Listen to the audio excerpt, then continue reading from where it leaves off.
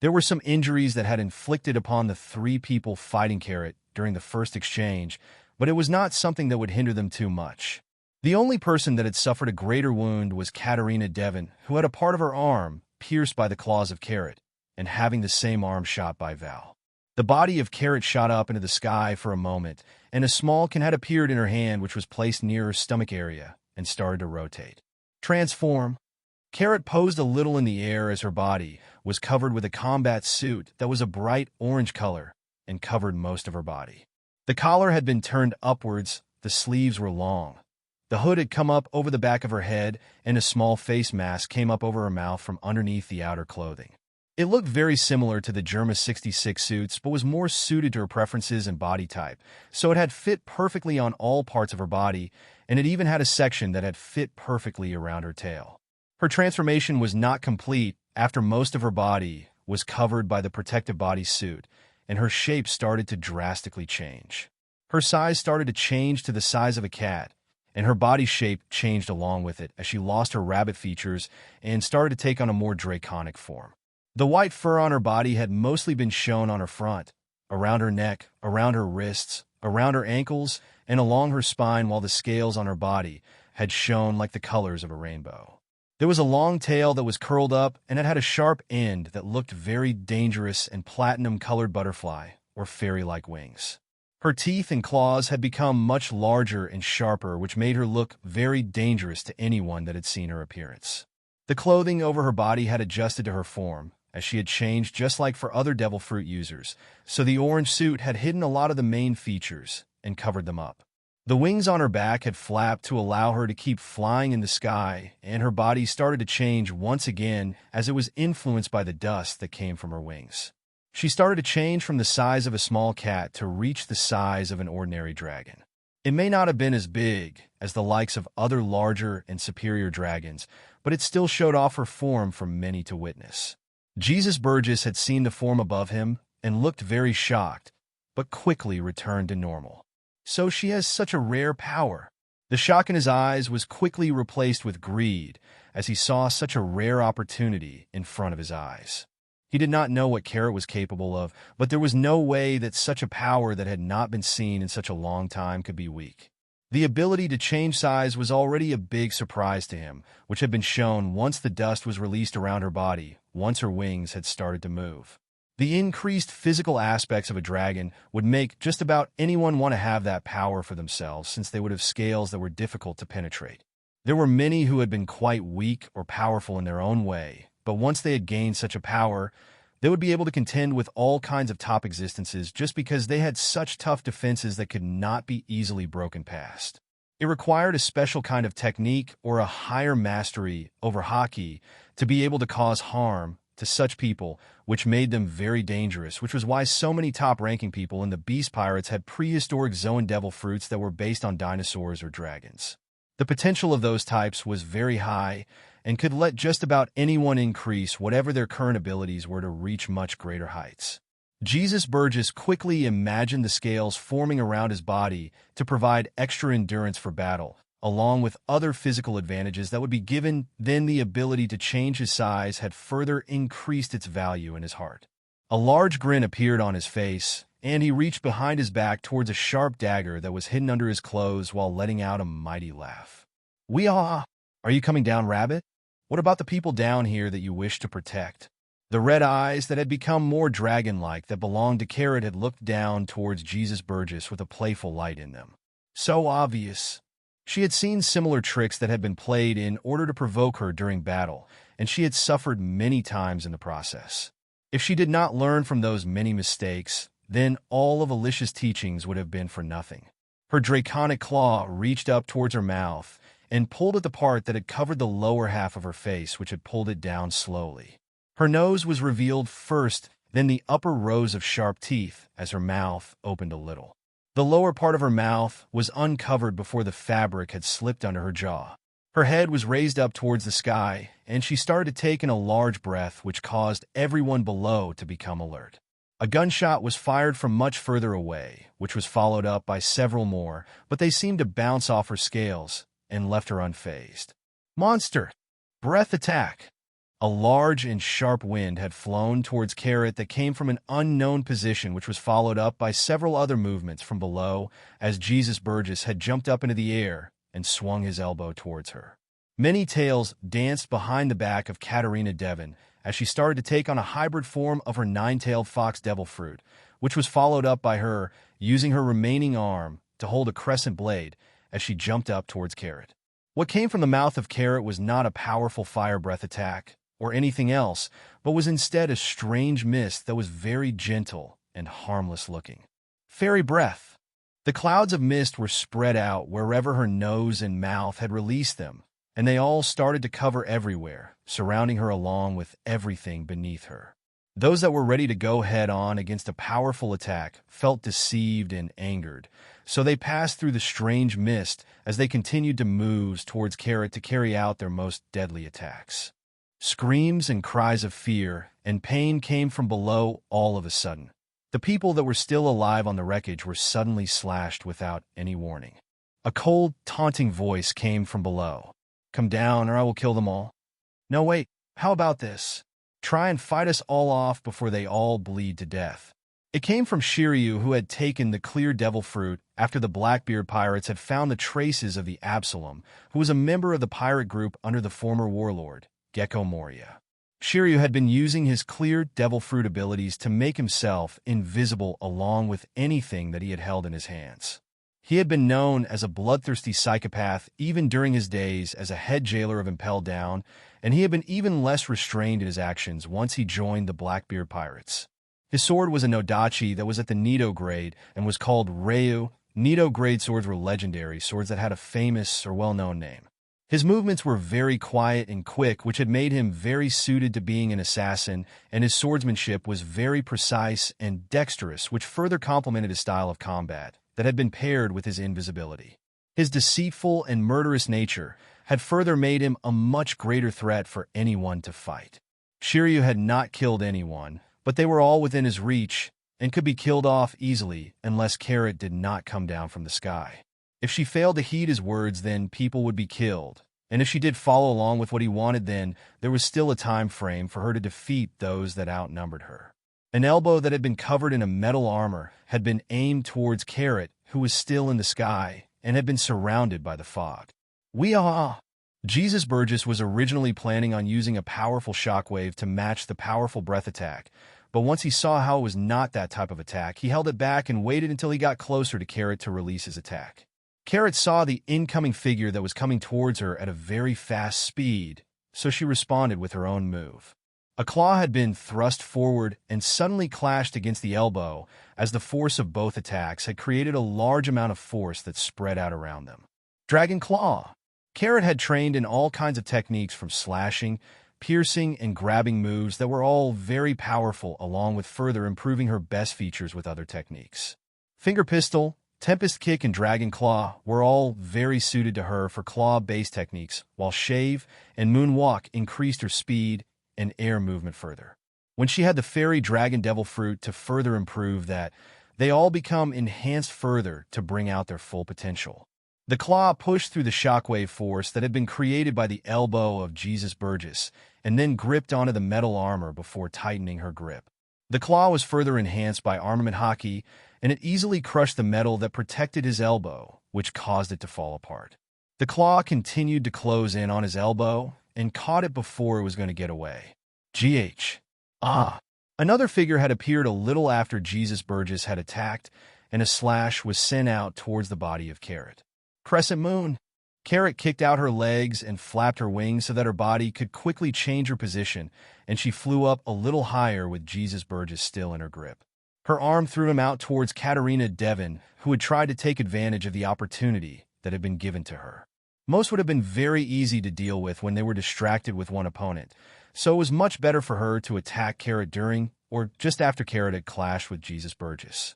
She did not expect Carrot to be able to take on such a technique so quickly and be able to respond in time for her attack. Carrot had given up on damaging the elbow of Jesus Burgess any further, just so she could put a stop to the attack from Katerina Devon by using him as a shield and throwing him into her path. She was fighting pirates that used dirty tactics all the time, so why should she play fair and let them keep the advantage in combat?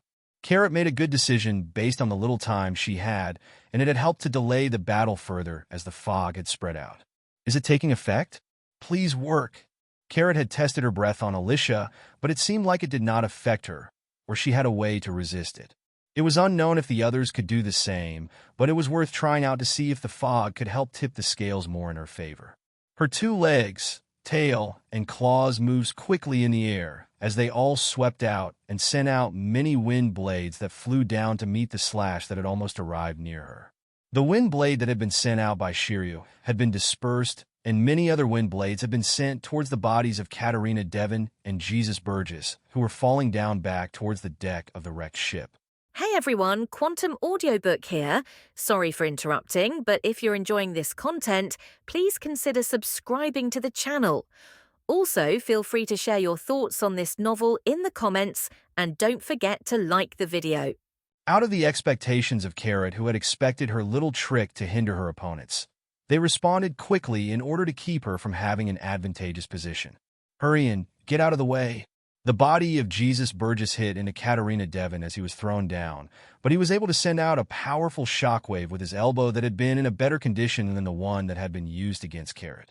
Well, that shockwave sent his body to the side enough for Katarina Devon to pass by him without altering the direction she was traveling.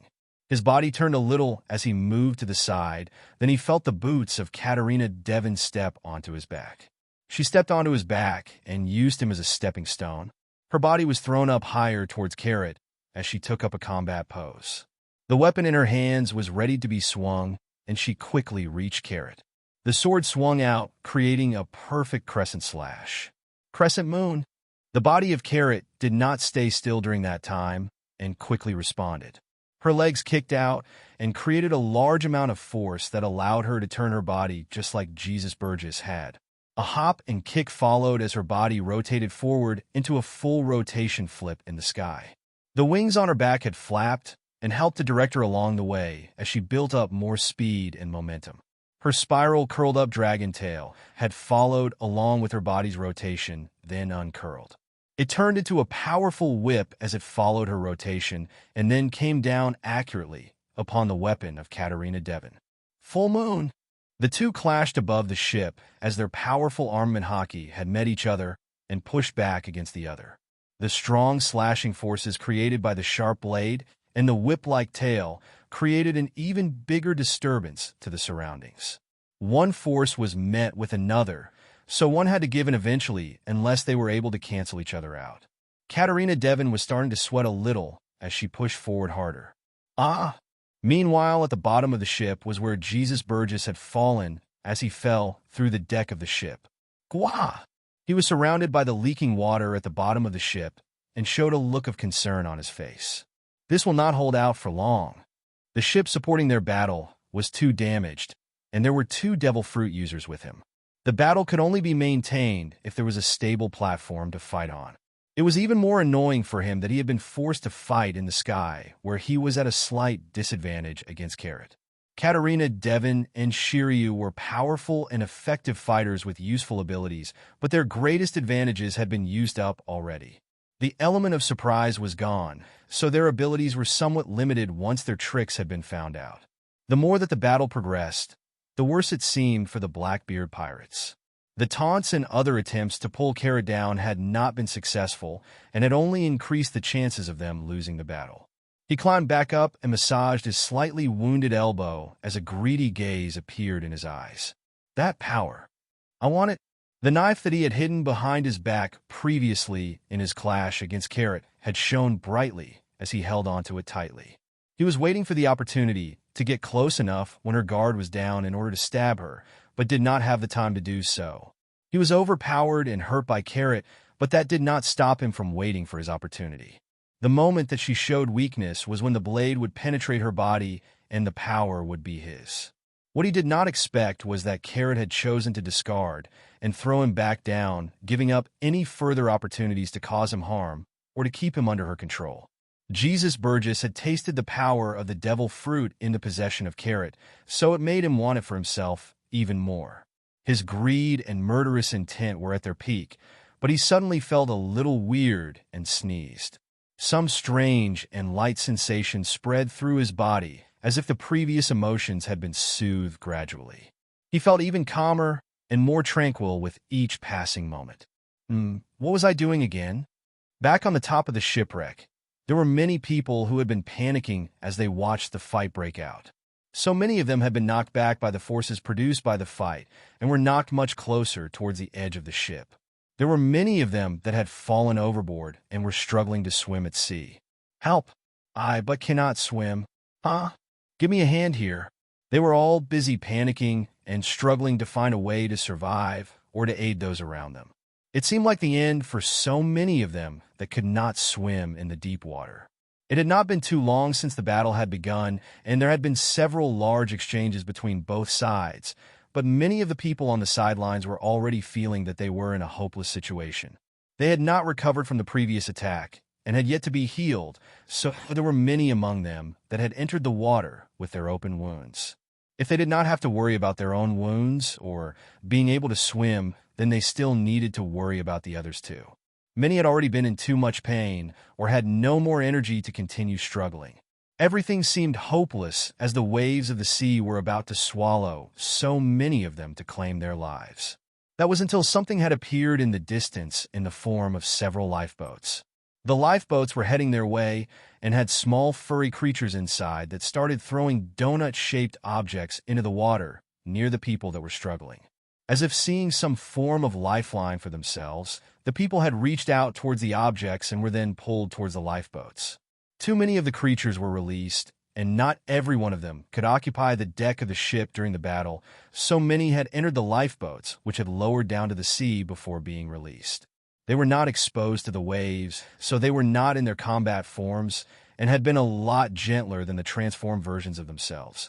Some of the furry creatures that had been made by Alyssia had been released more than once for various reasons, which included educating them about certain things. So many that should have lost their lives were saved and were brought onto the lifeboats.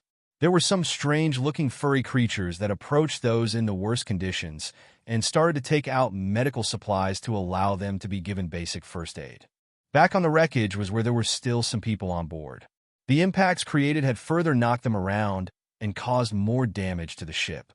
An invisible figure had silently stepped on the deck after sending out a strong wind blade towards Carrot, who was in the air. His murderous intent was very strong, as the sword in his hand was hungering for more blood and violence. The body of Carrot had rotated in the air, performing a forward flip, which allowed her tail to come out and clash against the crescent blade of Katarina Devon. The 4 draconic claws that were a part of her pair of arms and legs had swept around along with her tail, which had created 4 more flying air blades that crashed onto the ship below. The strange fog in the air was taken along with the wind blades had reached the deck of the ships, which had spread out and mixed with the surrounding air. One of the wind blades belonging to Shiryu had cut towards one of them, which caused both forces to halt for a moment before they both canceled each other out. Another one was thrown out by Shiryu before he had turned his attention elsewhere. This is no good. It cannot keep going on like this. I need to make good on my threats. A cold and sinister glint appeared on his face as his blade pointed towards the innocent bystanders on the ship wreckage. He had threatened their lives to make Carrot come down, but she had not come down to save them as he had expected. She was not as nice and as naive as he had thought she would be to be able to fall for such a trap. Heroes usually died early from self-sacrifice, and villains usually succeeded when they made use of every possible opportunity. His body moved from his current position, and his murderous intent had reached its peak. That was until it did not. Something strange had taken hold of him all of a sudden, and his murderous intent was gone in the moment that the tip of his sword was about to reach the throat of an innocent bystander. His mood suddenly became more euphoric, and his murderous intent had become calm, as if he had entered a less dangerous state of mind. It was a strange, calm, and peaceful state that he had not experienced in so very long that had even made us forget about the blade in his hand that was calling towards him to claim the life of the person in front of him. The murderous sword had finally not reached its master as it had before. This is so fun. A fairy dragon was known to be a trickster dragon that had a range of different abilities. Those of its own race had far more destructive abilities and possessed powerful breath attacks that released fire or other elements. There were certain abilities that were usually associated with fairy dragons which people knew about. Possessing magics to alter their size and hide themselves was one of their best well-known traits. Other abilities that came from their magic or their breath had illusionary or hallucinogenic properties that tricked or affected those they were targeting. If they could not possess magic of some kind as a devil fruit ability, then that needed to be applied in other ways. The scales, the fairy dust coming from the wings, and the sparkling scales were what could possibly show off those different abilities from what the fairy dragons were believed to possess. It had already been shown that the fairy dust had allowed for Carrot to alter her own size, which was the polymorph ability. The breath attack had been used against others and had started to take effect on those below Carrot, whether they were friend or foe. It caused a delay in what many wished to do as they all stopped for a moment, just like they were hallucinating or were under some kind of other influence. Two figures clashed in the air as the black armament hockey surrounding them had clashed against each other. The stronger one would come out the victor in the head-on clash. Fairy Dragon versus Nine-Tailed Fox. Carrot versus Katarina Devon. A large draconic tail, which had long white fur on it, had pushed back against the crescent blade that forced itself forward. Katarina Devon let out a laugh as she was growing more murderous. Nururu, such a pretty little thing. I will have to take your head. She had a hobby of killing beautiful women, but the reason for doing so was unknown. Perhaps it was her envy towards their beauty, or it was that she coveted their beauty for herself so much that she would rather have them killed under her hand and to take away the heads for herself. Sometimes there would be some exceptions that were added to that. That would be those that caught her eye for other reasons. Carrot was very beautiful with a wild look about her, as the Sulong form had made her look very attractive to many even if she did not possess the normal human beauty. She possessed a firm will and strength that let her contend against others when she was outnumbered despite being a female in a world that possessed far more male powerhouses than females. In the Kuja tribe on Amazon Lily, strength was also a form of beauty, and that part of Carrot had caught the eye of Katarina Devon. The head of Carrot would be her prize to symbolize her victory over a strong woman that was a worthy foe, but also possessed a beauty that was unlike others. As she thought of such things, Katarina Devon then thought to herself, I still have not had the opportunity to take the biggest prize of all, Boa Hancock. If there was anyone in the world that was at the top of the world for being known for her beauty and power, then it was Boa Hancock. The main thing stopping her from going after her was the warlord status Boa Hancock possessed, which prevented Blackbeard from making any plans towards targeting her. It had caused her a lot of frustration to know that such a person was out of her grasp, but it was not all that bad considering she had someone to take up her time in the present that could distract her. Her blade pushed forward and was pushed back several tomes during the struggle, as it had some difficulty putting a deep enough mark on the scales of the draconic tail. She kept persisting but suddenly felt her focus slipping away all of a sudden. That single moment had presented Carrot with enough of an opportunity to knock her flying back down towards the sea. A large slash mark formed on the chest of Katarina Devon, who fell down with a large amount of force from the sharp whip of the dragon tail. Gwa! She hit the deck of the ship, then kept falling through any obstruction until she reached the sea underneath. She grabbed towards her mouth in a desperate attempt to hold her breath underwater, but a lot of the wind had been knocked out of her already. Bubbles formed around her as more had escaped her mouth, and she struggled to keep up her strength long enough for someone to come to rescue her. The main issue was that with every passing second, the sea was swallowing her up and weakening her body further. Ugh!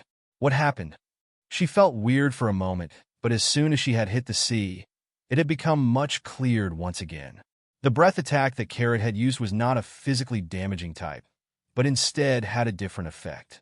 It was named as Euphoria Breath due to the euphoria gas that caused her enemies to enter such a state where they halted what they were doing and started to find it difficult to take action or properly think for themselves. It caused them to pause for a moment if they had breathed it in, and those with a strong enough mastery over hockey may have been able to shake it off if given some time. It would last longer on those that could not protect and regain control of themselves, but against such veteran pirates, It was more likely that such a method would not work a second time, so the opportunity needed to be fully made use of. Like most other devil fruit abilities, if exposed to the sea or its natural cure encounter, then most abilities could be beaten. So it was not a perfect power, yet it had its uses. It was unknown how long the others would remain under its effects, and Carrot had not known that Katarina Devon had already been removed from the effects after entering the sea, but it was not like it really mattered much, since she was a devil fruit user who would be unable to swim back up without help. A cold glow appeared in the eyes of Carrot as she flew above the wreckage, then she flew down quickly. Next one. The colorful draconic scales of Carrot had shone brightly as she was flying in the air. Her figure suddenly started to sparkle a little and faded away from the view of anyone that had their eyes on her. Carrot had turned invisible all of a sudden, so it was unknown if she had moved from her current position. Very little time had passed since then, and a groan of pain was heard back on the ship wreckage. The ship was already too damaged and was split apart in many places from the battle. It was sinking into the sea with every passing moment as the waves knocked into it. A figure could be standing with his arm holding loosely onto a katana in front of an injured person. It was like he had previously been aiming to kill that person a moment ago, but he had decided against it and was withdrawing his weapon. There was no caution in his actions, and there was something in his eyes that showed how out of focus he was. Something came out of nowhere as a powerful slashing force had hit him in the back of his legs. Deep claw-mark wounds appeared on the back of his legs that cut so deep that they had reached far enough to cut through the bone. A single slash from behind him had left Shiryu with both legs that were unable to keep him standing and had almost been completely separated from his body. The large jolt of pain awoke him from his euphoric state as he had started to fall towards the ground. He was unable to sense or anticipate a sudden attack in his previous state, but once he has awakened, his senses had sharpened a little. The figure was behind him, which he could vaguely sense using his observation haki, but it was already much too late. The damage had already been done, and he was too off balance. Even the sword in his hand was not enough to defend or support himself as he was falling. His grip did tighten a little around the hilt, but more pain had been felt as more of his flesh was torn. The arm holding the katana was cut deep into by an invisible figure behind him, so his grip had loosened on it. He was able to put up a mild amount of armament haki at short notice, but that had not been enough to save his arm. Arcs! His body finally touched the ground, and a pool of blood was forming beneath his body as he had bled out.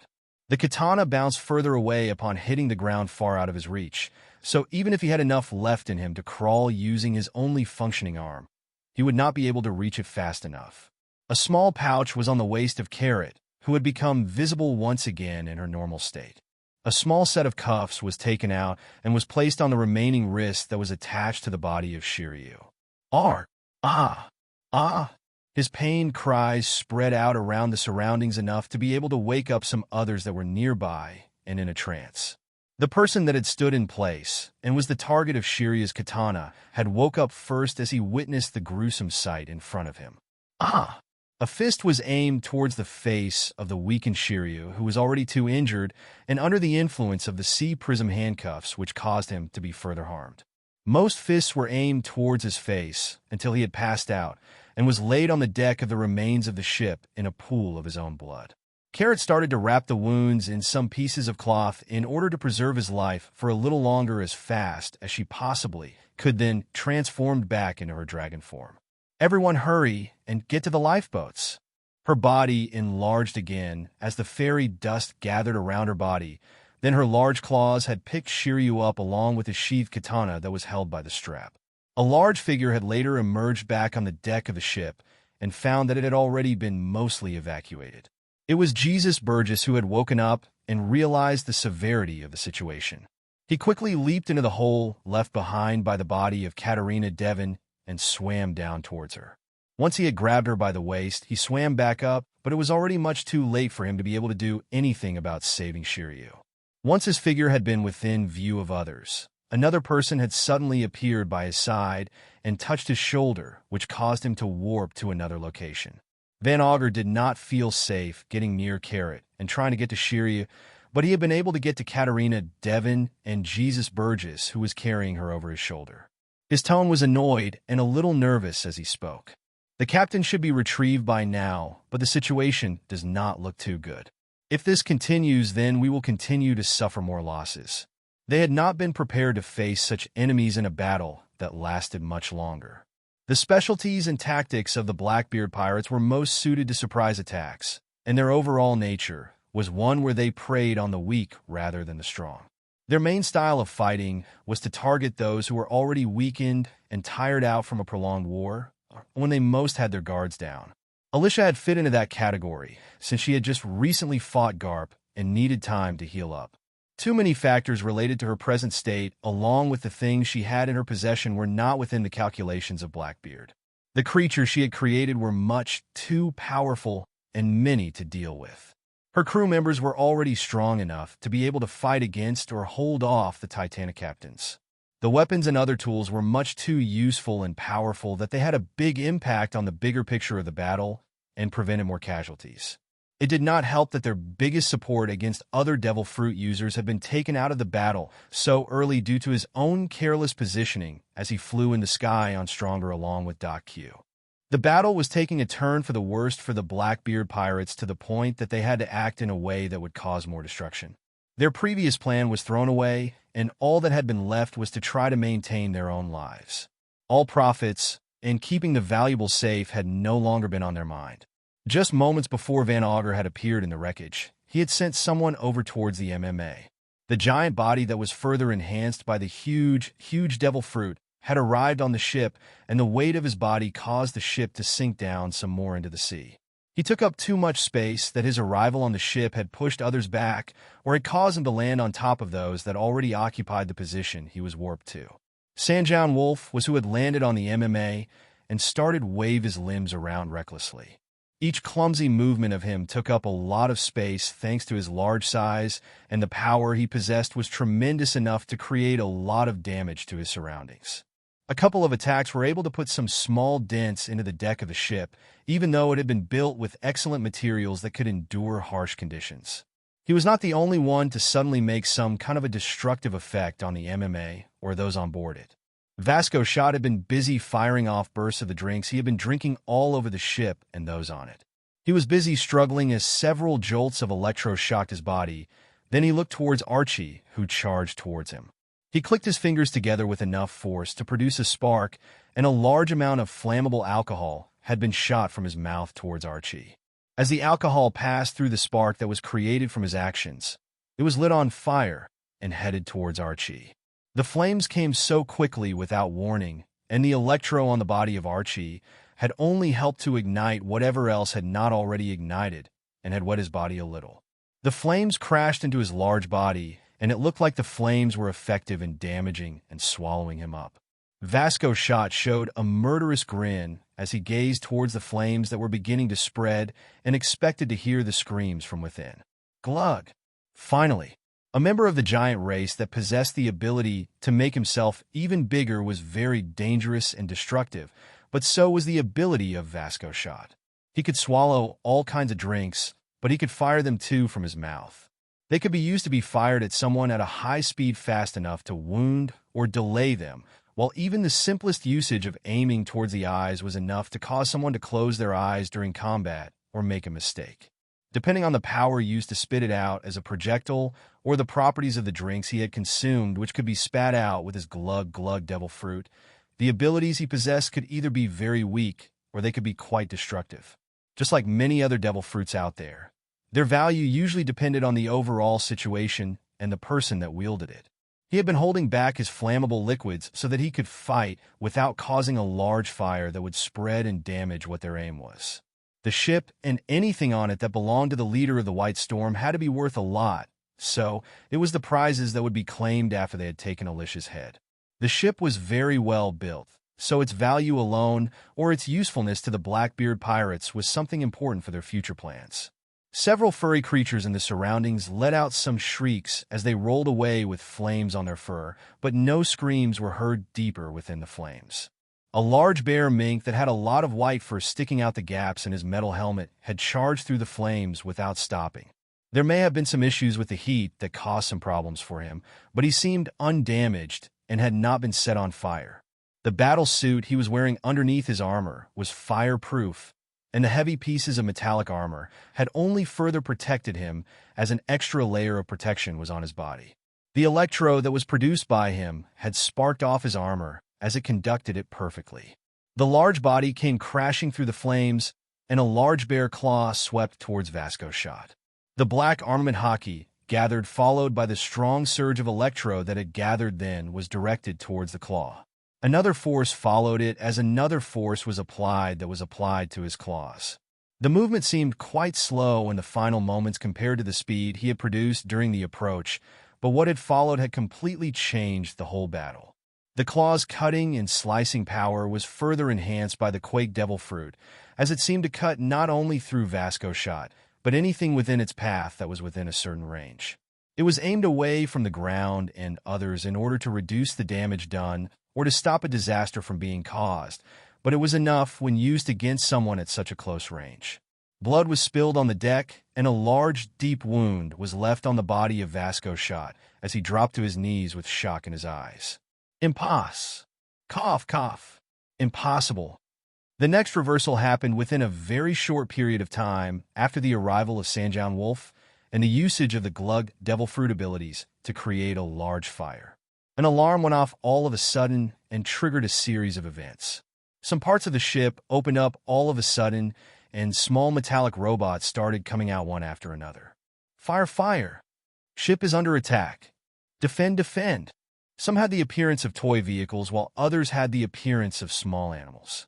They had been the robot automata that had been made to take on different roles on the ship, and some of them had been designed to take on the characteristics of smaller animal mechs or transformers.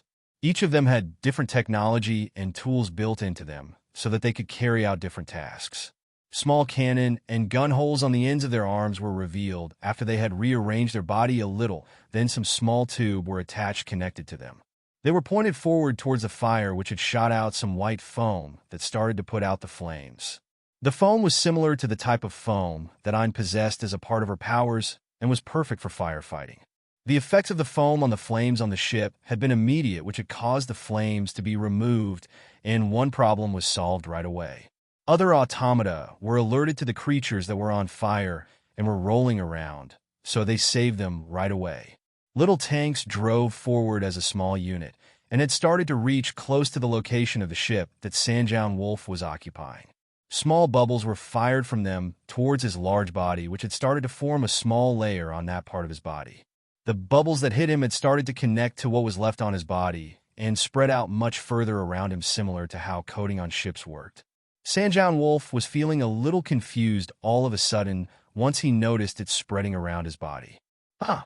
Weakness started to spread through his body, which had shown that the bubbles were not made from an ordinary people.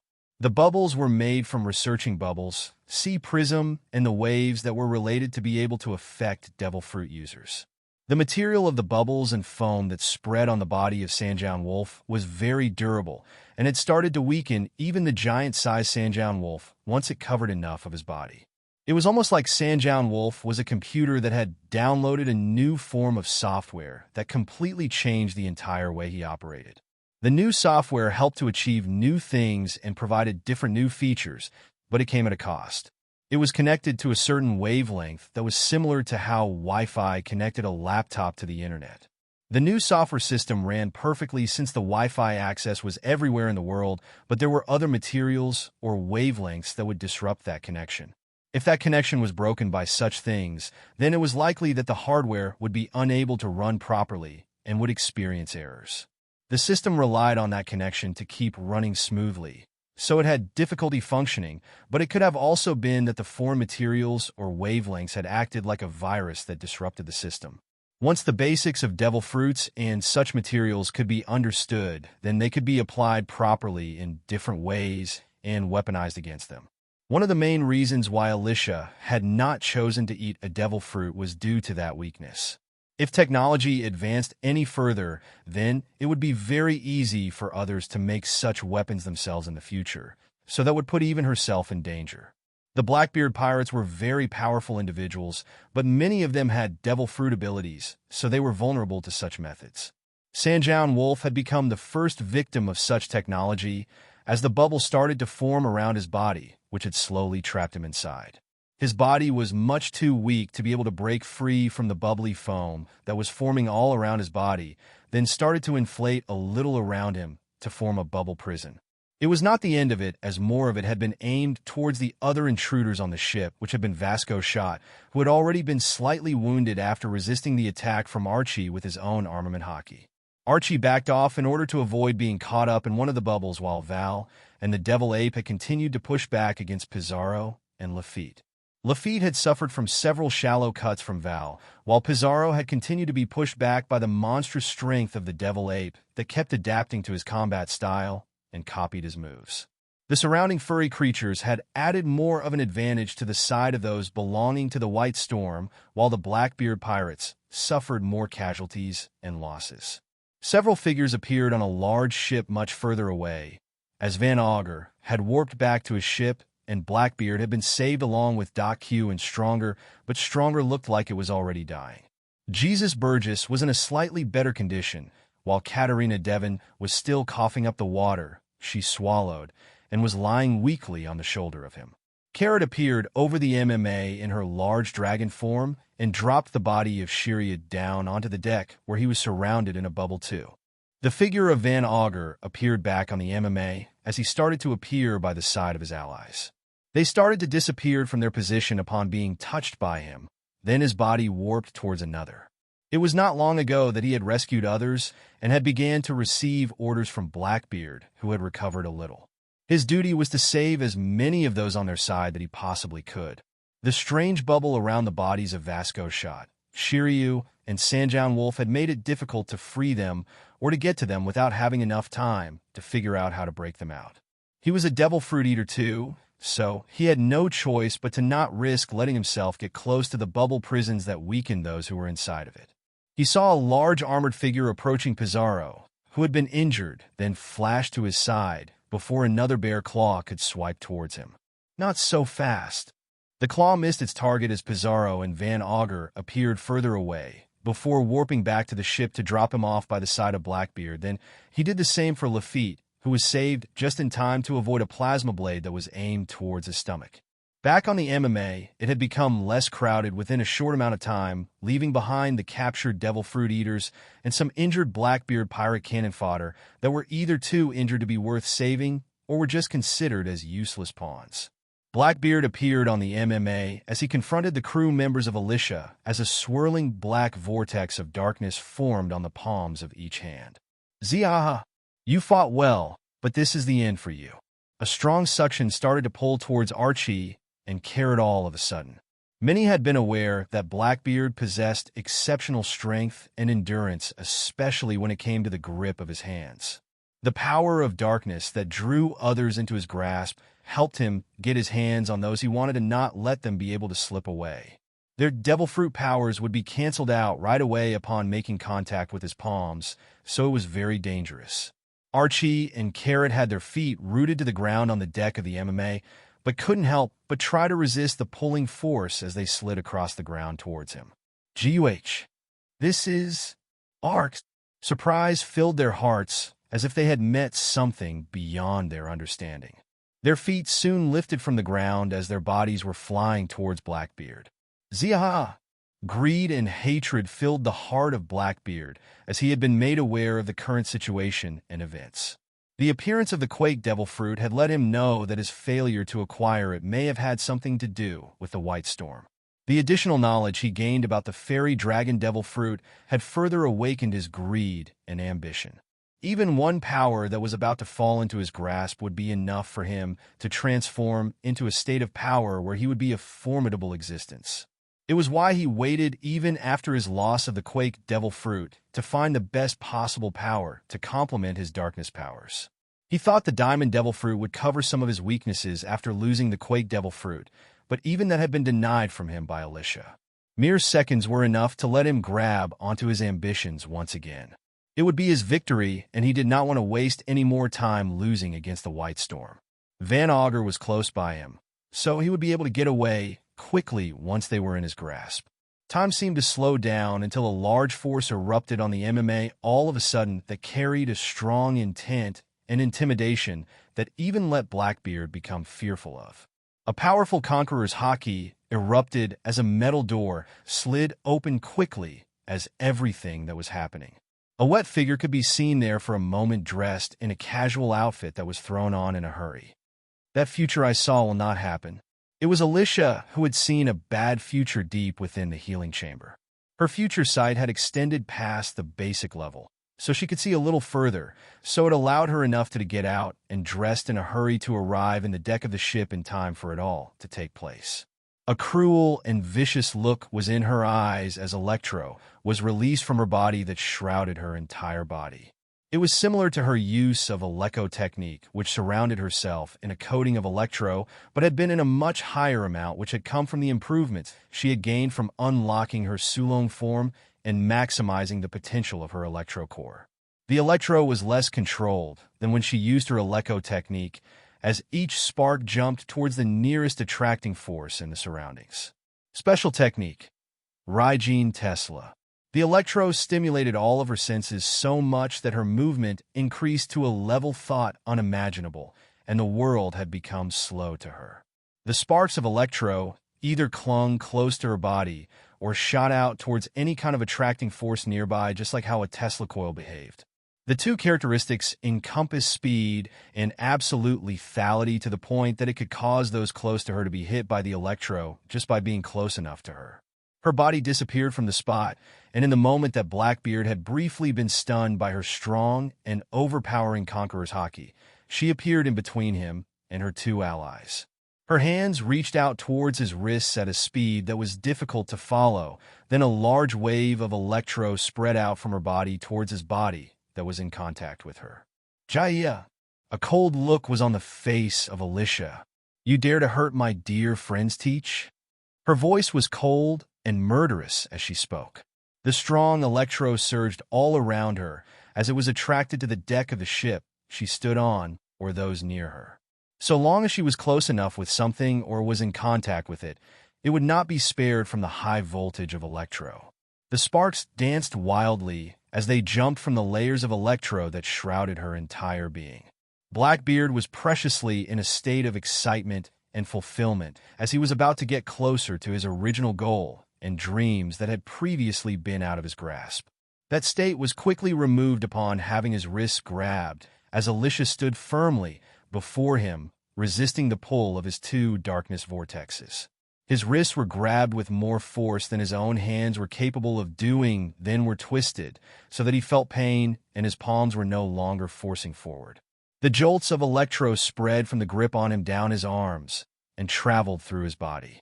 He may have possessed the ability to absorb all kinds of things into his body to store within the infinite dark void that was his body, but each wound inflicted on him still hurt far more than others, due to the amplification of pain he had gained upon gaining the darkness devil fruit abilities.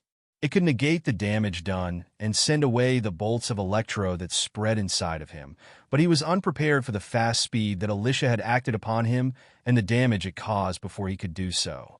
He dropped down to his knees as he coughed out blackened smoke from his mouth, which showed how badly affected he was. A power of great dominance had been above him that crushed down onto his large form, which had made him seem so much smaller. All his scheming and power seemed like child's play in front of the figure standing over him. His body continued to be hit by many bolts of Electro as he was tortured further. Even Van Augur, who was nearby, had stood back in fear upon seeing that scene. He was loyal to his captain despite how most pirates were willing to abandon their allies when times got tough, but he knew that it would be difficult to save him. The rational mind of Alyssia returned as her anger had cooled off. This is no good.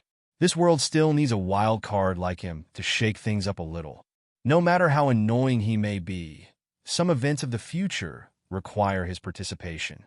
A sigh escaped her lips. If you want to live, you must give up something for the trouble you have caused. Eyes, lungs, pancreas, an arm, a leg. A grin formed across her face as loomed over him with an intimidating aura full of scattering Electro, which continued to torture him. Gua! Ziwa! Within his pain and suffering, he could only quickly try to form some kind of response in his need for survival. No matter how durable and powerful he was, he could not keep taking on so much pain and damage to his internal and external body parts. Ah! Eh what? Ah! Triple N-E? As if responding to his response, there was no pause in the next movement of Alyssia as her tail came from behind her with a lightning speed, then headed towards his head. The end of her long white tail pierced through his eye's socket with great speed, destroying his eye and leaving behind a bloody mess as the blood and mixture of the remains of his eye had dripped down his cheek. Gah! Aya! Blackbeard was held in place as he tried to clutch with her hands where it hurt so bad, but he was restrained by the grip of Alyssia. Suddenly, a crashing blow hit into his round stomach which winded him and knocked him rolling away as the grip of Alyssia had loosened from his wrists. Get out of here before I change my mind.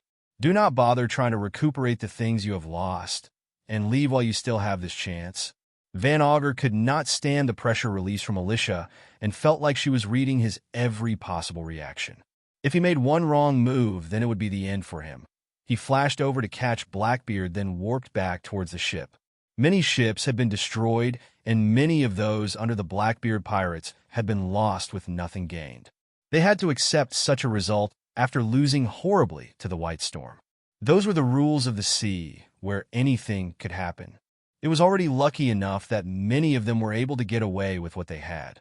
An idea formed in his mind as he landed back on the ship, then rushed into a room where a figure was sleeping. What have you been doing all this time? We are in trouble. Ooh. A drunken and disoriented voice was heard from within. It was not that long ago since the battle had begun and took place, but much devastation had taken place in such a short time. The ship wreckage had sunk into the sea, leaving behind pieces of its remains floating. Many other ships belonging to the Blackbeard pirates had been destroyed and were unable to continue on another journey, while a lot of them were already sinking into the sea from the attacks they endured from the large serpent named Ghost.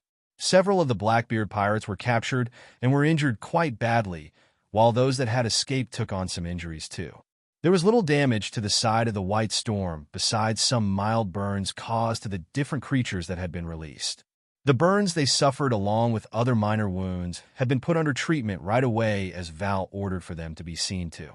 Some had been treated immediately the moment they caught fire with some of the earlier SIQ serum that was in a very large supply, so they had evolved to be able to resist fire from then on, while some lucky enough were able to generate heat or fire from their bodies. Those that were very flammable and weak to fire could overcome it in that moment with the SIQ serum, so their crisis could be overcome before they were harmed any further. If the fire was not put out on them right away, then the small robots had to inject those with the serum that were more difficult to save right away for the robots that had been extinguishing the flames. The ship remained sturdy and unharmed despite all that had happened on board, which showed how advanced it was compared to other ships.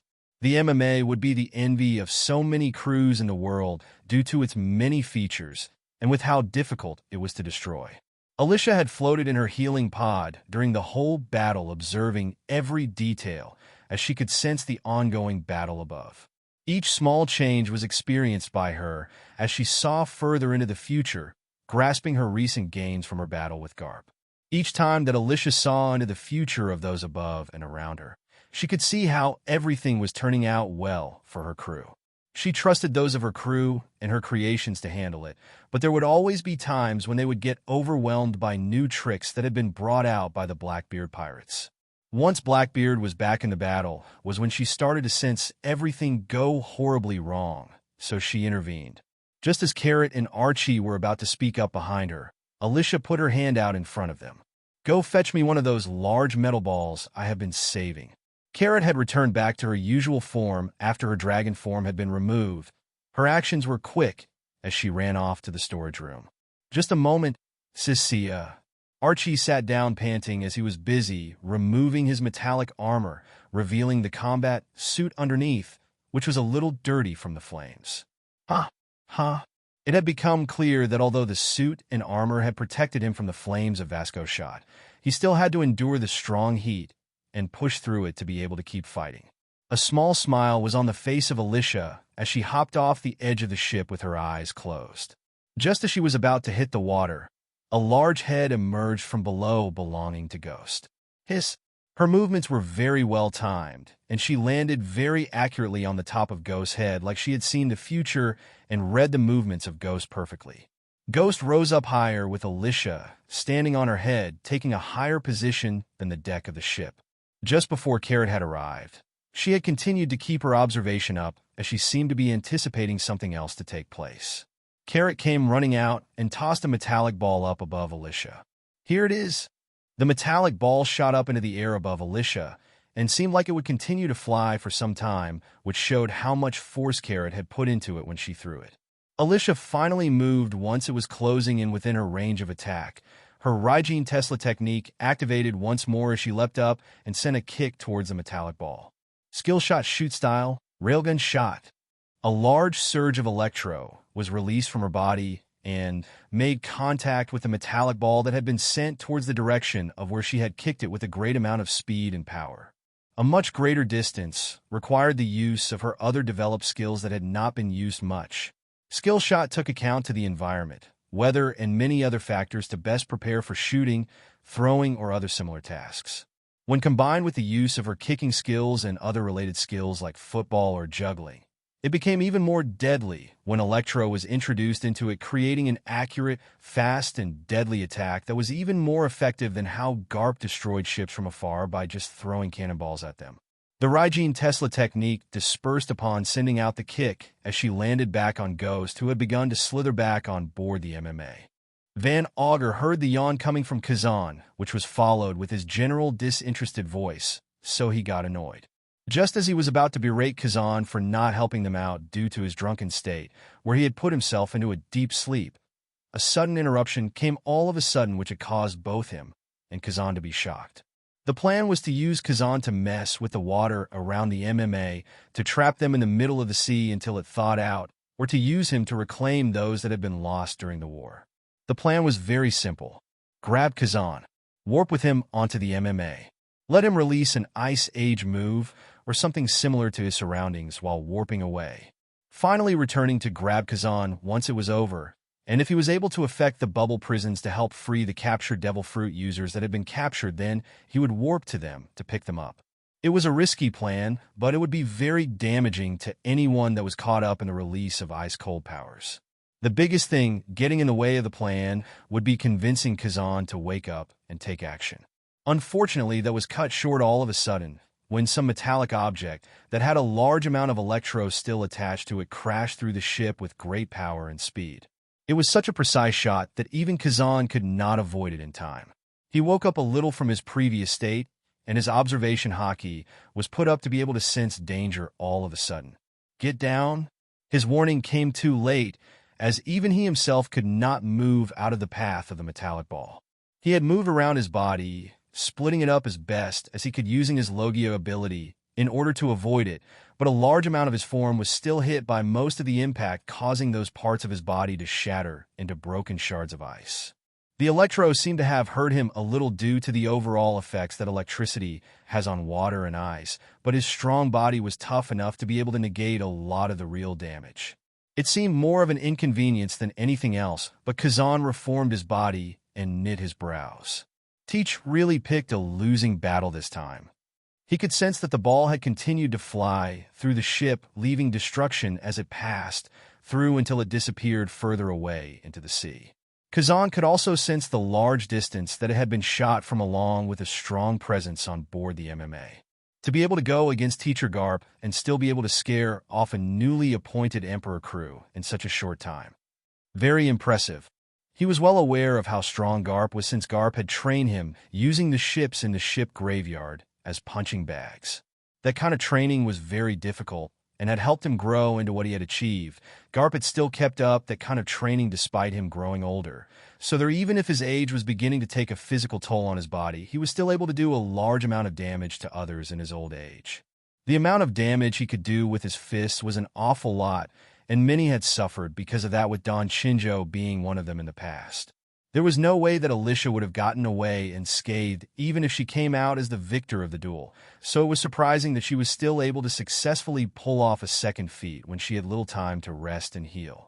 He and many others had misjudged her greatly, and it had cost the Blackbeard pirates a lot. Just as he was in his thoughts and was considering what action to take next, a strong presence bore down on not only him, but those around him.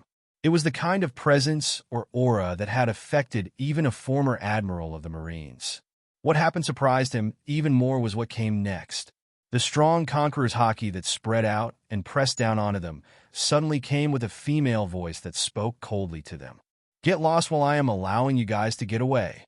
Do not make me have to get more blood on my hands today." Kazan's eyes widened as he thought to himself. This kind of presence is similar to how Shanks uses his haki. No, perhaps it may even be a little stronger. He turned towards Van Augur and lazily said, "We leave. This is far too much for me to handle." There was no way he was going to try going along with whatever plan Van Augur had in mind when the opponent was still watching over them and was anticipating their every move. He had a faint guess from his experiences and his observation haki that if he moved to cooperate with Van Augur, then it would be too late to stop the death of Van Augur, who would be targeted next with little room to use his warping ability to save himself. He looked around the rest of the ship and sighed. What a mess. I am going back to sleep. The Blackbeard pirates were forced to retreat as garchu'd had begun to use his expertise to save what remained of their crew and those that had been severely harmed. The arm of Katerina Devon was barely saved, since if it had taken any longer to treat, then it would be more likely that she would have had to have it amputated. Despite the best efforts of garchu'd, there was still a lot of muscle and nerve damage that could not be fixed up enough to get her arm back to its peak. If she was not careful enough, then her injury could worsen through putting more strain on it, so it would become a detriment to her life as a pirate. garchu'd had advised her not to use her arm for a long time until he had approved of her using it, otherwise there would be no hope of it ever recovering. Once he saw the charred and bloodied remains of his captain who had passed out from the severe pain inflicted upon him by Alyssia, garchu'd did his best to treat Blackbeard the best he could using medicine and surgery, but there was a limit to what could be done without making use of more advanced methods. Unfortunately, the Blackbeard pirates were lacking in a skilled scientist that could come up with a useful method to give him his sight back in that eye. His eye was completely destroyed, leaving one remaining, so all garchu'd could do was to clean up the wound and prevent any further damage and infections. He marveled at the provision and skill that it took to be able to do so much damage to his captain without accidentally killing him by letting the electro reach beyond the eyeball and shocking his brain.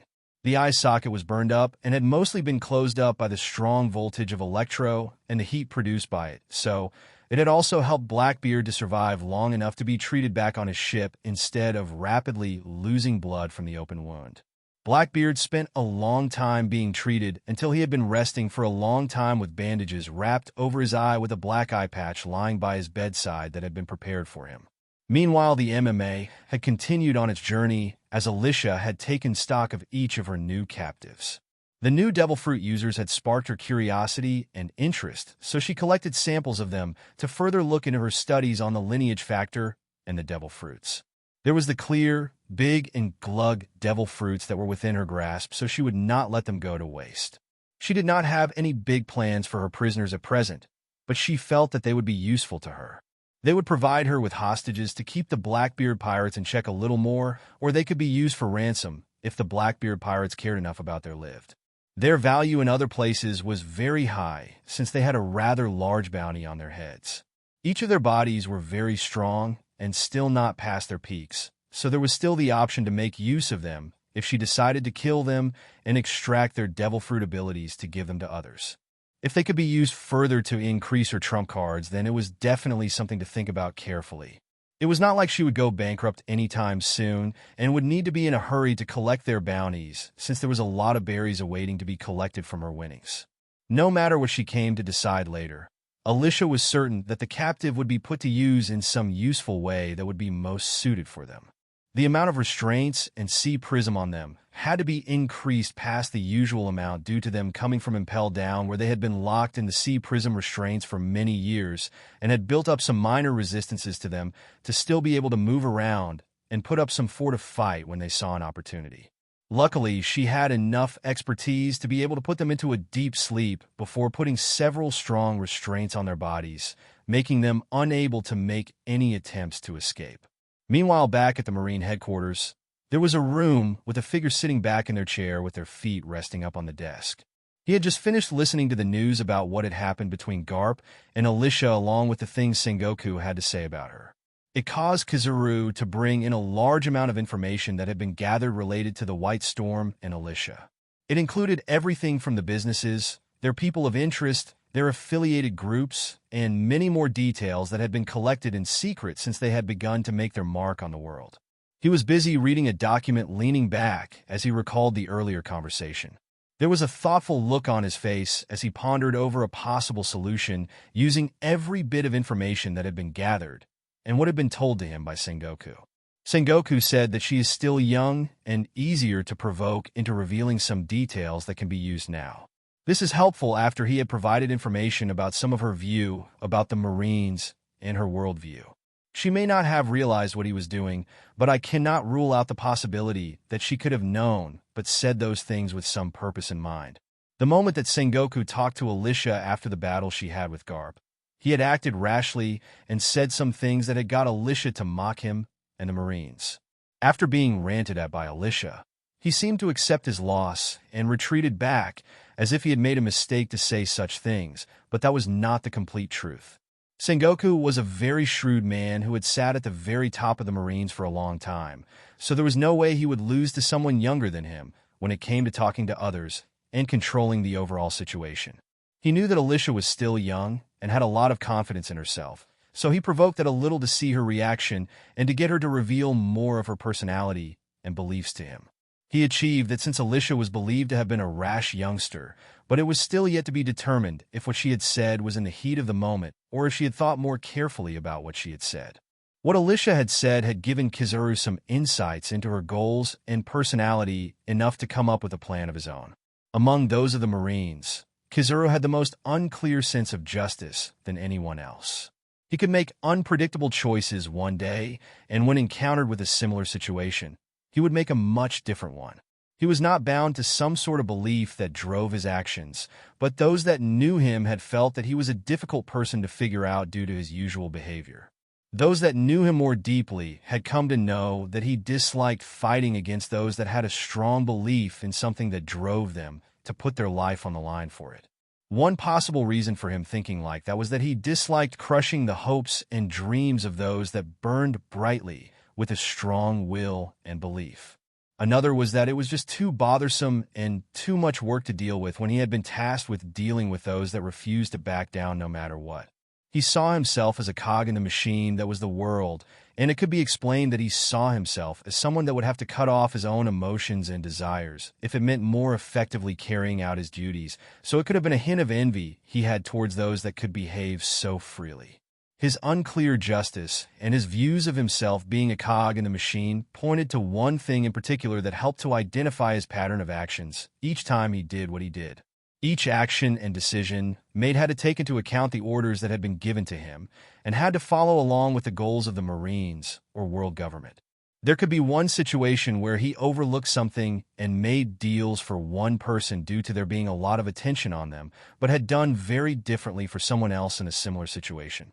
One such decision he had a part in was the deal involving the release of Arlong and several fishmen, while negotiating some things further with the fishmen in exchange for taking Jinbe in as one of the 7 warlords. With the death of Fisher Tiger and the capture of Arlong, the remaining Sun Pirates were still going strong under the leadership of Jinbe, who would lead them with a no-human-killing belief as he carried out each battle killing nobody. The remnants of the Sun Pirates and the previously freed slaves of the Celestial Dragons could not be allowed to roam around freely, and there needed to be something done that would satisfy the higher-ups. Placing a leash on Jinbe with the status as one of the 7 warlords was the perfect way to achieve that, and it had caused the Sun Pirates to lessen in fighting power and manpower once the previous slaves were able to return back to their home. It had been even more effective in reducing the influence of the Sun Pirates once the crew split into several groups after they had disagreements about Jinbe becoming a warlord. The world was no longer talking about how there was a fishman that had scaled the Red Line and had freed many slaves, or about the remnants of his crew that were evading capture from the Marines each time. Everyone's attention was on how the most important fishmen of their recent interest had been placed under the control of the Marines and the world government, which symbolized the power of them to be able to do so. The prestige of the Marines and world government were effectively restored, leaving them looking better than they previously were. The reason why Sengoku had come to Kazura first was that he wished to get his opinion, since Kazura was good at looking at the big picture and could find a way forward far better than a Kainu who would have a far different approach to dealing with the White Storm. Some time passed before several figures entered his room, which were Sengoku and Garp and Tsuru, who had just returned and came straight to him. Garp immediately fell asleep in the most comfortable chair he could find. Tsuru stood to the side, sighing at him. Sengoku saw Kizaru slowly looking up towards him after writing some notes. "Any ideas?" Kizaru slowly nodded. "I have some, but from what you have told me, it would be difficult to pull over the White Storm without something that will make them attracted enough." Alyssia Lucine was described as being quite business-minded and ambitious, so we could use that. She may have some disdain towards certain parts of our organization, but it is not like she is completely against it. She sees that we are a much-needed part of the world, so I doubt that she would go against us. We need to find a way to coexist. Sengoku listened quietly for a while, then spoke up. "I still have some things I cannot quite understand about her that still remain quite the mystery, but you have brought up a very good point. So what do you have in mind?" Kizaru slowly raised the corners of his lips before talking again. "The information collected on the White Storm is that many parts have split apart, but are still able to function smoothly right now.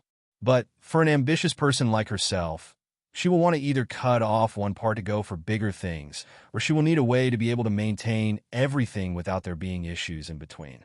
If we use this, well, then we may be able to lure her in." Sengoku was quick to understand and caught on to what he was moving on to explain, so he interrupted. "The red line is our biggest advantage that can be used for this, correct?" After discussing things further, Sengoku sat in silence as he went over what he knew and some things he had noticed. Her fighting style had many traits and similarities to our own, which is a main concern of mine. It is strange that someone like her has been able to show off such techniques without receiving proper training under the Marines or Cypherpole. There are geniuses out in the world that can learn just by watching others, but this is a little ridiculous. There were no reports stating that she had been in locations where manner conflicts had taken place, so the only possible explanation for all of this is that she had someone teach her who had retired, or she has learned those techniques on her own. There is nobody who has been investigated around her who matches such a profile to be her teacher, so it is more likely that she has learned them herself. His main concern was that Alyssia's style of combat had incorporated many elements of the 6 powers and had gone as far as combining aspects of them together with other martial arts techniques. He had recognized that some areas had been shown to come from Kano, where Alyssia had been located much earlier in her journey, so it was something that confirmed where she had learned it. He doubted Don Shinjo would teach his family's techniques to outsiders, so he could only conclude that Alyssia had learned his techniques through fighting him and grasping the secrets behind his techniques. If everything went further, then it was possible that Alyssia may have went on to develop different techniques that focused in one area with a specific purpose in mind, which led her to develop her own version of the 6 powers. There were even some parts about her martial arts that resembled the way the giants brought out the full power of their bodies, so it had further shown that she was a genius that had not been seen in a very long time, that even surpassed Rob Lucci. It was very surprising to him that Alyssia had reached such a stage and she had still yet to reach her 20s. Even the worst generation looked like nothing but rookies compared to the prowess that Alyssia had displayed during her fight against Garp, which further showed her fast growth during combat. He knit his brows. There are some areas that are still a little suspicious about her, and will need to be looked into some more. Her Sulong state being one of them, since it could mean the other minks could achieve that too. We will have a hard time regaining back the losses we suffered this time, but this is also a great opportunity for us. We cannot let this chance slip by to strengthen our power. He was well aware that there were some strange and mysterious parts left unanswered about Alyssia, but she was just too powerful to leave alone. She had her own way of supporting herself and had reliable allies, so she should be able to survive within the new world. The main issue was that much of her businesses and other ventures were quite spread out, so they were vulnerable. Some were located in Paradise, while others had begun to stabilize in the New World, so there was a lot of manpower, wealth, and resources being split up. If Alyssia and the White Storm became too famous, then it would be very bad for them, since she would have her hands full chasing down threats and enemies that targeted where there were weaknesses. Since everything was split up, it was much easier for those greedy enough to make a move on the areas where there was less of her forces protecting, resulting in a collapse of her smaller or supporting operations, and possibly even the loss of lives of those who worked under her. The newfound fame was great for the White Storm, but many would covet it for themselves, which was what he was most worried about. The plan discussed with Kazuru had helped to alleviate some of his worries, as he believed the plan would be tempting even to a person like Alyssia. It was something that had never been done before, but it was something that would benefit the White Storm and the Marines greatly while satisfying the world government with the overall results. The news started to spread out around the world about the defeat of Garp, while a lot of the events surrounding Blackbeard had been kept quiet. His loss to Alyssia would only help to increase her popularity even more, so those that had gathered information about it had immediately suppressed it from being reported publicly. They did so in the hopes of removing more that would begin to covet the White Storm, but it also helped to let others not fully grasp the true capabilities of Alyssia, so some foolish enough could be removed by Alyssia without them needing to get their own hands dirty. Several important figures received updates of the news that had spread throughout the world, with the article stating that Alyssia Lucine had defeated Monkey D. Garp in a one-on-one battle, using only their immense power and skills. It went into detail about how Alyssia had some time during the battle where she was pushed back and taking hits, but she started to improve until she started to turn the battle more in her favor. The battle ended dramatically with the two giving it their all in a final confrontation where Alyssia emerged victorious. There were some speculations written about theories of Garp losing his edge with his old age, while others wrote other possible reasons for his loss. Some had praised Alyssia for being able to defeat the hero of the Marines in a fair battle, since it was a feat that many could not pull off. Meanwhile, on Whole Cake Island, there was the large figure of Charlotte Lin, known as Big Mom, who had finished listening to the report that had been given. The subordinate trembled as they saw the look in her eyes and lowered their head, making their body look smaller, hoping to not be a victim to her unpredictable behavior. There was a chilling glint in her eyes, which was quickly replaced with a scheming look as her lips curled up into a smirk. Mom Lama, Garp has finally been dethroned, and by someone so young at that. This new generation is so annoying to deal with. She was sick and tired of having to deal with each and every rookie that came along after the Great Pirate Era had begun. It became even worse as more challengers appeared with the new era, as the worst generation made their way into the new world. She had already lost several ships to Captain Kidd, which was letting her accumulate losses in the power she had been building up over a long time. There were several others that had come into one of her territories and stirred up trouble in some way. Out of the worst generation, she had been able to put one of them under her control through marriage, as Gang Beej married one of her daughters. Rather than throwing a tantrum to hearing that a new powerhouse had appeared in the world, she waved off the shaking subordinate with a pleased look on her face. Mama, send someone to look further into her details and find a suitable candidate among my unmarried children. Her intentions were obvious. She intended to find someone of a suitable age range among her children to marry them off to Alyssia. It would end up putting Alyssia on the opposite side of the Marines, even more than before, and most of what Alyssia had would become hers. Whether Alyssia was truly accepted into the family or not did not matter in the present, since she could assess her once she saw her in person. If she could pull off some scheme to take what belonged to Alyssia, if Alyssia was someone she could eliminate, then she would not hesitate to do so. If Alyssia was too difficult to deal with, and it would result in too many losses on her side, then she planned to settle the matter with how she did with Gang Beej. Alyssia could marry into the family and would give birth to a child from one of her sons, allowing a strong bloodline and potential to possibly be passed down within her family. If it meant using her underworld connections to make threats to get Alyssia to give in, then she would not hesitate to do so. Big Mom had done it to others before, so she could easily do it again. It was easy for her to make use of her influence to have anyone she wanted investigated and to have those around them assassinated. She didn't know much about Alyssia and those around her that well, but she knew that there would always be weaknesses to exploit. Once a weakness was taken hold of, she could use it to get her way. The Marines were not the only ones who were trying to put the White Storm under them in some way. Compared to the influence that each large force had built up over the many long years they had existed, the White Storm was still quite new and was still in its early stages. Even if Alyssia was the person who had attracted the attention of the world in a big way like she had, it was still the White Storm that would have to become stable enough to weather the future difficulties. Even the strongest of people in the world could not be everywhere at once, so they needed to rely on those that could assist them, whether it was having trusted allies or making deals with others. Big Mom had planned to swallow what Alyssia had whole in order to make up for her losses, or to have a powerhouse like Alyssia working under her, while producing strong and talented children into the family. The Marines had made another plan with different intentions of putting Alyssia under their control to prevent her from falling into the hands of Big Mom or others. The other three of the four emperors did not have the same response for various different reasons. Kaido was too busy dealing with restructuring the Toby Rappo as new members had joined his crew after subjugating Drake from the Worst Generation. He had big plans to prepare for which involved Wano, so he was busy collecting as many smiles and weapons as possible in preparation for a large war. Blackbeard had looked at the newspaper using his remaining eye as he clutched it tightly, crumpling it up before throwing it away. His defeat and humiliation was still fresh to him, and the losses suffered were great.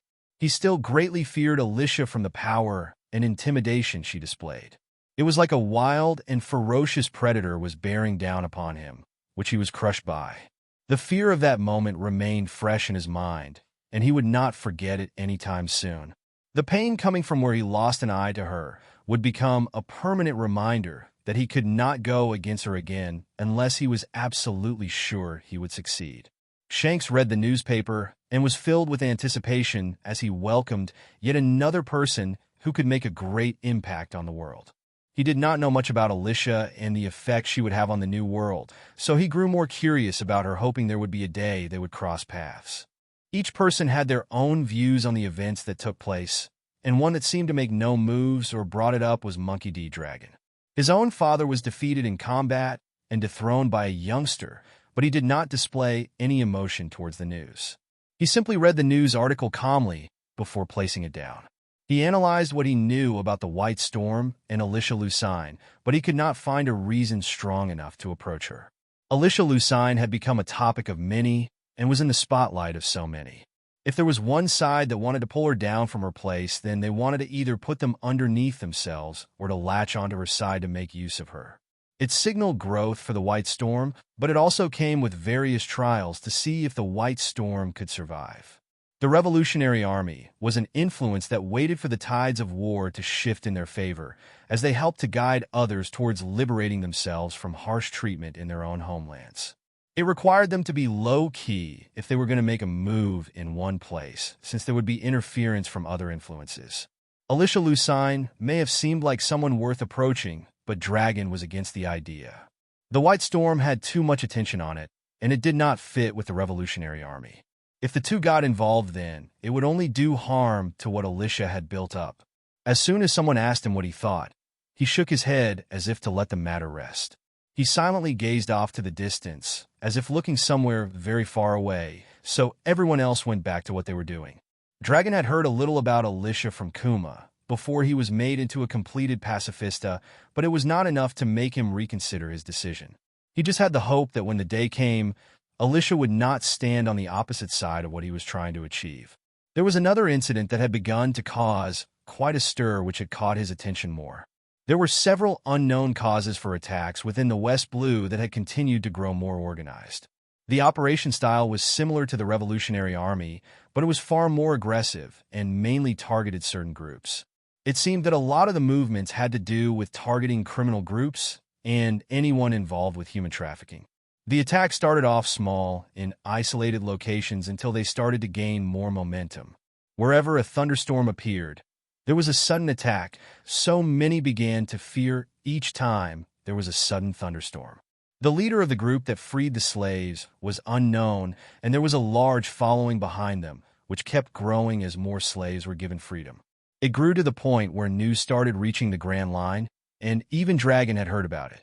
His 4 best people were currently stationed in each of the blues, so they were building up their own influence and power in preparation for the future, so he would notice once another person started to appear in one of their territories. Having another liberator was not an unwelcome thing, but it did steal some opportunities to bolster the numbers of the Revolutionary Army. Instead of thinking about going after Alyssia, he had set his sights on the person leading such a movement. He did not know that the person he was wanting to find and form a relationship was one of the people that was under Alyssia. The mysterious person was given several flashy titles related to thunder, storms, and lightning, but no real name or picture was ever found out. It was said by witnesses that once thunder and lightning appeared, a large ship descended down from the skies and let loose all kinds of strange robotic winged creatures. The army of robots seemed almost invincible since they seemed to repair themselves after being zapped by the electric energy from the mysterious figure. Accompanying them was another figure that flew on a strange board that hovered in the air. Each weapon used by them helped to remove groups that most in the West Blue had troubles with for a long time. Even the weak slaves and crew members who were regulars on the flying ship were able to participate and able to contribute to the success of each mission, thanks to the weapons they wielded to let them overcome enemies far more powerful than themselves. Another alias given to Medea Belmonte, who was behind it all, had been that she had been compared to a deity who granted freedom to the weak and helpless people who suffered at the hands of others. Each time they appeared, they fought hard and caused a lot of destruction before freeing those from their cruel fates, then disappeared back into the clouds on their flying ship. It was very attention-drawing. So many others were interested in tracking down such a person for various reasons. One person in particular that had taken an interest in the rumored abilities was Blackbeard, but he had no way of identifying where Medea would show up next, and he was already heavily injured from the battle with the MMA. While everything was taking place and the news was spreading far and wide, Alyssia was on a journey back towards another location. She lay back in a comfy chair with a blanket over her, a water bottle, and several other things scattered around the table. A teacup filled with hot honey water was in her hand as she took small sips while gazing at the newspaper in her other hand. A little irritation was on her face as she lay back, feeling uncomfortable. All my efforts to make myself resistant to many things and to become practically invincible in this world, but it comes down to this time to make me truly feel helpless. It was her time of the month, and even with the advanced science and medical skills, all she could do was prescribe herself with a way to lessen the pain and discomfort in her body during that time. In order to take her mind off it, she made herself comfortable and caught up on some research and the news. She read through the articles, but ended up frowning. No mention of the battle with Blackbeard, but I expected this to happen. Now I just have to wait for things to proceed forward so that I can see what would be the best option available. No doubt about it. The Marines and world government must be eager to put a collar around my neck, so they're trying to suppress what they can for the time being so that there will be less coming to recruit me. If Sengoku understood what he managed to pull from my mouth, then he or someone else should be able to come up with some way to lure me in.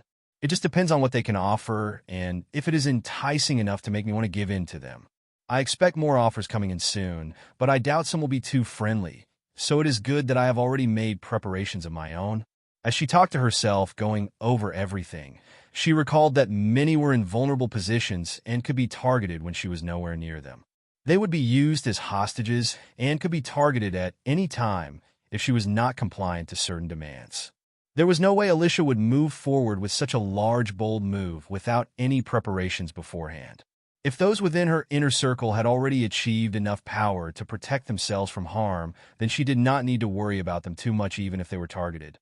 If they were met with an opponent they could not stand against, then there was still the devil-ape companions each of them had with them. The king of the devil apes remained on her ship to guard it, but so many others were scattered around with each person who was a higher up in the White Storm. They were highly valuable targets who Alyssia had invested much in nurturing, so she would not let them go undefended. Alyssia felt something jump up onto the blanket over her, and she saw a small cat with wings on its back along with fluffy feathers on its limbs and neck. "Little Lee, I am still impressed that you can come to me this shamelessly." The small cat tilted her head as if she did not know what she had done wrong. "Wow, The finger of Alyssia poked the small head of little Lee as if scolding her. I know you probably wanted to stick close to guard your master. I appreciate it really, but how about you have a little more concern about others too? Little Lee had been on the ship during the battle, but she did not come put to fight off the Blackbeard pirates. Alyssia understood that perhaps it was a battle that would be difficult for Little Lee, but it would have been an opportunity for her to gain more experience while fighting alongside everyone in her creations.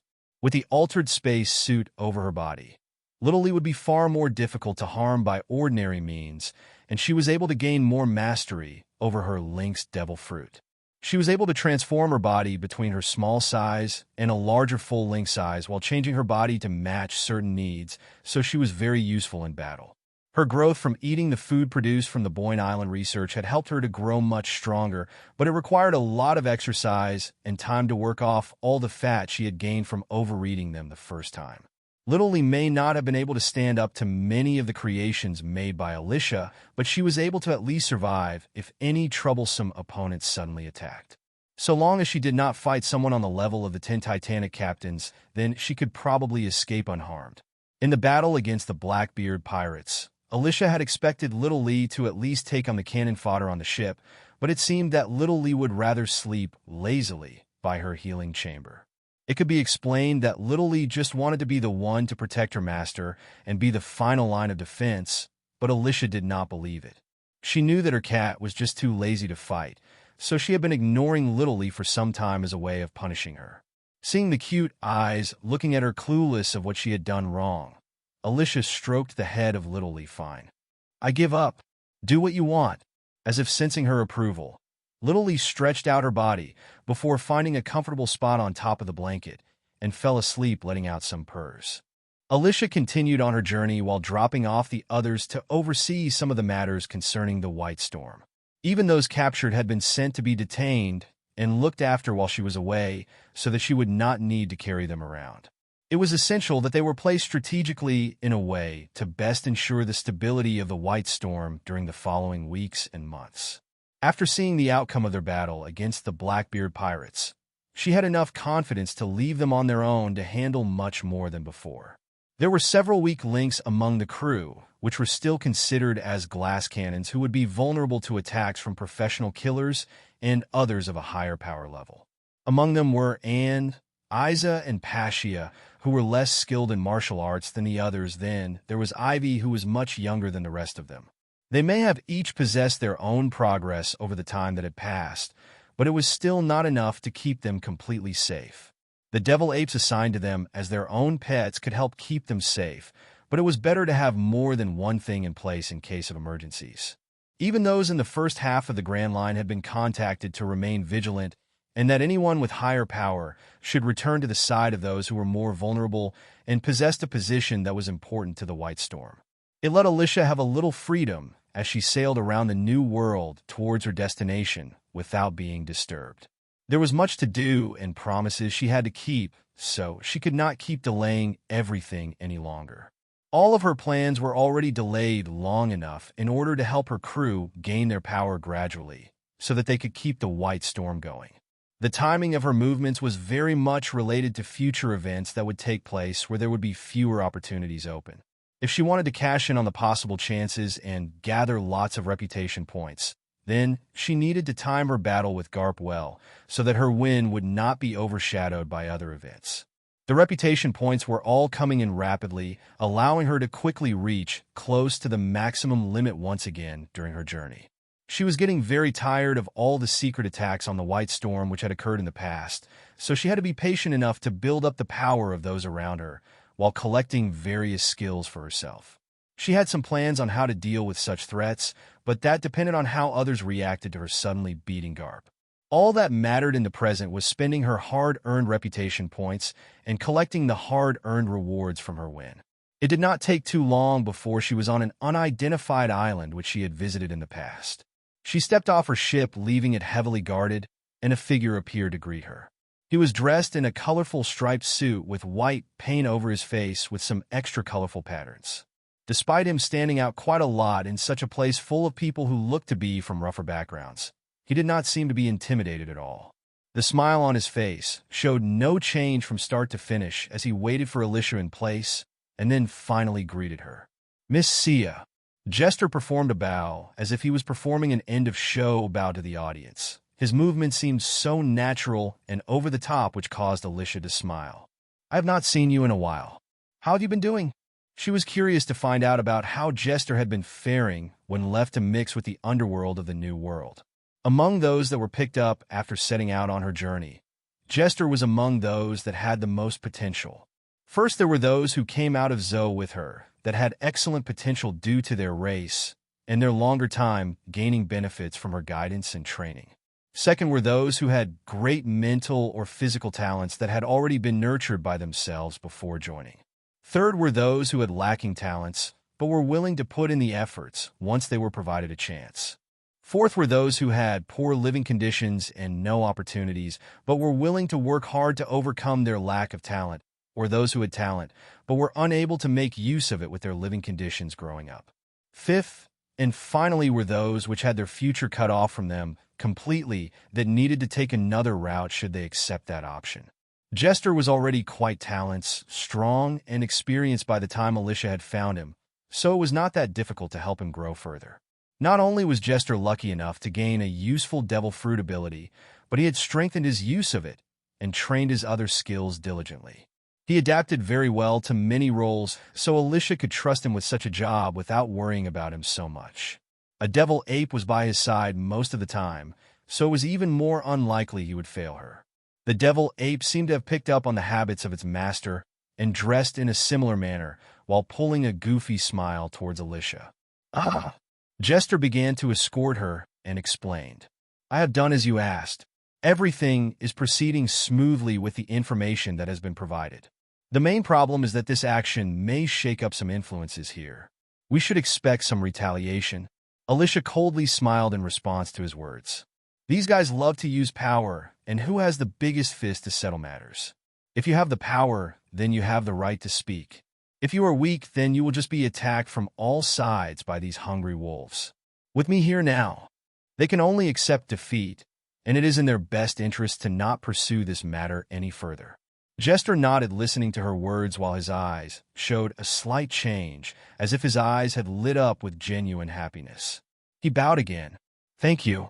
Alyssia waved him off and complained, "It is nothing." She proceeded to be taken around by Jester, visiting several betting places where Jester made bets for her. Each one took some time for the berries to be delivered to her due to there being some resistance from some groups. Not all betting places were run by honorable people, and there were always people who would renegade on their part of their own duty.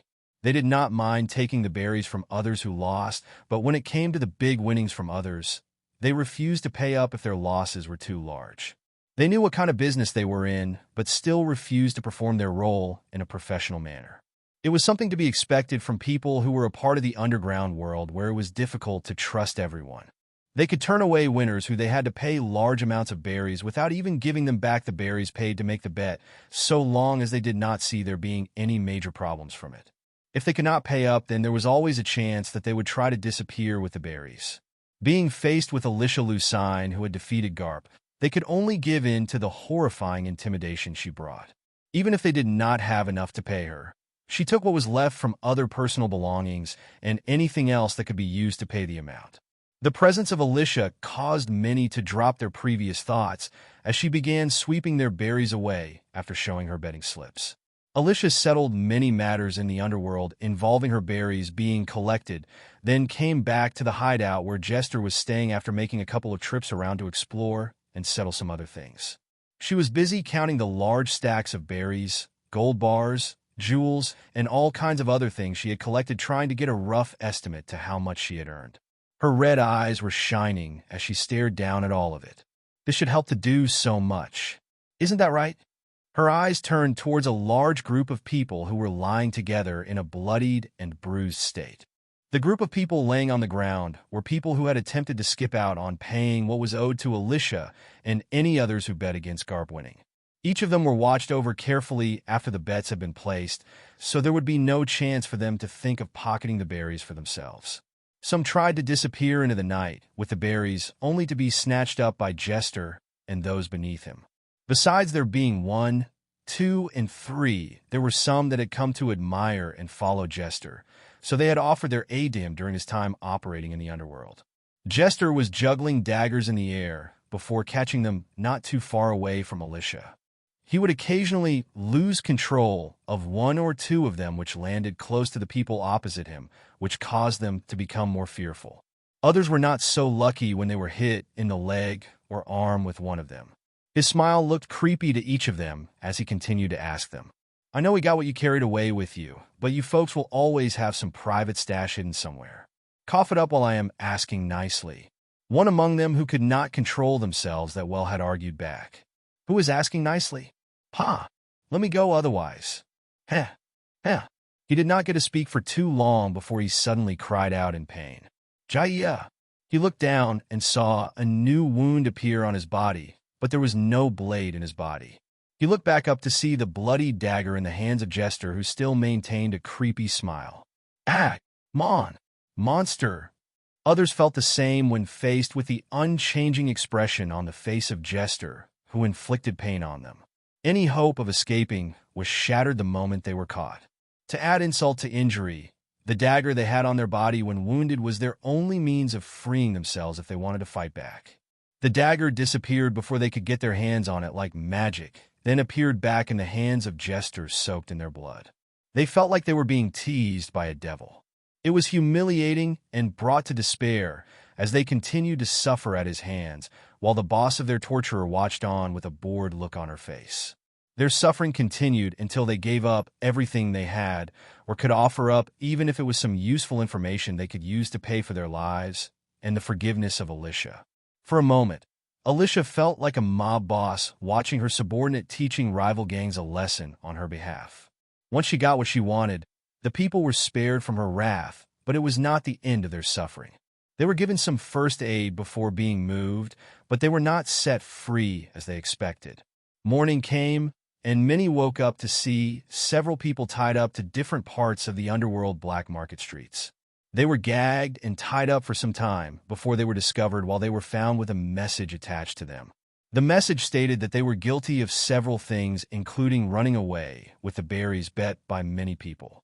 They were spared from the wrath of Alyssia, but that did not spare them from the others they had wronged. It was a little later in the same day that Alyssia was sitting opposite a short blonde-haired woman. Stussy showed a charming smile as she complimented. "I applaud you on what you have done so far. You have really surprised me." She was being genuine in her words and did feel surprised upon hearing the final result of the battle. There was a loan taken out, which became a large topic in the underworld related to the White Storm. It was expected that the White Storm would soon be under new management after it got swallowed up after being used as collateral for the loan. It was not expected to be paid back, but it was done before the deadline came up or any possible timelines in the clauses that would cause the amount to be increased. There were always underhanded clauses left in the contracts that could make people fall into higher debts to the debtor, and the one Alyssia had signed was a very risky contract that let her bet a large amount of berries. If she lost, then it would not have been good for her and the White Storm. Even if she won, there would still be opportunities for the debtor to make use of the clauses in the contract to raise the amount of berries paid back. Alyssia had tracked down anyone that fled with her berries and anyone who tried to play some tricks in the back. There were some people among those Jester captured who were told by the debtors to delay the payments or to disappear during the time that Alyssia would need to pay the berries back. If she could not get back enough berries in time, then it would be the debtor's win. Alyssia had paid off the loan quicker than they expected and had so much to spare for herself to the point that she could spend it on just about anything that she needed. Stussy was surprised that Alyssia could defeat Garp and then encounter Blackbeard only to make him retreat with numerous losses. She was then surprised that Alyssia was able to handle the following matters so cleanly and to help set an example to others in the underworld. There were many that had become more wary of Alyssia after what she had done, which resulted in a public lynching. Alyssia even took the money of others as her own and proudly said that if they wanted it, then they had to beat her first. The unlucky people who bet and wanted their winnings from the people who attempted to flee with the berries had to fight Alyssia if they wanted their berries. There were many that had heard that she just defeated Garp, so any courage they had disappeared. Alyssia continued to sip her tea and asked, "So what is the reason you called me here?" Stussy smiled mysteriously. "You asked me to keep you informed about those matters." There was something I thought you may find interesting. Since Stussy had brought it up, Alyssia was a little interested in what information could prove to be useful. If the information was not too helpful, then she would not be too bothered about it, but she would rather know about anything that could fill in the missing pieces to complete her plan. Even the smallest thing that seemed useless could be the things that could help out at a later date, so she did not deny Stussy from speaking even if it could cost her. Stussy continued upon seeing Alyssia showing some interest. Well, you asked me to look into who is connected to everything, and I have handed all of that information over already. The thing is, you are not the only person trying to look into these matters, and I have had some others try to get the same information from me. I denied them, of course. No use getting involved with all that mess. The power of them is rather small, so they would not be able to do anything, and there would be problems since I provided the information to put a target on certain people's backs. It's not like I fear the power of others, but it is always best to keep your enemies closer in this line of business. We all may be competing in our own ways, but there are usually certain lines we do not cross unless we wish to provoke a war. Whether it was an underworld family or organization, each of them had their own way of doing things. Each one would react differently, but they would not take kindly to those that caused disruptions to their business. Since they were busy trying to keep up their image and respect among their subordinates, they could not let something that harmed their business be left alone without taking action to set an example. An example needed to be set to keep their subordinates in line and not to see weakness in their bosses, but there was a need to do the same for those outside of the group. If they looked weak to others, then their group would seem like it had lost its edge and could be taken advantage of. Alyssia understood that Stussy was just keeping the peace so that she would be bothered by less troublesome things. Handing over information to someone about one of her customers, and especially someone who was higher in status, it could not be done so easily unless she was to hand it over to someone who could handle it cleanly without there being any problems for her. Alyssia nodded as she understood the situation. So, is this matter worth pursuing? Stussy shrugged. It is worth looking into, I think. They came more than once only to be rejected by me. They have not been silent and lying low either. It seems that one of the smaller districts have been taken over, and there has been some growth over the past year since they made any bigger moves. The district has been renamed as the Asylum, and it is full of people who have lost or have given up on their names. Alyssia thought to herself, the only people who would want to be looking into the same things as me are those that are connected to it in some way. Perhaps it is someone looking for answers or revenge who has been directly or indirectly affected by it all. If that is the case, then perhaps they could be a willing participant in my plan that could provide some additional knowledge or support. It would be unwise to ignore this and not look into it a little. She took more of an interest and asked, "What kind of place is this asylum anyways?" Stussy sighed. Originally, it was just a bunch of worthless people who went around enslaving others and robbing people of their identities. Once that person arrived, there have been changes and it has developed a lot. The location has been known as the No-Name District due to the frequent rumors surrounding it, and that has not changed. The groups previously in charge of the No-Name District fought others, and whoever won would claim the name and ownership of a person. Those who lose in that place live on with the identity of a number, but it could really just be described as being someone else's pet or slave. You can imagine the kind of things they get up to. Alyssia nodded. Probably underground fights, slave trade, using others to do their dirty work, and it probably was the type of place where someone would be used to death by their owner. Alyssia asked, "So, what type of place is it now?" The more information that was told by Stussy, the more intrigued Alyssia became. The No-Name District was a place where the strong preyed on the weaker side, and there were no opportunities to escape their fate once they lost their name to another. Those who had a name were very rare among those that lived there, and everyone had a number. The numbers were like ranks similar to how the Baroque works operated.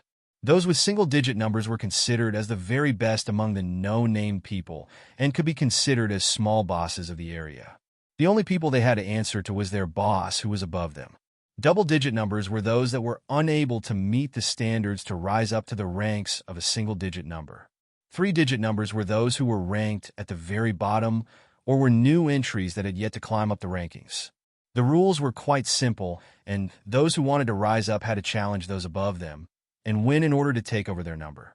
The winner would take the place of the loser, and the loser would take the previous place of the winner. Only one challenge could be issued per person every so often, and the person they challenged needed to be 10 or less numbers higher than their own. Once they got to the level of being in the single digits, it changed so that each single digit could only challenge the one above them. The single digits had the right to be able to become an owner and take control of any double digits that lost to them. Becoming a single digit had many benefits, so there would be many double digits aiming to climb up, but others would hesitate to do so. Challenging a single digit was a big risk, and once lost, the chance to rise again would not be allowed unless they did something worthy of being granted that chance again. It meant that their loss would put them under the control of those they lost to, and they would have no way to escape since they were stuck in their current position until someone else came from below to defeat them. Double digits could challenge any among the single digits, so long as they were number 10, so that they could remove one of them from their position.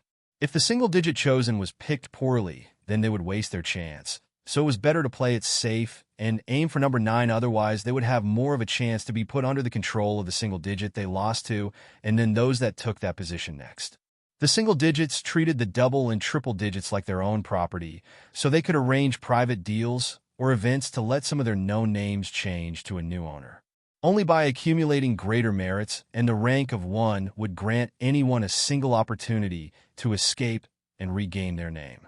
The boss was a position that could be challenged to a single game only by number 1 when the conditions were met. The game was picked by the boss, and if the boss lost, then number 1 would be able to regain their freedom and name back.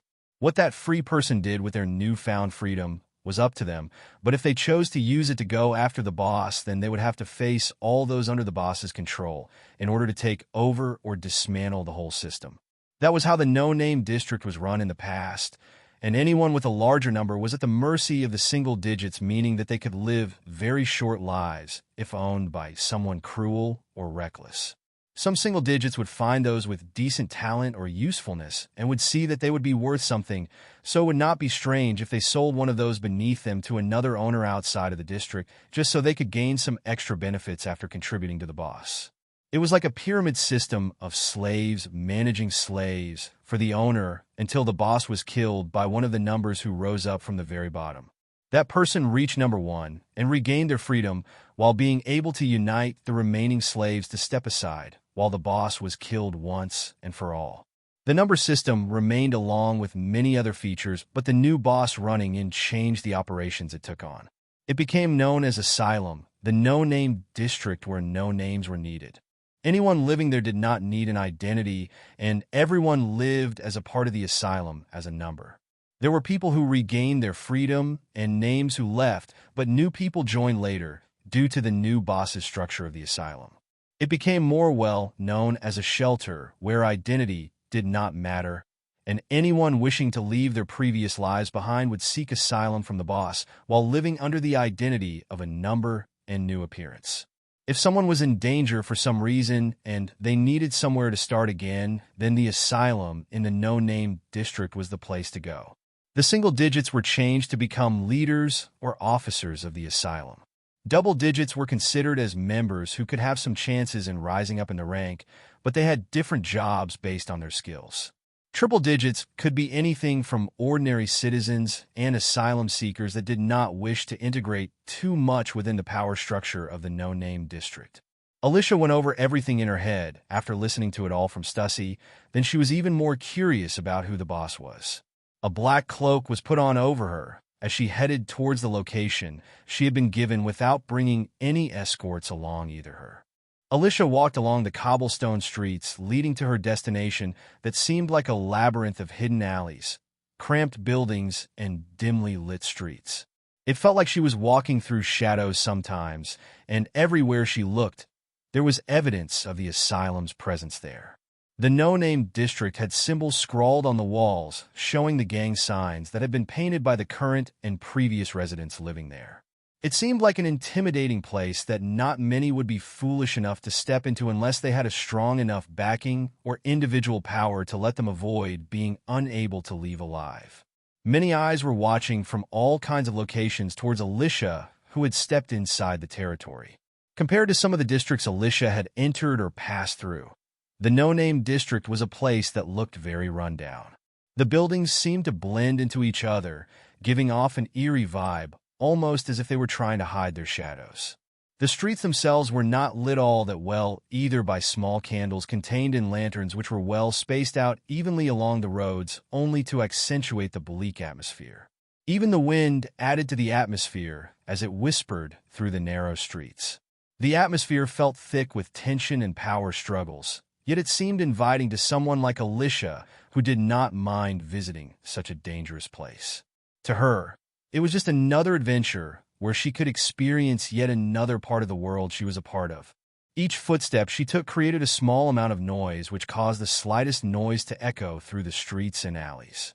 She continued to ignore the presences that tried to keep themselves hidden as they watched her every movement. So, this is the rumored place, huh? How fitting.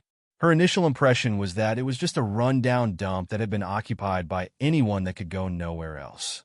It was technically the truth since that was the kind of place the asylum was. It took in those who were outcasts, needed to hide out, needed shelter, and had nowhere to go. Each face of the people Alyssia had looked upon from far away were covered with thick makeup or wore some kind of mask. It seemed like there were others that had dyed their hair and dressed in oversized clothes that further hid their appearance. If someone was in a desperate situation and had nowhere to turn to, then the asylum was such a place where they could seek out aid so long as they were willing to give up on their name and past identity completely. It included handing over any identity tokens, cards, and papers they had so that they could only be held by their boss. A small child wearing ragged clothes and a straw bag over their head that had holes poked in it approached Alyssia from a nearby alley. They were very thin and had several wounds on their body which showed how harsh a life they had lived. It caused Alyssia's motherly instinct to kick in once again, just like back in the time when she picked up Ivy and the others. There was a faint desire to help the child out, but then she thought that she is in the wrong place to have such thoughts. It was a den of criminals, and those who had survived when faced with the harshest difficulties and tests, so nobody could be considered normal or pitiful. Not even a child could escape being tainted in some way by such a place. Her guard was put back up as she looked down at the child. "Hello, little one. Can you help me in reaching a location? I will reward you if you work hard." The only option was to give the child a chance to earn themselves some berries, which could be enough for some food and living expenses. If she gave too much, then it would have a bad effect on the child, who would be unable to survive the onslaught of others who coveted the berries the child was given. The straw bag on the child's head bobbed up and down, signaling their willingness, so Alyssia began to speak. "I want to be taken to the main building where the boss of this place resides." The child was about to lead the way, but heard what she said, so they paused in their movements. Vigilance was in their eyes, as if they knew they would be in big trouble if they caused problems for the boss. Alyssia saw the look and sighed. "I have business with the boss of this place to discuss. I can wait here if you prefer that. Just go pass on the message that I have what they seek. If you can do that much, then I will still give you the same reward as I intended to before." The child stood still and looked towards Alyssia, studying her for a while until finally bobbing their head again. Their footsteps could be heard as they ran down the cobblestone streets, disappearing from her sight. Alyssia leaned against the cold wall of a nearby building with a black cloak covering a lot of her body, but it was not enough to completely hide everything. It took the use of her life return technique, just so that her tail could become more flexible and able to move enough to hide it. Her observation hockey was spread out to her surroundings, overlooking everything within its range. She was able to keep track of the child who left her behind, but she did not chase behind them and waited. It was like she had more than enough time and patience to wait for an appointment with the boss of the asylum. It was not worth breaking trust with others from the beginning and suddenly storming into the territory of others using cheap tactics. The bait had been thrown out, so all she had to do was wait for when the bait was taken. The small child left Alyssia and navigated through the labyrinth-like streets and alleys until they arrived at a building. They seemed to be pleading for entry for some time while trying to relay the message of Alyssia until someone finally paid some attention to the child. Someone who was passing by picked up the child and brought them inside to check over the authenticity of the child's words before they could inform the boss. Alyssia could sense that the person had no malice towards the child, so she was relieved. It was not too long before there was some more movement coming from that direction as some presences started to make their way towards her. It was very easy for Alyssia to lose the location of each person once they began moving around. It made it very difficult to keep track of them when they split up and went around many locations, taking different routes and passages that led to other locations. It was like they were moving in a small, organized force that began to cause the surroundings to take up different positions.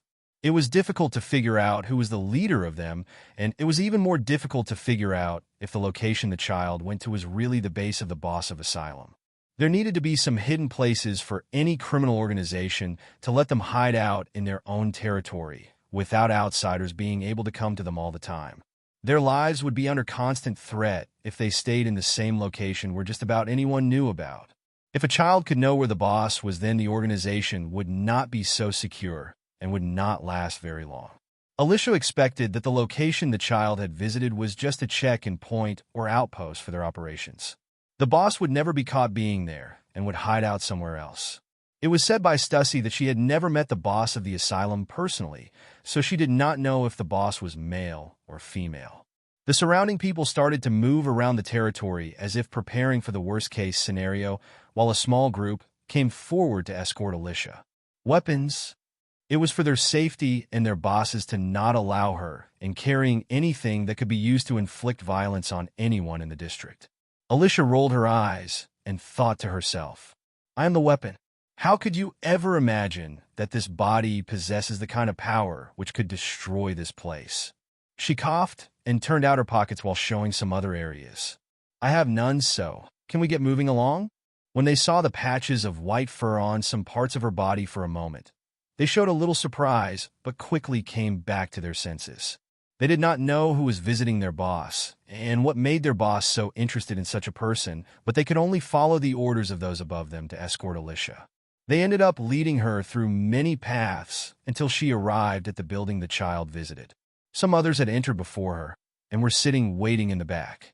Inside the building where Alyssia stepped into, she could pick up on the scents and other things still lingering within it. Each part told tales about what had happened within the building in the past, and even if it had been cleaned up a little, it still could not hide away its dark past. Some rooms she walked by did not have ordinary doors, but instead had barred or bolted doors to keep people locked behind them. Rusty chains could be seen lying in some parts of those rooms, with worn-out rings and other strange contraptions scattered around. On the walls were where there were still freshly made holes that had yet to be filled in, which showed that the chains and restraining tools had been removed from the walls and other places they had been secured to. There was some mold around the walls of the building along with hole and cracks, which showed that even a building they were using for such a meeting could not be so easily fixed up unless they were prepared to start demolishing the whole thing, allowing them to rebuild everything from scratch. It showed that their priorities were not to build upon or fix the problems, since they probably did not have a long-term goal beyond surviving and maintaining what they already had. All that they had would be better put towards helping them gain more power and improving the lives of everyone that lived there, even if it was providing small amounts of food and drink over other luxuries they could not afford. The child was an example of how the area had been ruled along with many others. The child was in a poor state, but it was not completely bad, since it was likely that they were previously in a much worse state and were still recovering from that after the new boss took over. It was also possible that the child was someone who was seeking asylum from another place, so it was not like Alyssia could jump to conclusions about how the boss was ruling over everyone and only prioritizing a small amount of people. Her gaze fell on the final door at the end of her path, and woman stood dressed in a frilly polka dress along with other pieces of clothing that completed a clown outfit. She wore white makeup with a red circle painted on each cheek over the thick makeup or face paint. Completing her overall outfit was an oversized hat on her head that matched everything she was wearing, and there was a studded metallic bat resting on her shoulder. Underneath her hat was short blue hair that was curled and a pair of blue eyes. She looked towards Alyssia and opened the door. "Welcome to the asylum. You may enter. The boss is waiting for you." She flashed Alyssia a small smile as she turned to push the door open, allowing them both entry. The inside seemed like a small office space that was occupied by old table, desks, and chairs. It was like they had been made using scrap parts or had been picked up from somewhere they had been abandoned. A man was seated with a wide grin on his face with red paint over his mouth and cheeks. "Welcome to the asylum." He wore a smart purple suit and curled boots while his green hair was spiked up, He carried himself quite well and seemed to be quite comfortable and relaxed, as if he did not care too much about what was about to be discussed. Alyssia nodded as she stepped inside, and the door was heard closing behind her. She found a seat to sit on and sat across from the boss, who she was led to, and greeted her. "I have come with the information you seek, and have come seeking to possibly work together if our goals align." The green-haired man smiled wider and laughed. "Ha ha ha, so the kid was not lying. How interesting. I am Zero of the Asylum. Nice to meet ya. So, what is it you aim to do here? How about introducing yourself?" Alyssia sighed. "One moment." The green-haired man leaned back in his chair with a puzzled look on his face, as if he was unsure why Alyssia was not answering him. "What is wrong? Was I too forward with asking who they are?" The green-haired man who introduced himself as Zero stared at Alyssia for some time as she sat in silence. There came a sudden change as his eyes rolled back, and he fell back with his body leaning against the back of his seat. A sudden attack came from Alyssia that came too suddenly and without being spotted by anyone. Conqueror's hockey had been directed towards Zero, and it resulted in him passing out. Alyssia remained in her seat facing him and continued to speak. "This is a fun little game that has been prepared for me. I praise you for your efforts, but these tricks will not work for me. You may have put on a good act, but he is not Zero. Now let's get down to business. Miss Zero." She leaned back in her chair and removed the hood over her head before removing the whole thing to look towards the woman standing behind her. "Come have a seat. We have much to discuss." Despite being found out so soon, Zero stepped away from the door and walked around to find a seat so that she could face Alyssia. "How did you figure it out?" Alyssia shrugged. "This guy does not have the charisma of a leader worthy enough of the rumors surrounding Zero. Among those I have observed upon arriving here, there has only been one person who has a natural disposition suited to being a leader." She thought to herself, "And I have a system to help look into the skills each person possesses, so figuring out you were the leader was quite simple." Among methods used by monarchs or leaders of any group, Zero had made use of one, which was used to avoid assassinations and to leave other matters to others while dealing with other matters more under the radar. It was the type of situation where few people knew the real identity of Zero, and those that didn't know her were very few. It was easier to set up a doppelganger or fake ruler in her place to make use of so that she could work behind the scenes while avoiding most of the major threats involved. In a place where everyone was dressed up and in disguise, it was very easy for the leader to blend in among them and take up a false identity as one of the numbers. It would allow her to make trips around the lands to visit those who lived in the area to see more of their living situations. The more she could learn and discover, the better it would be to keep the no-name district under her control and to become much better than before. It was a good way to avoid a lot of the threats involved in the underworld, and if there did come a day when her fake died, she would have to put someone else she trusted in that place, or would be able to move on to another place without being identified as the real boss. It came with big risks if those around her betrayed her suddenly, but it had already been a long time since she had dealt with the more troublesome people who knew her identity and would cause problems. The overly bright-colored and playful patterned clothes on the body of Zero did not look like how a leader of an underworld leader dressed. It would be even less likely for a woman to be identified as the boss, since there were few women leaders that held power over so many men unless they possessed a special bloodline or race of some kind. Despite her slender and tall appearance that did not look strong like many other women, her body did possess quite a lot of power for someone of her age range. Alyssia may not have been able to look into the name and history of a person, but she was still able to see the skills they possessed and the insights they gained in life to help improve them, so it was enough to let her investigate a little about each person she met. The green-haired man who called himself Zero had fewer skills than the real one, and those he did possess did not let Alyssia feel too impressed. There was some acting and decoy skills in his skill set, so she was able to spot that he was a fake from those. While she was seated, she decided to purchase some new skills with the many reputation points she had which needed to be spent.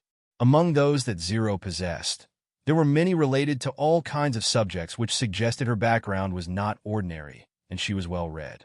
Her combat abilities were worth Alyssia paying attention to, since her physical stats and combat skills were above the green-haired man, suggesting that she was above him in terms of ability. There were many management and leader-based skills, so it pointed her in the right direction, allowing her to guess right. Zero sat opposite her and nodded. I am Zero. You guessed right. And you are? Alyssia changed back to a more professional appearance as she began. Alyssia lose sign of the White Storm. I have come today to discuss working together on a joint venture in the Mercy Kingdom. I heard that you have been looking into those matters and have been denied. I've already got everything I need to move my plan forward, but having another ally would not hurt. Of course, that depends on if our goals align. The face of Zero turned more serious as she listened more. As if to conceal her emotions, she straightened her body and out on a blank face, as if she was experienced in such matters like negotiating and dealing with other people who were seeking advantages. It depends on what you plan to do in Mercy Kingdom. I have heard of the White Storm, but I have never seen your image before, so I apologize. Getting outside information in this place is not so easy, especially when I am trying to raise a small fund of my own to support my plans in between managing this place. Alyssia nodded calmly. I want to help the White Storm to build one of its foundations there and to deal with the underlying problems ongoing inside and outside of Mercy Kingdom. Upon listening to those words, Zero's hand trembled a little before clenching onto her dress. Let me think about this. The conversation continued for some time until Alyssia left behind a way for Zero to contact her. The time frame to act was not too clear, so it seemed like Zero had quite some time to make her decision. There was enough time for her to look into the White Storm, allowing her to make a better decision for herself and herself. Zero was not fully willing to trust Alyssia right away, but the proposal did have its merits that attracted her attention. She was uncertain if there would be any problems that would arise should the White Storm set up a base in the Mercy Kingdom, which she wanted to help save. She did not know whether the involvement of the White Storm would put the Mercy Kingdom in an even worse state than ever before, so she needed the time to think it all over carefully. Alyssia returned to where she was staying temporarily and was assisting Jester with some things before she was preparing to set sail again. She was outside, and a very small crowd of people formed a queue. Once one person had reached the front, she asked their name and their amount bet, as if to confirm their identity and authenticity of their claim. Papers were in front of her containing many of the bets placed, so there was no way anyone would be able to make a false claim without her missing it. A fight broke out in the middle of the street as the figure of her new opponent charged at her.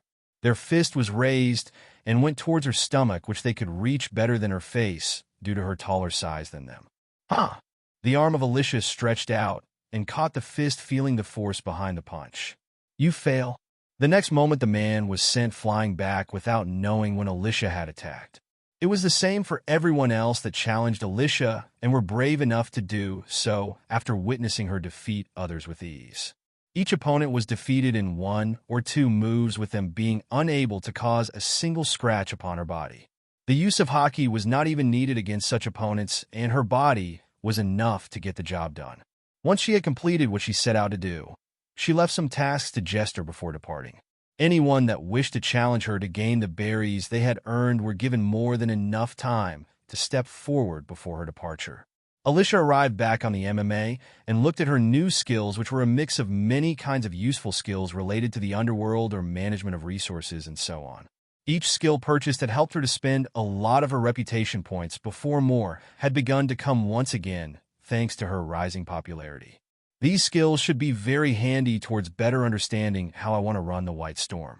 It will be useful for raising my own kingdom one day and deciding on what kind of place it will become.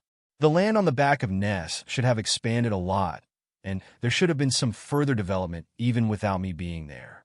What is needed is for there to be a clear direction for the island I want to make and what kind of place the White Storm will have in the world. For now, though, what should I do? Some more research? She thought for some time before going back to conduct some of her experiments, furthering her progress in different fields. She was getting closer and closer to her desired goals of creating something beyond what others had ever created before, but the closer she got to it, the more routes she had seen before her, opening up new routes of discoveries. What she thought was impossible became possible so long as she had what she needed, and all that she needed was the necessary skills and knowledge to help the system fill in the gaps. Once she started to explore the new possibilities and encounter failures, That new data would be compiled further to be applied to everything else the system had collected, allowing for a solution to appear much faster, even if it was to give some small suggestions to test out. Months and months of accumulating new skills, knowledge, and results from each experiment brought forth new possibilities, which required much more funds. Those needed funds were provided, so she was ready to begin the next stage of developing everything to the next level. Among the many pods that had been left sealed up and had not been unsealed, yet were some new forms that were completely new to the world. Some had human forms, others animals, and some seemed to possess something within them that made them resemble something between man and machine. Among the research-based skills that Alyssia collected in the past from Vegapunk, there were still fresh insights and knowledge about not just the Pacifista project, but also another one that further developed that project, creating a new mechanical and organic life form. Within that information was the research on the lineage factor, including many other more detailed designs of different races, including Kuma, who was listed as the Buccaneer tribe which possessed giant blood within them. Another set of data came with detailed knowledge of the lineage factor of Kaido and King, which was very important towards furthering that research. King's Lunarian lineage factor was applied to a project called the Seraphim Project, and Kaido's lineage factor was applied to the Dragon Devil Fruit research and the creation of some dragons on Punk Hazard. Once Alyssia gained enough of an understanding of them and had collected an additional sample of Yamato's lineage factor, she was able to further her research. Alyssia went on to create several new species and races upon getting a better grasp over the collected knowledge and skills, so they started coming out with new and interesting results. Among them was a sleeping creature that was curled up and still growing after being contained for a long time. It had a furry body that had patches of grayish-white and pure white fur. Oni horns were on its head, and it looked very wild and powerful. If it was awakened from its slumber and was provoked, then it was unknown how much destruction it would let loose. There were traces of the Sulong within it, which had been mixed with traces of the Lunarians, granting them the advantages of both races. The Lunarian lineage factor gave the ability to manipulate and generate fire, while possessing one of the most durable bodies in the world. The lineage factor of the Lunarians helped to overcome a flaw within the Mink and Sulong race, so once the two were combined, heat and fire no longer became a problem. Fire abilities were added to Electro, granting thunder fire generation and manipulation abilities, which meant that the sleeping beast was the most powerful and unique creature in the world to exist so far. Its body had been further improved from the addition of the Oni lineage factor that strengthened the brute strength it possessed, and the scales it gained over its body gained from her research into dragons, and the dragon lineage factor gained from the Dragon Devil Fruit research in Kaido. There seemed to be black wings on its back and a mane around its neck, which were features that came from the Lunarians and the Sulong. The scales hidden beneath the long fur was from the dragon research, and the Oni horns was the feature that showed that the data gained from Kaido and Yamato had been put into it too. It was something Alyssia was looking forward to having among her collection of pets, but that was not all that had existed within the remaining pods. Some had similar features, as they had more of a human form, making them a completely new race on their own. Those that were made with the Seraphim Project as a basis became the first success to surpass even Vegapunk's creations. Then a slightly downgraded humanoid race was born without the advantages of the Seraphim, but had more human traits rather than the Seraphim that possessed mechanical characteristics too. There was even some research done on the lineage factor that Alyssia had collected from Blackbeard and others of his crew, which further helped to discover new routes. One among them was the possibility of creating another dual Devil Fruit user, but it still needed more looking into since only Blackbeard was known to possess that ability, so there was nobody else to compare it with who possessed the same ability. Alyssia did not fully know what she was looking for within Blackbeard's lineage factor to figure out what made him able to consume more than one Devil Fruit. One theory was that he possessed a unique physique allowing him to accommodate more than one power without suffering from the conflicting Devil Fruit powers vying for supremacy within the body. Another theory was that perhaps Blackbeard possessed something extra on or within his body that came from his birth, which was most likely a living twin, or even triplets that were conjoined upon birth. The parts of those conjoined with him could be much smaller and hidden on his body somewhere, or were located inside him, in some strange situation where they shared the same body. If that was the case, then his situation would be truly unique considering that he seemed to not be able to sleep and had strange personality changes at times. It was possible that more than one soul was within his body, which further confirmed that theory, and it would make even more sense that the soul of the other conjoined twins could take over when he was resting. On the other way of thinking about his condition, it could also be due to having a split personality disorder, which manifested the same number of personalities of those conjoined with his body. Those were the more science-based approaches to understanding him, but there did exist another possibility.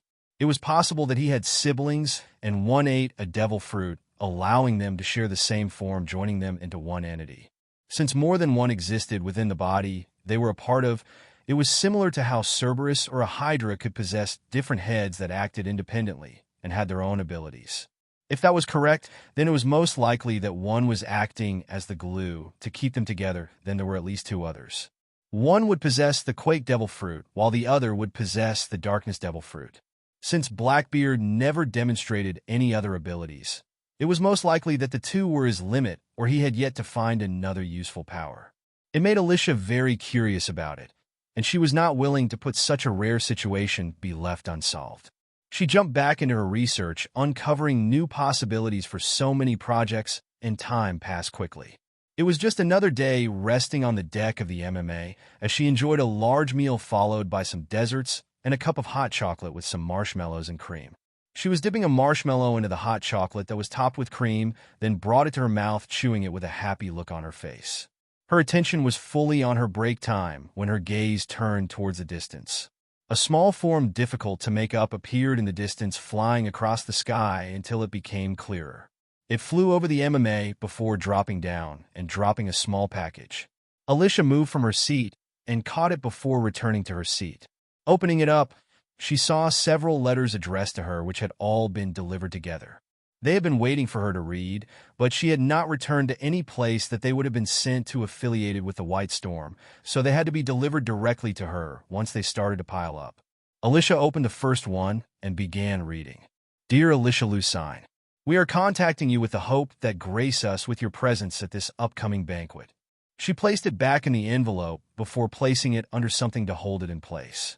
Huh, attending banquets for those snobs? Why? So they can use me to boast? No thanks. She was not in the right position to attend any banquets or events that were hosted by the upper class, since she only possessed a small noble title and was lacking in terms of proper etiquette. She did not wish to make a fool for herself, but she did not want to enter a situation that would be too unpredictable. Any gathering for nobles usually came with those wanting to display their power and step on others, so even if she possessed power of her own, they would still feel that she was beneath them in terms of status. There were those that felt they were invincible since they had lived sheltered lives under the protection of their status, so it was easy to become a target of such arrogant people.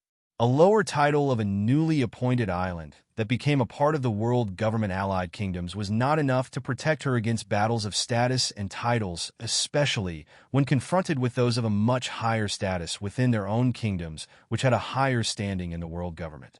Alyssia was not quite ready to enter such a situation where she would have to risk becoming a wanted criminal justice to protect herself from one idiot who did not know restraint. The current state of the world was perfect for her, so she did not wish for it to be changed too much. Becoming someone rejected by most of the world's powers would only result in many of her businesses being seized and destroyed one after another until they were unable to operate properly. The laws were protecting her operation since they were legal, but once she was a criminal, they were just another corrupt institution that needed to be destroyed. She continued to open one after another. Miss Lucine, attend. Hey Lucine, join our cause, please help. We should work together, partnership business venture. Solve this problem. These guys want so much from me. She started by sorting some of them into different piles based on her level of interest. A lot of them were in the ignore or rejection pile, while others were those she was considering and was going to accept.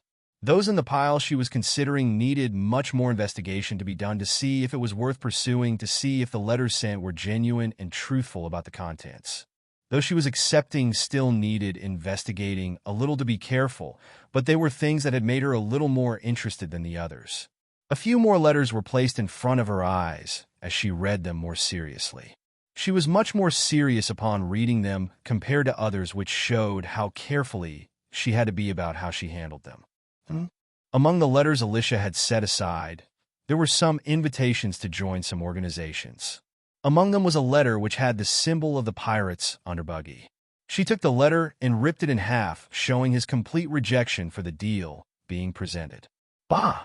He sure has some nerve to actually consider us as equals that can work together. He must be joking. I have looked into his dealings thoroughly, and there is no way he will be able to sustain himself in the long run. No way am I going to jump into that fiery pit of debt. It had not been too long since Buggy was given the position as a warlord and began to set up his own mercenary group. It was rising in popularity, and it was a very similar business type as the one of the services the White Storm provided, so there was some slight compatibility between the two, allowing them to work together. The main issue was that the business of the White Storm was steadily raking in profits while the one under Buggy was draining away what funds they had. It was like he was wasting all the funds he had on banquets and many other things that he could not afford to keep up for a long period of time. Little was invested back into the business, so while it was expanding in the numbers of people working for Buggy, his funds to support them was not growing to accommodate that. Alyssia was fearful about how someone who was lucky enough to be given such a position and created such a group had such poor sense that they could ruin it within a short period of time. If she partnered with Buggy, then it was likely that there would not be any real benefit for her, and there could even become a financial drain gained from the partnership. There were some letters containing deals for investments and loans being offered to Alyssia and the White Storm in order to give it an extra push for development.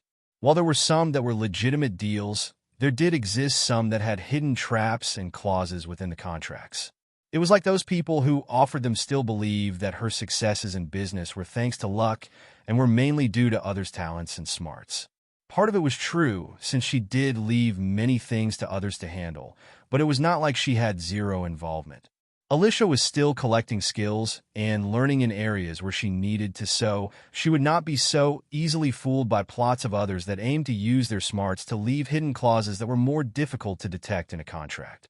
Since she had already gained more than enough berries, there was no need to look for any additional support or to take out any funds as a loan. More letters were torn apart until there was only 2 letters in front of her, which were the biggest deal she needed to consider. Her answer would affect the future direction of her actions and how she would have to change her way of handling her operations and future plans. She carefully considered the 2 paths before her, then picked up the one on the left before writing a reply. Days passed since then after the letter was sent off, and the MMA sailed across the new world while Alyssia enjoyed her leisurely breaks in between her research. A tall wall appeared closer and closer, which was all too familiar to Alyssia. It was the red line which she had not made a trip to in quite some time. Alyssia turned to Val, who was busy protecting and sailing the ship. "I am off. If anything happens while I am away, then you should know what to do." She smiled brightly before stepping away. Her feet moved with more precision and power, allowing her to be carried up into the air. Her body shot up towards the red line with a great amount of speed, flying high above the large waves that splashed against the red line before arriving on a patch of land which had several ships docked there and a small community living there.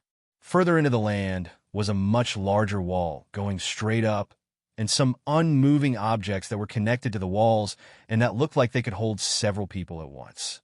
Since they were not active, they remained in place and unmoving, but if they were turned on, then they would be moving up and down the steep wall.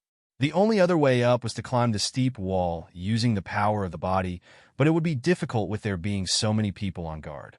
The moment that Alyssia arrived on the piece of flat land closer to the bottom, there was immediately some movement, as those on station there were fast in their response. A small group of people came forward and were on guard, raising their hands to their weapons as if preparing to attack at a moment's notice. "Halt, intruder! What business do you have here?" Alyssia rolled her eyes and took out a small piece of paper with some markings on it. "Is this enough?" The leader of the group was dressed up smart in black clothes and a large hat. He reached out cautiously and took the paper. Upon reading it, his back straightened and his gaze became serious. "Please this way, honored guest." Alyssia sighed as she was led further towards the wall, where it begun to activate the elevator to take her up. These guys obviously wanted to put on some kind of show of force or something. There is no way that they would have been unaware of my visit. Once she entered the elevator, she sat patiently, ignoring the gazes of those escorting her. I finally get to see how those rich celestial dragons are living in person. There was a lot of excitement towards learning more about the celestial dragons and the skills they possessed, but there was also a little dread towards what kind of horrors she would have to witness up close and overlook. As she was seated awaiting the arrival to the top, Alyssia was already busy calming her mind so that she did not do anything out of anger. Once she felt calm and peaceful, her eyes opened once again and watched the door open, allowing her to step upon the top of the red line. Alyssia was able to take in some views of the surroundings for the first time. There was a wide variety of fancy-looking buildings and even a part of the land that was set aside for people to stand on as it moved on its own. Everything was overly luxurious and told many stories about how the celestial dragons had blown most of their heavenly tribute on so many unnecessary things. Alyssia scanned the area with her observation hockey and found that there were hidden secrets beneath all the beauty and luxury. Even a small moving walkway needed to be powered by something or had to have some sort of force to move it regularly. The cruelty going on underneath was very grim, and it told a tiny fraction of the cruel methods the celestial dragons used in their everyday lives. The people underground must have rarely gotten breaks and been fed, but kept on using their own bodies to keep the walkway moving at all times. If they slacked off or fell ill, then they would be beaten or whipped severely. It was just a tiny portion of where the celestial dragons lived, so there had to be many more places that had similar acts taking place. In other places, even more vulgar acts were performed on helpless victims who could not fight back or protect themselves, which continued on until they were broken down completely or died. The face of Alyssia remained emotionless as she observed the closest things around her, using her observation hockey. She did not show it on her face, but she was feeling very disgusted about how people were suffering like that on a daily basis. She continued following until she was led towards a building closer to the opposite side of the red line. The person leading the way announced, "Alyssia Lucine is here." The door was pushed open, and Alyssia was shown inside by a Marine until she was taken to a room where a tall man was waiting. The man in front of her was familiar, but also strangely unfamiliar at the same time due to her only seeing him properly up close rather than looking at him on screen or paper. The man in front of her was incredibly tall and relatively slim. He was of middle age with a moderate amount of wrinkles on his face, short curly black hair, and a very thin beard.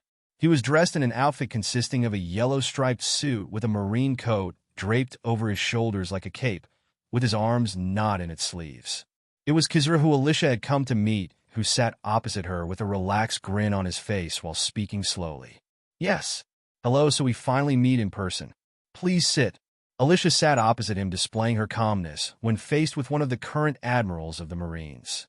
They were a force to be reckoned with, and could not be taken lightly, yet Alyssia was able to sit opposite Kan-Gar-Chu while matching the calmness of her opponents, who masked his feelings and intentions well beneath his relaxed smile. Kan-Gar-Chu began to speak since Alyssia maintained her silence and was getting settled into her seat. "You must have had some other offers from others during this time. I wonder what made you decide to accept this invitation over those." Alyssia resisted, rolling her eyes in front of him sarcastically as she thought to herself, "Huh, you must be joking. Just one of those invitations is just asking to have everything I have built be torn down or to have a possibility of being swallowed up. It is too much trouble, and you already know all of this already, so why bother asking? Do not rub it in like this. It makes you look very arrogant. Out of all of the possibilities, there was only one that could allow her to continue as she was doing in the present while gaining some opportunities for herself, while providing a small layer of comfort to allow her to continue with her future plans." Alyssia stared at him in silence for a little time before speaking. "You must be joking. How could I ever side with no good criminals? Of course I would consider this offer above all of those. It is only right that I have come here." Alyssia turned her flattering skill up as she started her attack to weaken his vigilance against her. No matter who offered her some form of deal, the current rulers of the world were those that had the most control over most of the islands and seas while being able to act within the laws they had built. Alyssia and everything she had built up still worked within that framework and system. So long as they remained in power, they were the best power to lean on. Going anywhere else was just asking for trouble, and rejecting the offer given to her was like asking for a target in her back much bigger than what had been plotted against the White Storm so far. Kan-Gar-Chu countered right away. "Oh yes, I thought that you were against the idea of cooperating." Alyssia waved while maintaining her calm smile. "Of course I have my reservations and beliefs like anyone is entitled to, but I am still the head of a large company that relies on the decisions I make. I have to think about everyone else's futures too, and I have many relying on me, so I cannot let my beliefs get in the way.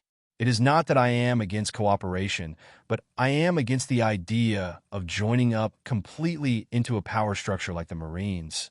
Her meaning was that the hierarchy and other aspects of the Marines were not suited to her, and she was not the type of person that would work well in such an environment, especially when she may not always agree with each person's orders and sense of justice. There were also details strongly stating that while she did have her own views on how the Marines did handle some things in ways she disliked and how it had problems, she still had to think about others underneath her before she put her own wants and needs first. It made her seem responsible for those beneath her, and that she was willing to make some sacrifices if it was to the benefit of not just herself, but also those beneath her.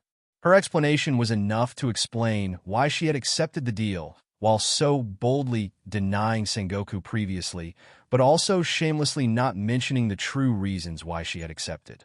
Kizaru already knew the answer, so why would she give him the satisfaction of telling him he was correct? Kizaru felt like he was listening to someone that was sacrificing themselves for the greater good, but still maintained his relaxed smile. "We should go over the contract now." Alyssia flashed a business smile in response. Of course, of course."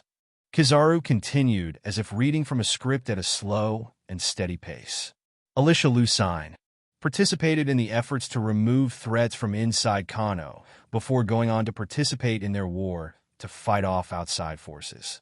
Played an important role in the protection of many valuable scientists on Baltimore while stopping the extremist scientists from carrying out their plans. Went on to establish a foundation on Baltimore, forming a science group named Creation.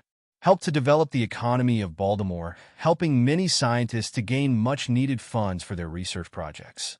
Even after leaving Baltimore and establishing Creation in another location, Baltimore has still thrived due to the foundation provided. Several business directions were established towards self-defense tools, attachments for the injured, medicines, toys, clothes, makeup, and even some truly unique tools used to aid islands suffering from harsh conditions.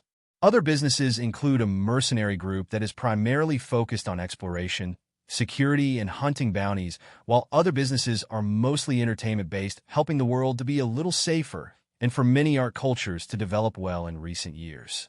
Played a major part in the removal of a major criminal group within Rika Island, which led to Rika Island opening up its borders and joining the world government, earning a noble title for such a contribution. These are just the following contributions and achievement you have made before entering the New World. Then went on to enter the New World, setting up branches on some islands and attracting more like-minded people to gain employment. There should be a newly built coliseum that has been built and is being used as a place for many types of entertainment to take place while being the new main site for the World Fighting Championship. Participated in an SSS-rated task to explore Empirica, which is an isolated island that few have been able to explore for a very long time. Ventured the New World, curing many of ailments and removing threats to the environment too. Later showed up to intervene in the battle between the Whitebeard remnants and the Blackbed pirates while providing protection to innocent civilians and making efforts to reduce the overall damage done to the island. Finally went on to defeat Vice Admiral Monkey D. Garp in an unarmed fight, and rumor has it sent the Blackbeard pirates fleeing after they attempted to ambush not long after the battle. Is this all correct? Alyssia felt like she was listening to everything on slow motions as Kizaru went through everything they had been able to dig up on her and the White Storm. She was not too surprised that they were able to look into some things and figure out her involvement. But after listening to it all, she was relieved to find out that it was all they had or were willing to acknowledge. There were many things that could have been leaked out if there were traitors or those careless enough to disclose any secrets that would have a bad effect on the image she had built up so far. Hearing no mention of any of her hidden secrets, it helped to confirm that none of those she had put her faith in had betrayed her trust. All it took was one person with the right amount of information to cause everything to fall apart. Alyssia nodded in response. Yes, those are indeed correct. Kan-Gar-Chu studied her, but found no change in her expression, so continued. Alyssia sighed. Do you accept the invitation and swear to keep your end of the deal for as long as you live? Alyssia showed no hesitation as she spoke. I agree to the terms of the deal. The document was pushed towards her, allowing for her to look over it properly. Then she signed at the bottom. She pushed it back towards Kan-Gar-Chu with a calm smile on her face. Just remember in the future that you are seeking out my services alone and not those of the White Storm. I hope that they will not be pulled into anything unless it is of their own choice. She continued.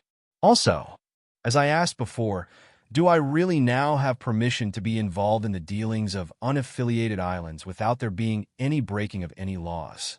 Kan-Gar-Chu maintained his relaxed smile and stated, Of course, the deal with solely for your cooperation alone, and any actions taken against those not affiliated with the world government will be overlooked due to your new status. I hope that you will not use this new authority of yours to go invading and looting everywhere you can. While we are willing to overlook such things, it will reflect poorly on yourself, and we who are willing to overlook it. Alyssia shrugged, responding, Well, it is not like I planned on invading anywhere for no good reason. If anything, it may even play a big role in helping you guys bringing in another kingdom. If you really want me to ask for permission before taking action on certain tasks, then I do not mind providing information beforehand. That way we can come to an understanding and make some form of agreement that could benefit both sides. Alyssia and Kan-Gar-Chu went over some of the finer details before shaking hands. She left the room and headed back down towards where her ship was drifting around at sea. She landed on the deck of the MMA, looking at the document in her hand. I feel like I just sold my soul. However, they will not be in power forever, so this agreement can hardly hold up for the rest of my life. News began to spread around the world about the new deal that had been made between the world government and the White Storm, but actually it was more related to Alyssia. While the White Storm did gain some privileges and support, they did not have any obligation to do anything that was ordered of them unless it was in the form of some kind of exchange or paid task. Many were wondering what enticed Alyssia to come to such a decision among the things offered to her. What Alyssia was given was a very high-up position that was rarely offered to anyone. It was one that was usually only reserved for the most talented people or criminals that the world government wished to keep under their influence. Alyssia had been offered the opportunity to become a warlord, but the duties involved with it only extended to her. Everyone else was free from carrying out anything that was asked of Alyssia, unless it was something Alyssia decided they should take part in, or if they volunteered themselves. Since it was Alyssia that was in the position of a warlord, she would not need to pay heavy tributes that could be demanded from the world government, and she was able to make use of the Red Line. It meant that Alyssia could pass through the Red Line without taking the difficult routes and could arrange for others to pass, through even going as far to get a discount for what should be expected to be paid for moving goods across the Red Line. For anyone doing business on the Grand Line, the Red Line was a major thorn in anyone's side that halted most businesses' growth. Anyone that ventured into one half of the Grand Line would have to either abandon their past businesses so they could focus on one half entirely, or they would have to deal with the major difficulties involved with having their business split between the Red Line itself. They would have difficulties with transportation of goods, since they would have to pay heavy amounts of berries just to transport goods across from one half to the other, while still having to pay for each person that would pass through. Only those that were privileged enough would be able to step onto the Red Line without having to pay anything, and Alyssia had gained that privilege for herself and the White Storm. Even a major entertainment city on the sea under Grand Azoro was subject to having to make large payments to the world government, so the position that Alyssia had gained had saved the White Storm from having to face such losses regularly once it became big enough to be coveted by the world government itself.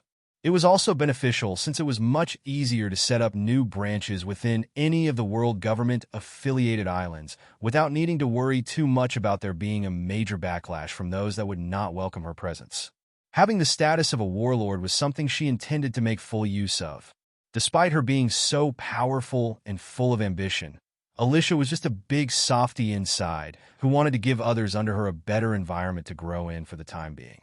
The 2-year time skip period had yet to come to an end, so she needed a way to provide an extra layer of protection over them while moving some of her plans forward. The position of warlord was one which was very important for that, since not many would be willing to mess with the things belonging to the warlords who were affiliated with the world government. The position itself would not last too long, since Alyssia was very aware that the warlords would be abolished in the future. Anything she was supposed to do would only last until then, and then she would be completely free from their grasp. If she decided to go independent, then it was still possible, but for the time being, it was better to follow the example of Blackbeard, so that she could act under the cover of the world government within the confines of the law. The main difference was that she was not going to carry out some major backstabbing operation like him, just so that she could free up a couple of potential crew members or to gain a devil fruit power from someone. Alyssia began her preparations after having many parts finalized, then returned on her journey, stopping by Zoe to see her parents and 2 children once again. Meanwhile, within different parts of the Grand Line, many influences began to be informed of the new warlord that was Alyssia Lucine. Since the news of it became public, the world government no longer held back her achievements that were previously hidden. It was in their best interest to bring everything to light, so they could make it even more dramatic and exciting that they could get Alyssia to take up a position as a warlord. Alyssia was busy on Zoe, running around chasing Xena and Yao, who had grown a little since she had been away. There was a feeling of relaxation and happiness within Alyssia after a huge weight had been lifted off her shoulders. There was no longer that feeling of needing to rush and always pushing herself anymore in order to survive and protect what was hers. The original flow of events was no longer a great big worry for her, since she had achieved what she had been working toward for so long. It allowed her to have more of a feeling of letting go of her worries, and she began to put forward many of her ideas and mess around a little. Among them was overseeing the development of Zoe. After passing on many kinds of training methods and martial arts methods, the warriors of Zoe were putting in every effort that they could in order to achieve greater power for the sake of Zoe's survival.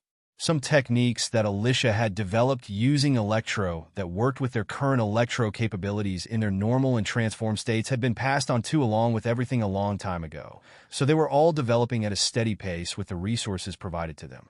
Zoe was stronger than ever, and it was unwise for anyone to underestimate them. Even if a strong Calamity-grade fighter arrived on Zoe, they would have a very difficult time escaping alive if they caused any problems. Alyssia silently said a prayer towards one person who would arrive on Zoe in the future and would have a very difficult time. There was another thing that Alyssia was able to enjoy since she had the time to be able to do so, and that was spending time with loved ones. Her previous life was one without parental love, so it was something she yearned for a lot, but was unable to have. Having a family within the mink tribe was a blessing, since they were so close and affectionate. So being reborn in such a family was like Alyssia was being given everything she ever wanted. The problem was that she could not sit still and enjoy it, with everything proceeding forward like it would, putting the mink tribe as one of the main forces taking part in a huge war. Honing her skills and building up her power was the main priority, so a lot of times she could have spent with her family was considered as a luxury she could not have too often, otherwise she would get too distracted. After leaving Zoe, her family was growing larger and larger with each new ally she gained, making her want to take care of them and not wanting to lose them to any unfortunate circumstances. Her yearning for a big, affectionate family was just too strong, and that resulted in her experiments creating her first children and pets.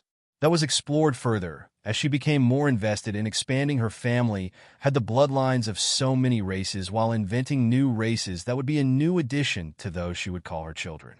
Unconsciously, Alyssia was trying to fill the void left by her previous life and her desire to spend more time with her loving family. While her goals in experimenting with each of the races and lineage factors was to create a power she could control and was superior to others, there was more of a pure desire within it that even she began to realize after some time. Finally, she was able to get that much-needed time to enjoy what she had always wanted. She had her mother and father giving her affection and time while they were introducing the newly born baby to Alyssia. Her mother and father had their hands full with Xena and Yao, but then had to deal with the childbirth and raising of the newborn, so Alyssia had to spend some time assisting them to allow them to have a break for themselves. The days had passed by, and it was like nothing major had happened, but it was filled with joy and laughter, allowing Alyssia to relax and feel a lot more fulfilled. She finished playing games chasing Xena and Yao around the garden and sat back in a wooden chair leaning back taking a sip of a cold soft drink. Xena and Yao were seated drinking some orange juice, looking very satisfied, before reaching out towards the snacks nearby. Alyssia was able to lay back and relax, gaining some inner peace for some time, as she enjoyed the overall atmosphere that was occasionally interrupted by the noises made by her children. Brr, brr, brr. Brr, brr, brr. Gotcha. That moment of relaxation was interrupted by the nearby sea snail that was picked up by her. How is it progressing? A male voice came through and answered. I believe that we will be able to start making our moves soon. I'm just finishing up some minor preparations, and am still contacting those who were sent from the no-name district. It should be about a day before we set off on our journey. Will you really be trusting this to me?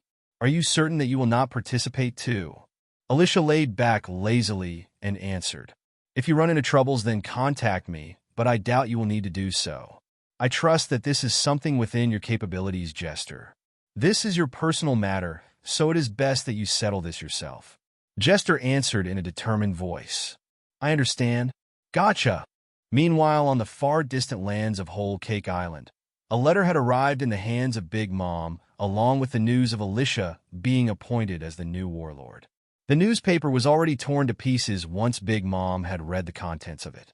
She held the envelope and opened it, taking out the letter inside, bringing it close to her face. Dear Charlotte Linlin, I am writing to you to inform you that I have chosen to take up someone else's offer. I cannot be tied to the Charlotte family due to my new status, so I hope you will be able to understand my situation. I cannot be affiliated with anyone that is branded as a wanted criminal if I wish to maintain my current lifestyle. I am mainly writing to you to convey my sincere apologies for declining you in this way, but to also make you aware of my position towards marriage, so that you understand why I must decline an arranged marriage like you have proposed. I have just made my way to my current position of power through my own efforts, and, as someone that possesses such power, I believe it is my right to choose my own mate who I will share my life with. First, they must be not too much older than me. Second, they must be strong enough for me to acknowledge them, or for them to be able to fight me without breaking after a couple of exchanges. Third, they must not be in a position to betray me, with the example of them having their loyalties in another place. Fourth, there must be some attraction on both sides. Fifth, and finally, they will only marry me in their lifetime. I am sure you must think I am being greedy, huh? I do not blame you if you think so, but I am a one-partner kind of woman, and I would not settle for just anyone. If you think that you can really meet my high demands in some way, then I will let you know this. In the future, I will be hosting a big event, inviting people from all around the world to participate in a big event. If someone happens to arrive and fights me there, then perhaps that could lead to something. Signed, Alyssia Lucine. P.S. If you have grievances to settle over being rejected, then you should come to me first, so that we can avoid any unnecessary losses on either side. The intent of the letter was to apologize enough to try to sway her away from taking any kind of actions against those around Alyssia, but it included more information that could buy some time. There were many restrictions involved in the choosing of her mate, which disqualified many of her children from being potential partners with Alyssia, and there was the information about a potential chance to take advantage of if she still had the intentions to try anyway. Since Alyssia had been reincarnated into the One Piece world as someone who had already lived past 20, she did not specifically set an age limit so long as it was not too ridiculous of a gap for her present body's age and was preferably limited to her mental age. Alyssia had several countermeasures in place just in case of emergencies to protect those under her, but they would be useless if Big Mom and her strongest moved out together.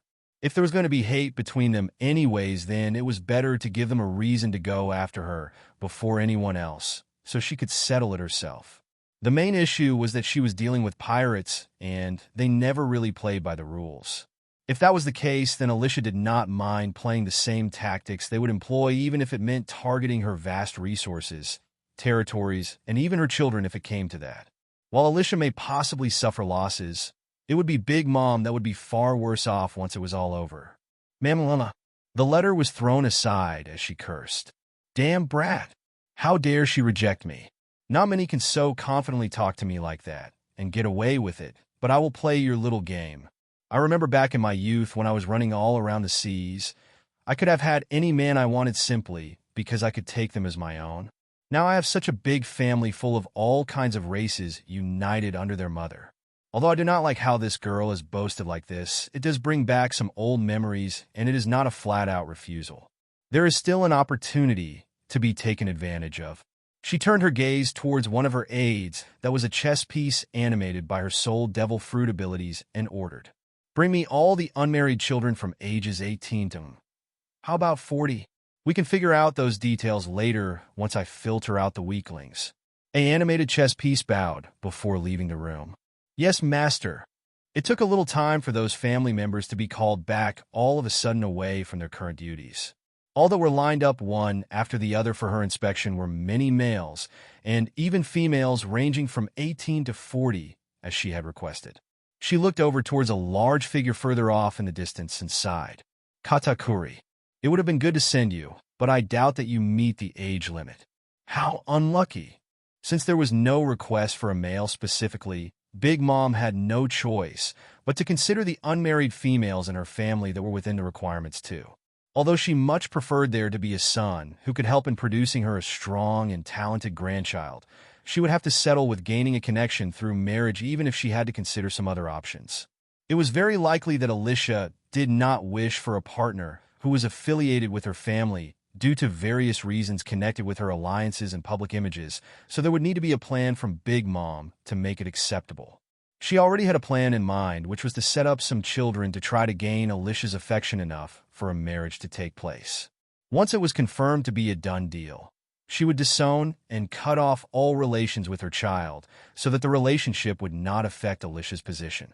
After gaining some advice from her advisors, she came to understand that it was a smart strategy that cut off one of her children from the family in a public way, letting everyone know of such an event if she was going to be able to fool everyone. She would have to cut off contact with that child publicly, and if it was possible to do so without getting caught, then she would keep contacting them in secret to relay her orders and check on the progress. If Alyssia proved to be a bigger obstacle during that time, then she would have something arranged for Alyssia to be removed from the world. Each of her children had a wide range of useful devil fruit abilities, so it would not be difficult to pull off such a plan.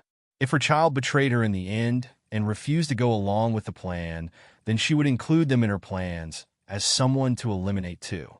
Meanwhile, on a distant island that had a single castle remaining while the rest of it was full of growing trees and wreckages of a past civilization, 3 people were sat inside the castle.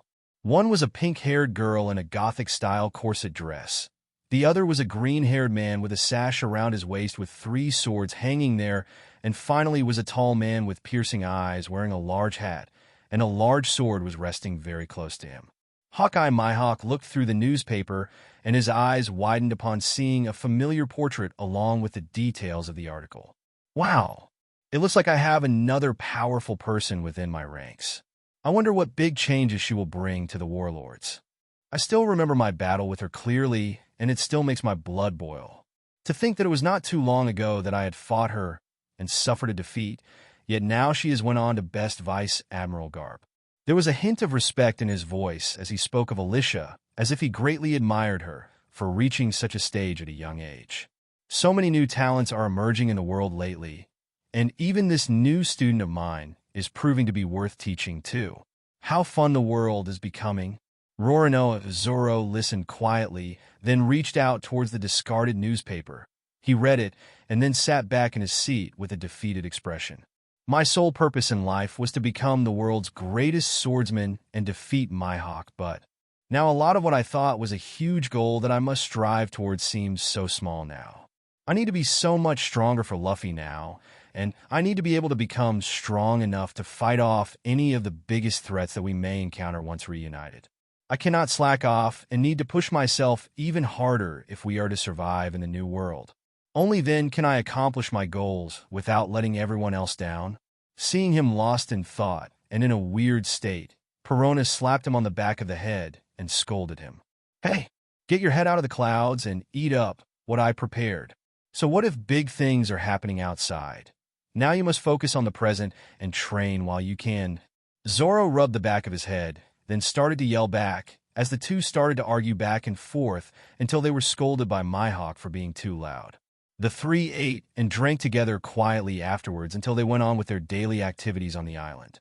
On the land of Zo, there was a large queue of minks that were lined up as far as the eye could see. Each one entered a building having the door closed behind a couple of them. Once they entered, then they came out looking tired. In each of their hands was a small brown fruit, which was one of the chocolate fruits created from the Boyne Island research. Each bite taken from them by the minks were very fast and big, allowing for them to be finished quickly. They quickly regained their energy back, going on to carry on with their daily duties and activities. Inside the room where many minks were gathered, the minks were holding onto metallic rods attached to a larger device. A green light was shown on the device, and there was a measuring meter on it too, which had a pointer pointing close to the end. Each mink began to release their electro towards their hands, which traveled down the rod connected to the device as the pointer was slowly moving further to the right. The green light turned off and a red one flashed, so they all stopped what they were doing and went outside. What they were all filling up was one of the large generators that Alyssia had set up on Zo during her time there. It connected to several different areas within Zo, allowing for some basic electrical devices to be installed in some more secure homes. Meanwhile, Alyssia was at her parents' home, tapping away on something within her own privately built space. Her mother and father were both watching over the kids while she was busy at work once again after some time spent resting. What was surprising about what she was using was that she had been able to reproduce a means of using a computer, and she was busy working on it. There were very few pieces of equipment so advanced in the world of One Piece, unless it could be found in the science department of a larger organization that had major funding. Alyssia had been able to build her own computer while being able to find a way to power it and install working software that ran well. Her programming skill that had been maxed out was finally being put to use, allowing for the smoothest running software available. Her skill combined with many others allowed for her to spot additional flaws between the hardware and software until everything was perfected enough to allow for her to use them without any technical difficulties. Her fingers moved at a rapid rate, typing on the keyboard so fast that it was difficult to follow with the naked eye, yet it was able to keep up with it and record everything accurately on the screen. Lines and lines of code appeared on the screen until she stopped and began looking over it. She finished placing some files in some areas, linking up the imagery with the code and other features, then finalized it. A small box was linked to her computer, which had a small blinking light on it during the time the screen was finishing the countdown of completion after saving and transferring.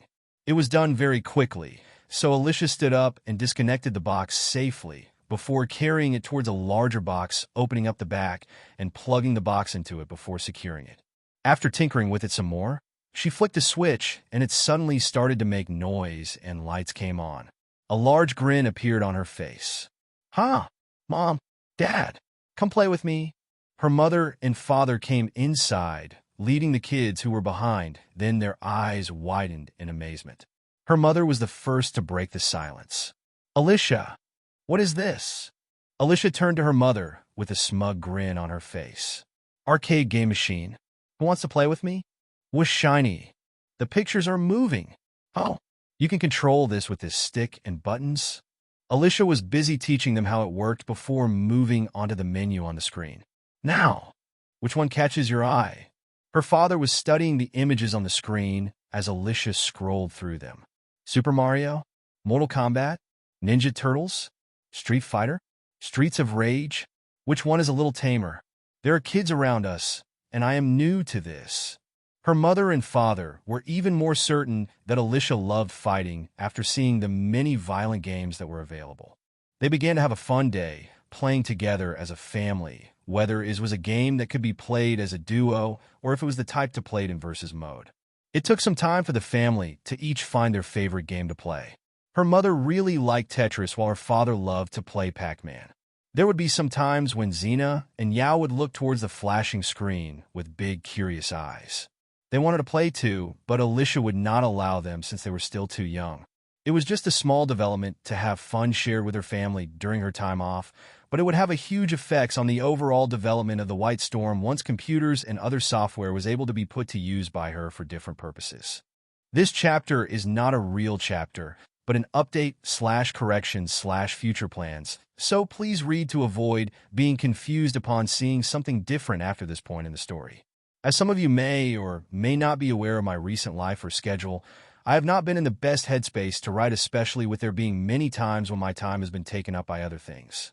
I've had to delay chapter releases, and in some cases, I may have missed an odd chapter update here or there on my projects. I guess maintaining it all in my current mindset will be difficult to accomplish, plus there is still the option of contracting one of my original novels, which will take up more of my time and attention. Anyways, back to this web novel fanfic, there have been some thoughts about how I will manage certain mistakes or ideas in the future that may affect the story or some parts one mentioned in the past. 2 points I can think of right now that I have been trying to think of a solution to. The first point was my mistake with Carrot near the beginning, causing Carrot to be older than she was supposed. One way was to delay the date of her appearance, making a meeting sometime after the original timeline Elle wrote it as at the departure of Pedro. Another one was to not be too overly reliant on canon characters, since it would seem quite vain of Alyssia, and that she is showing favoritism towards the more well-known characters in OP. Having both Tristan and Carrot by her side so early would make it seem like she only wants to get to know the more important characters and that others are far less important to her, which is something that I have not been trying to push, considering that she usually targets less well-known people. E.g., most characters saved or brought and had minor roles to the point that the effects on the timeline would be smaller, like and being signed on as an idol, or Passia being saved from her fate of being sold off as a slave at Sabaody. Moving on to the way to solve this problem is something I thought of when creating a new character. It heavily relies on there being an alteration to the story in parts involving Carrot, whether it be times when Carrot's future or other things are mentioned, along with changing a couple of things like her way of talking/responding, appearance, and name. So here is the revised introduction and character. It starts off with the same lone young bunny girl standing looking towards Pedro's departure with twinkling eyes that yearned for adventure. Alyssia had approached Carrot from behind and tried to recruit her as originally wrote, but there is a twist. Most data inputted into the game creation she researched have been involving the main characters, and anything irrelevant that may not come up in the game or original story would not need to be heavily researched or put into the data. There is that, plus the fact that she cannot quite recall how old Carrot is at the time skip, is so she does not realize she is approaching someone who should probably not be walking around on her own yet. There are several similarities, while there being other places that she misses at first, like the girl being a bunny girl with blonde hair with the similar coat of white fur, ears and tail. As the girl turns around, her light blue eyes are revealed, along with some small blonde patches on her fur that were mostly covered up by her clothing, while her white bunny ears tend to be lopped over a little more than Carrot's. Knowing she has made a mistake, Alyssia accepts her blunder, but does not stop in her actions of challenging and recruiting the bunny girl. Since the character will later undergo the Sulong evolution, not a lot needs to be changed in the later stages, since her appearance will be similar to Carrot in her Sulong form anyways. As for Carrot, she may get some odd mentions in Zoe, but she will continue on her path unless she happens to make the odd trip out like Milky and Wanda. Her name is Bun Bun, and she has an easygoing personality. She is a combatant of the White Storm. She has a kind of flirty and playful demeanor, and is compiled from other bunny characters. She is much taller than Carrot upon reaching a similar age, and continued to grow to an appropriate size thanks to the various things Alyssia provides. Click here for image and other features. Second point is the Bonnie and Kuma meeting. I may have to go back and edit that section a little to help with sorting out the timeline and the Kuma backstory a little. I may have made some predictions about Bonnie and Kuma that were right or wrong, which have been used to write those parts. To be honest, the tragic backstory of them was something nobody could have ever predicted. I will not be going back to correct those points until probably after I have completed this fanfic and have time to do so, but there will be some parts of the story going forward that will change according to the things I have mentioned. Chapter should be back on time again, so long as I do not run into any distractions or problems. In the back streets of an island located in the West Blue, a figure was standing in a dark back alley with a hooded cloak over their body. A hand reached into the cloak, pulling out a sea snail, which was making a little noise. Buru, buru, buru. Gotcha. Hello. I will keep this short since there could be others listening in. It would be best if you went on another mission very soon. Now is not a good time for you lot to be taking greater actions. The medium-length blonde hair was blown outside of the cloaked hood, which also showed a small part of their face. Medea Bolmani stood silently listening to the message before replying. Then how should I proceed going forward? Medea had been sweeping through the West Blue, freeing many people from poor circumstances and taking down many criminal groups that exploited others or dealt with harmful goods.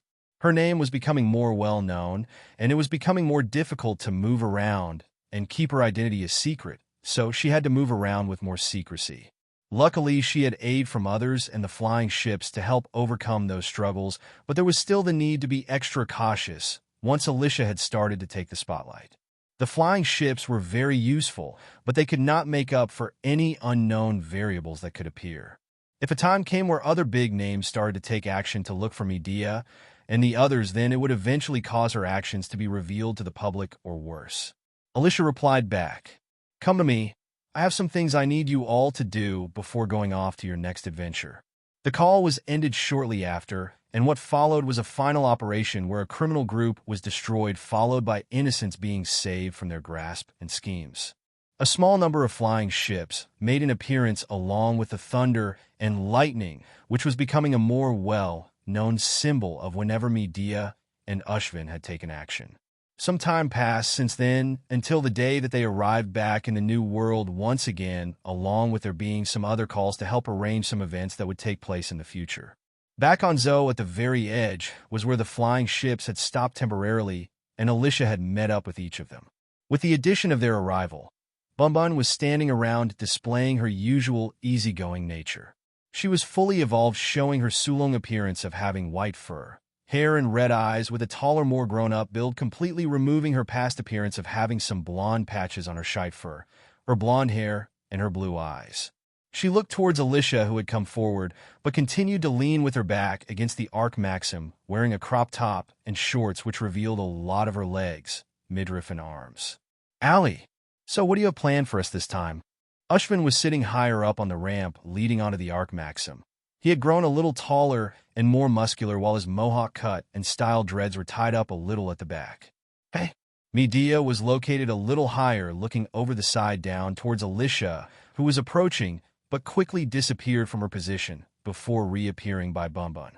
Seeing them all gathered, Alyssia turned to Bunbun. "Did you bring what I asked for?" Bunbun revealed a relaxed smile as she spoke. "Of course I did. Bring them out." Just a moment after Bunbun had spoke, several small angelic automata began to emerge, carrying a figure down from the Arc Maxim. They were covered in several layers of restraints and looked fast asleep, as if nothing would wake them from their slumber. Alyssia smiled in response. "You did a good job. I have gathered all of you here today so that I can provide you all with a new task and to help provide a way for you all to lay low for the time being." Medea frowned. "Why is that?" Alyssia started to explain. "As I have told you before, Blackbeard and his group are still on the hunt for devil fruit users, and your recent activities have made you quite a few enemies, so you will need to lie low for now. Since I have been appointed as a warlord, more eyes are on me than ever before, and I cannot let your current activities affect my current relationship with the current warlords and those I am allied with right now." There were many future plans that needed to begin taking place, so she did not need to worry about the activities of Medea and Ashvin affecting everything. The more that Medea messed with the criminal underworld and so many of those that were involved in illegal dealings, the more likely that they would begin to step on the toes of those higher up which were heavily involved in those industries. It was likely that some world government higher-ups had a hand in some parts of the criminal underworld, but among those he knew for sure that were involved, there was the Don Quixote family. Joker was dealing in weapons trade and many other areas, so he was a very likely person to get on the wrong side of if Medea continued her current activities. He was just among many that Alyssia did not wish to start a war with unless she had already set her sights on them with proper planning. The figure was dropped at Alyssia's feet before being carried by her towards Ashvin, leading them into a more shaded area. Upon emerging again, Ashvin had some areas of his clothes covered in blood, and he was busy trying to detect the changes in his body. It took some time until his hand started to become transparent, which showed that the person taken away earlier was Shiryu of the Blackbeard pirates who had been captured earlier. This should be useful. Alyssia considered who would best suit such a power, then remembered Ushvin, who made use of many of his inventions to aid him in combat and mobility. Anything touched by the power user would become invisible too, so it was the perfect choice of devil fruit power to give Ushvin. The body of Shiryu was planned to be handed over to the Marines once Alyssia had collected enough samples of his body, which had already been done earlier, so all that was left after extracting his power was to collect on his bounty. Bunbun was the first to move the topic back to the main point. "So, what do you want us to do, Allie?" Alyssia showed a small smile before pointing upwards. "You three can go on another adventure up there. The last adventure was productive, but there is still much to explore and discover." Bunbun looked a little more excited towards the idea of going out to space again, but then remembered her previous blunder. Her excitement washed away, and then she looked towards Alyssia with a serious and determined look on her face. "I will not mess up this time." Alyssia was feeling slightly reassured. "I trust in all of your abilities, so prepare what you need before taking off." It took a little time to prepare for the journey for so many people, or to help provide a way for others to be left behind safely. Some less well-known people were dropped off at the island which was being developed so they could build a new life for themselves. Some others that were not too invested in the idea of exploring space, yet still had the willpower to carry on what Medea had been doing, had been arranged into another separate group. After the first group was dropped off safely to begin the peaceful lives they desired, the next group started to be arranged a place where they could continue without the leadership of Medea. At a recently overthrown island where many citizens were raising metal pipes and other equipment, several figures had stood further away watching the victory celebration. Just as they turned around and started to depart from the island along with their new recruits, a large ship had arrived near their docked ship. It was just an ordinary ship that looked like it had been through a tough battle, and even the flags seemed to be torn up enough to make them no longer recognizable. A cloaked figure stepped off the ship and was stood opposite a green cloaked man with a tattoo on the side of his face. "We have met as you wished, but..." Just as Monkey D. Dragon was about to speak about some things he wished to know, the cloaked figure finished what they were saying before turning into a flash of lightning heading up into the clouds. "I have no plans to join you, but these people should be of use to you." Upon disappearing, the large amount of people on the ship started to cheer towards the sky as they bid their savior farewell. Monkey D. Dragon felt the presence disappear, then sighed. "She would not even let me speak up first, but left behind such a gift. Should I accept it?" He was more than happy to have new recruits that were willing to fight for their cause, but there were always risks involved with letting them join. There could always be spies among those given over, or those that could betray at a very critical moment. Seeing so many eager eyes facing him, Dragon remained silent for some time before saying, "Start them out in the lower ranks, then see how they do." If he rejected, then he would be giving up any chances of future cooperation with such a figure that was as mysterious as himself. Just like he came and went like the wind, so did the mysterious woman who possessed the ability to appear and disappear like a bolt of lightning. Anyone sent over were mostly newcomers to the entire group Medea was forming through her activities, so there was little revealed to them, and not even her identity was known to them, so it was safe to let them go to another group like the Revolutionary Army. There were very few that had been given any access to sensitive information unless they were among the higher-ups who were a permanent part of their formed group. It was the same for so many people who had been dropped off at the island. They did not know enough for them to be a potential danger, so it would be useless for anyone to try to use them to figure out Medea's identity or her connections. Even the ship that the many people were dropped off in had belonged to some random pirate group they came across to make use of to drop them off, so it was even more difficult to keep track of Medea's movements to head there and back. Just as all the preparations were in order, Alyssia was stood opposite the team of three and gave some final words. "Have fun out there, and if you wish to step into the influences of others, then try to take a similar approach as I would, or as you have so far." Alyssia knew that they would probably find themselves in trouble in some way, but it could not be helped if that was the case. Space was much more of a chaotic place with so many dangers and influences all around. It would be very difficult to navigate without encountering some challenges, so Alyssia gave them some advice on how to handle things on their journey. The usual rules were that it was best not to provoke anyone unless provoked first. Any large influence should be treated with caution, but not being overly friendly with. The first one was to not get into unwanted troubles, but to also protect themselves should they need to, while the second was to better navigate through different encounters with others that had greater influence and how to treat them to avoid getting caught up in their troubles. While it was good to gain some allies and offer aid to those who needed it, it was still a good idea for them to stay as an independent force for the time being. There were always forces out in any place that valued talents and would try to get their hands on such valuable people, but if they could not, then there were always those that would wish to destroy anything they could not make their own. In order to combat such possible scenarios, it was better to not get too close to such powers and avoid getting caught up in big events. Unfortunately, not everything could be avoided, and there were things that the Bun, Ushvin, and Medea could not overlook. Alyssia had to add a final piece of advice.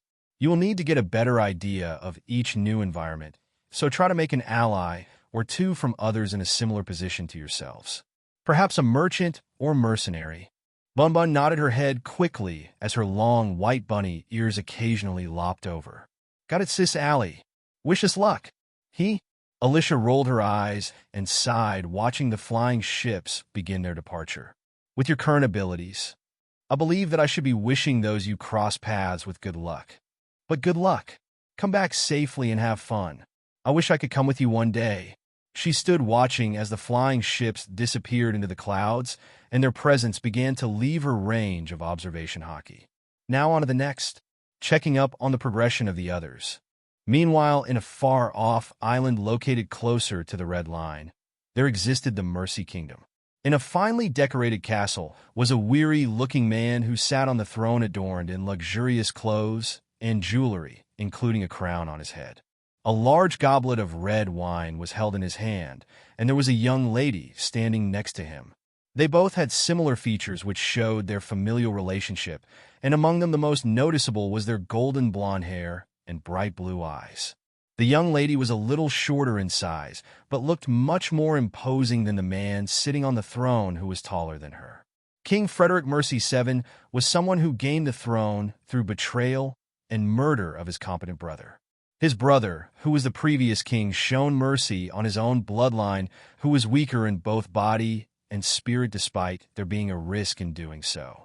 In accordance with most royal bloodline succession rights and procedures, it was a normal case for other royal bloodlines to be removed before or after taking the throne, since it prevented any chances of others trying to push them to the throne.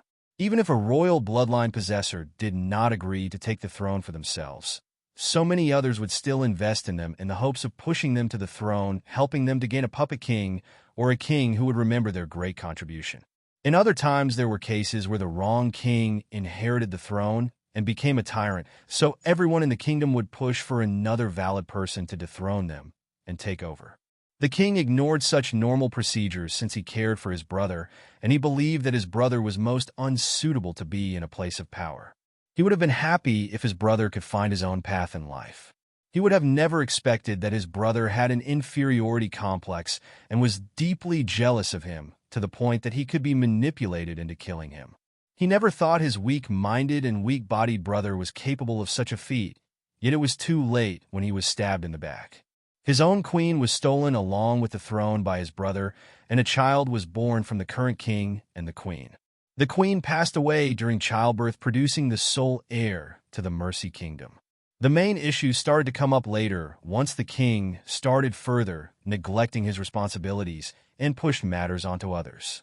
The times when he did have a voice over matters was when he made unreasonable demands like a tyrant. As the sole heir was growing up, his relationship with his child became increasingly complicated. His daughter was born more than a year after the death of his brother, so there was no doubt that she was of his own blood, but there was one major factor that made him distance himself from her. Hi's daughter possessed many qualities similar to the brother he killed, to the point that he saw his brother in her. Even at a young age, she had already shown excellent qualities of a ruler similar to how his brother was during his youth. His inferiority complex remained even after his brother was killed at his hands, but it was passed on to his own daughter. He constantly put off the succession to the throne and naming a crown princess for that reason, but another reason remained hidden. Those that had supported him in the shadows had already helped him enough to secure the throne and take control over the Mercy Kingdom, allowing them to use it how they saw fit. They were not ordinary people who could be messed with even for a king like him, especially since he had already joined hands with them. It had already been agreed upon that he would produce a child with a woman of their choosing, and that child would become the next heir. They would hold on to and hide the child until the most opportune time for them to be revealed, to be pushed onto the throne. Holding the child would allow them to mold them into whatever they wanted, which would allow for their forces to keep control over the Mercy Kingdom. It had been a couple of years since his child returned to him, and his other daughter had been believed to be dead, so it was almost time for him to hand over the throne. Whatever improvements had been made to the Mercy Kingdom had fallen apart once more. Without anyone wise and with a strong hand to govern over the kingdom, it started to deteriorate piece by piece. Below the throne was a cleanly dressed man with several battle scars on his body who was kneeling down. "Your Majesty, please give the order. We must take action. If we do nothing, then there will be nothing left." The king looked down coldly as he listened to the input from his daughter, who told him a couple of things. "Oh, another one of those fools who do not know who is their king. Will the ghosts of the past ever lose their grip over the living?" A cynical smile appeared on his face, and he waved his hand. "This is not the first time you have come making such a request, Duke Spot. It seems that you doubt this king's wisdom." Duke Spot grit his teeth and bowed his head lower. "This idiot. No, maybe I am the idiot for trying to talk reason from him." He spoke again. "Your Majesty, Mercy Kingdom is bleeding out. If nothing is done, then..." King Mercy looked down coldly before raising his hand. "The Duke's family has served the royal family for generations, remaining loyal, so I have overlooked your past transgressions, but no longer. Guards, send him to the dungeon." As the Duke was being dragged away, kicking and screaming, King Frederick Mercy turned to his daughter with a doting smile. "Now we no longer need to listen to those fools who follow around your sister's ghost." The daughter stood elegantly listening to her father, doting upon her, as she thought to herself, "Just as planned, the biggest obstacle can now be destroyed. There should be nobody left after they are all purged that will ever remember her." In the Mercy Kingdom, there existed a very loyal and powerful family, who were the Spot ducal family. They were known as the family who had served the royal family and served as important advisors or supporters to each ruler that was crowned as the ruler of Mercy Kingdom. Among the various noble families that were inspired by the first princess, the Spot family was one of the biggest supporters. Unfortunately, their power was not what it used to be, and the first princess was believed to be dead, along with a large number of their own people who failed to hold off the enemy attack in the past. Their power was fading over time, and the resistance of the remaining families that were loyal to the first princess started to be removed or had gradually switched their allegiances. They had great love for their kingdom, and they hated how they were becoming more powerless to stop their kingdom from falling into ruin. Citizens were either being pulled into dangerous groups to join up with lawless criminals. The few righteous citizens that tried to make a difference were met with a fierce response from the king. Citizens were going missing and were being exploited in all kinds of ways, but nothing was being done to stop it. The current head of the Spot family sat in a dungeon with metal bars surrounding him. A guard looked towards him with a sneer across their face as they taunted. "Oh, how the great Spot family has fallen. It will not be long before the great Spot family will be wiped out and replaced by another loyal family." There were few left who would miss the Spot family within the kingdom besides the citizens who had placed their hopes on them. Anyone that was loyal to the king were only doing what they were doing so that they could survive or so they could profit from everything happening. The fall of the Spot family meant that a Duke noble ranking would be open up to be filled, while the old noble family would possess a great amount of wealth stored up that the king could take to divide among those who were loyal to him, especially if they did a good enough job. The man in the jail cell remained silent as he despaired about how far the kingdom had fallen. If only His Highness was still with us. No, even if it was Her Highness. Something could have been done about this. The Spot family was among those that adamantly supported the previous king until he was killed off by his own brother. Unfortunately, they could not interfere too much with the royal family's next ruler, since there was only one remaining bloodline left. There were times when there were similar situations, and there were poor rulers, so the Spot family were usually the ones to clean up the mess the royals made, and make up for their inadequacies at time, but never to the scale of what had taken place during the past 20 years. They had no choice but to support the first princess as much as they could and put their faith towards her gaining the throne as quickly as possible, but that had failed too. The guard had left, leaving him in a poor state until the sound of keys rattling together was heard once again.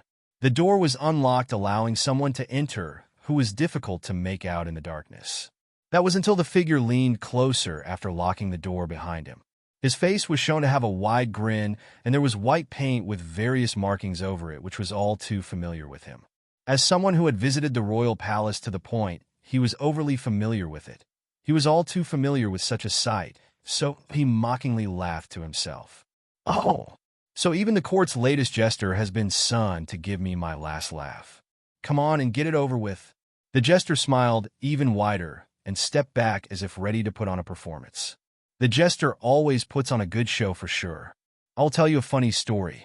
There was once a king so wise, but he died. A coward took his place, acting like a tyrant when it suited him. Everyone saw hope again when a princess rose up. The king disliked it, and a new daughter appeared. One day the princess died too, and all hopes were crushed. The head of the Spot family glared towards him and growled, "Do not insult the princess and the royal family. You jesters may get away with your crude humor, but even this is too far." Oh, but I am getting to the punchline. The jester let out a light chuckle as he went on to explain. On the day of the great ducal family's execution, this jester will put on a marvelous juggling show to celebrate our great king. Please stay alive to enjoy it. He twirled the keys around on his finger before leaving, locking the door behind him. The duke was left puzzled why a jester would come to say such a thing, but it did not matter anyways. He knew his execution would be soon from the words of others, and that it would be a public display. The jester's words only helped to confirm his fate. He felt that the jester was somehow familiar, but he shook his head thinking that he was just being mistaken. It was easy to mistake one jester for another due to their similar costumes and makeup, so he pushed those thoughts aside. The duke failed to notice during the previous events that the keys were in the possession of the jester, who had left shortly afterwards. The keys were later found to be dropped outside of the door, and there was no trace of the jester being left behind, so nobody knew he was there. Since there were a couple of jesters being used on a trial basis, and had been for several years already, it made it easier for the jester to go unnoticed as they went around the palace grounds. It had been something time since the main jester of the palace had disappeared along with the princess, so it was difficult to find someone who could last long inside the palace. The king treated his jesters poorly if they did not perform how he wanted, so there would be many entering the palace, but few would be able to live for long after entering. Meanwhile, in another part of the Mercy Kingdom closer to the outskirts, where many lawless factions gathered closer to the ports and slum areas where they had more control, there was a rowdy bunch of people gathered fighting in a tavern as they drank and gambled. It was a normal sight to see in such places all around the kingdom, which had lost any kind of civility and control. Places that were once safe had been turned into areas where it was best if people did not wander around too much and kept their doors locked. Unfortunately, those measures were not enough to keep the citizens of Mercy Kingdom safe. Any kind of knight's order or palace guards that were supposed to maintain order had abandoned the poor citizens to whatever would happen to them at the hands of the criminals who controlled most of the kingdom. The tavern was filled with unruly-looking people who looked very dangerous and should not be messed with. They were too caught up in their current activities to notice that the most recent customer had already sat down alone at the bar.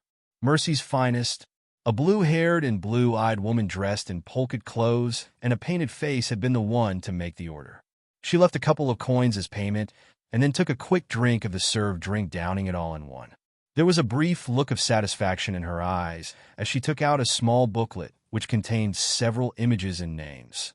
After carefully looking at the booklet and around the room for a moment, she closed the booklet, placing it away once more. The bag she had placed near her feet was opened, and she pulled out a metallic bat which was swung out towards the person at her side the moment it was revealed. Just as she had made a move, the tavern became darker as the door was blocked off by many larger figures who entered and blocked the exit. The tavern broke out into chaos as the strange new group started to attack many inside the tavern. Anyone targeted was either shot, stabbed, beaten, or were hit with blunt objects, leaving them in a dangerous state. The person who had initiated it all was the female who had entered first, and it could only be identified as Zero. Zero looked down towards the bodies lying in the floor and turned to those that followed her to Mercy Kingdom. Collect the heads of this guy. This one too. This and this one. Send them to the White Storm people to handle. A green-haired man with white makeup and a purple suit grinned as he took out a saw, moving towards the bodies that were either dead or were close to death. Was this part of the agreement too, boss? Zero let out a bored yawn and replied, there is still much to do. We should hit up some more places in the area and take over some places. We should start making our presence known as a decent criminal group. As for the heads, we cannot exactly be seen visiting any marine posts now, can we? If we want the rewards, then they can handle those matters. They do have a warlord to handle those matters, so I doubt there will be any problems. Zero had been talking to Alyssia about how to proceed upon arriving on Mercy Kingdom, and they both agreed that it would be best to make use of her unique position to shake things up a little.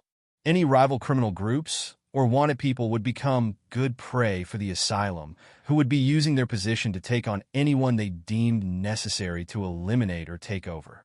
They would behave as a growing criminal group that was seeking to prove itself and was actively seeking to expand, but the truth was that they were just using that as an excuse to remove a lot of the bad elements from Mercy Kingdom.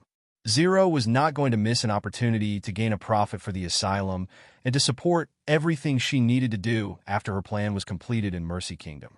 It would be difficult for known or suspected criminals of the underworld to walk into a marine post to hand in the bounties, so it was best if it was left to the White Storm.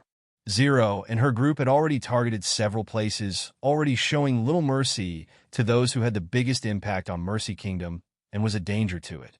It had only been a short time, but one small area was already subdued by the asylum, who had grown quite skilled during their many months or years in the New World criminal underworld.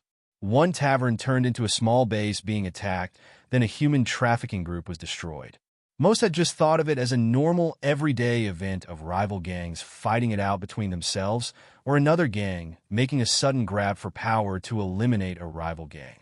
There started to be a little difficulty and further pushback the more such events took place, since it started to look like the group taking action posed a real threat to their livelihood.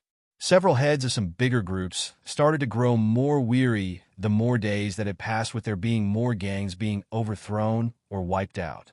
Some slaves and victims of the gangs had even joined with the new gang that had been challenging others, so they were gaining more momentum and numbers to support their actions. There were groups that felt their resources and funds were at risk, so they had started to consider other options to move everything to a safer location and strengthen the protection.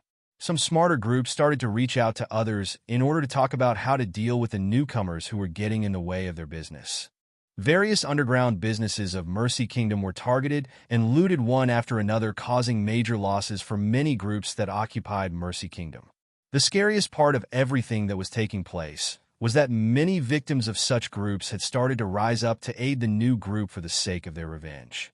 Anyone held captive or being freed from being exploited had been grateful towards such a strange new group of misfits who were tearing their way through many underground groups without showing any signs of stopping. A report came in suddenly for one of the major crime families occupying Mercy Kingdom, as their boss was seated at the head of a table of people.